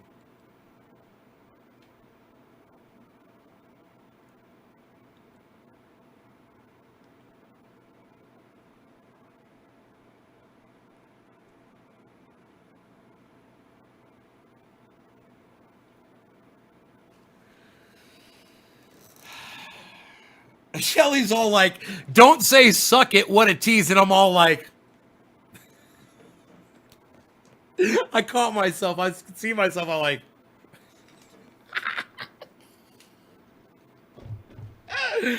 oh my God, that was funny. I've only been able to jump on, but it's a great one. Oh, it's been a classic show, man. I hope it gets to stay up across most of my channels. It's too bad it didn't make it up on the main one. That's a goddamn shame, you know? YouTube, it doesn't, I don't make any money, but it's my sentimental value on these videos. And they really do hurt me when they do this. It really does hurt that I can't broadcast to my main channel right now. And that this video is not up there.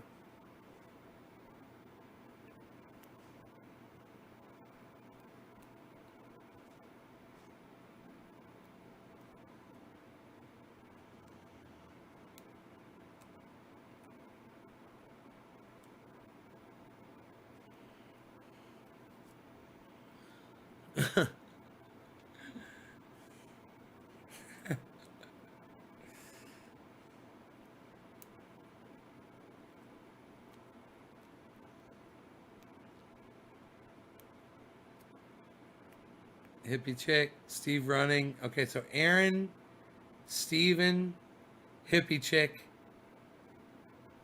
Daniel's been here for 3 hours. Sully's been here for 1. No, it's good. It's good. I mean, fuck, 5 hours, man. Yeah, I don't expect anybody to stay through a podcast for 5 hours. But a few of you did, and I do appreciate that. Thank you so much for that. That's awesome. It's dedication, man. I don't want to take up too much of your time. But hopefully it gives you something that you're enjoying, you know, and maybe you're getting things done while I'm on in the background. Maybe you're vacuuming or cleaning the house or getting some busy work done. And that's great. You know, it's fantastic.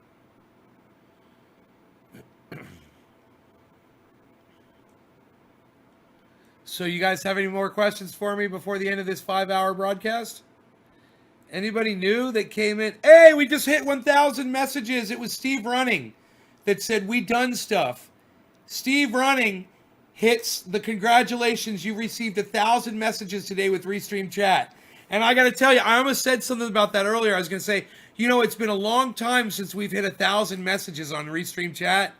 And son of a bitch if we didn't just do it. You know? That's really nice to see. 1,000 messages for the whole day. And that's not saying a lot. You know, I've been on Facebook on a single stream and hit 1,600, 2,000 messages on a single stream with just one channel. So it's not saying a lot. But it's something, you know. It's definitely something that I noticed that we don't get to that often. So there it is. Congratulations. You've received 1,000 messages today with Restream Chat. And it says tweet. Hey, I received 1,000 messages today with Restream Chat. Should I tweet that? There's a link. It says tweet. Whoa, I received 1,000 messages today with Restream. Thank you at Ron Placone.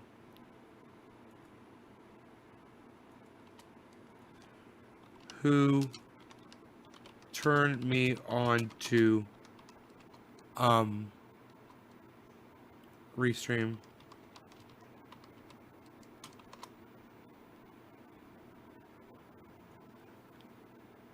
There we go. I tweeted it right at the end. So while we're talking about Ron Placone, you guys, make sure you check out Ron Placone. It's ronplacone.com. Ron Placone is on a website, ronplacone.com. He's on YouTube. He's got his own show. It's called Get Your News On with Ron. And Ron Placone is on Twitter at Ron Placone.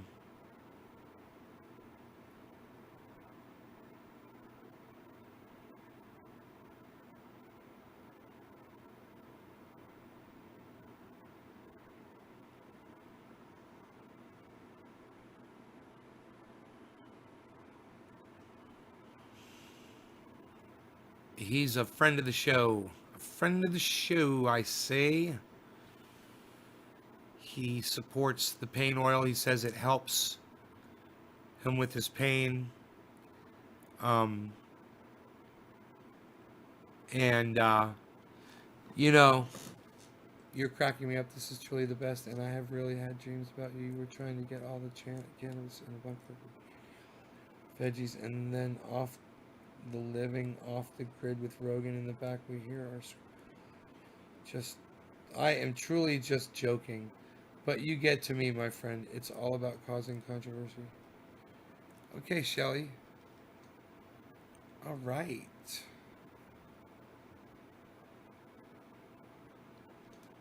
Anyhow, you guys, I was gonna bring up the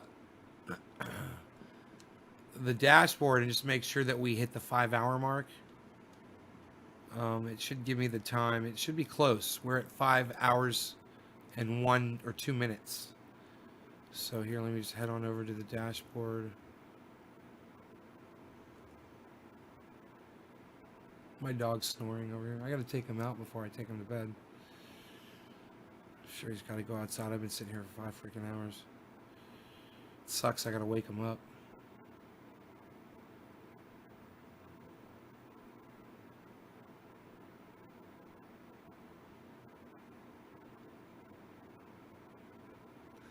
5 hours, 2 minutes, 23 seconds. Wow, it's only off by just a few. All right, I hope you guys had fun. You guys have a great night, everyone. Thank you so much for watching the show, y'all. Remember, check out my website, which is naysgarden.com, where all the interviews are up and available. And I'll post links to this show if you can find it on one of my other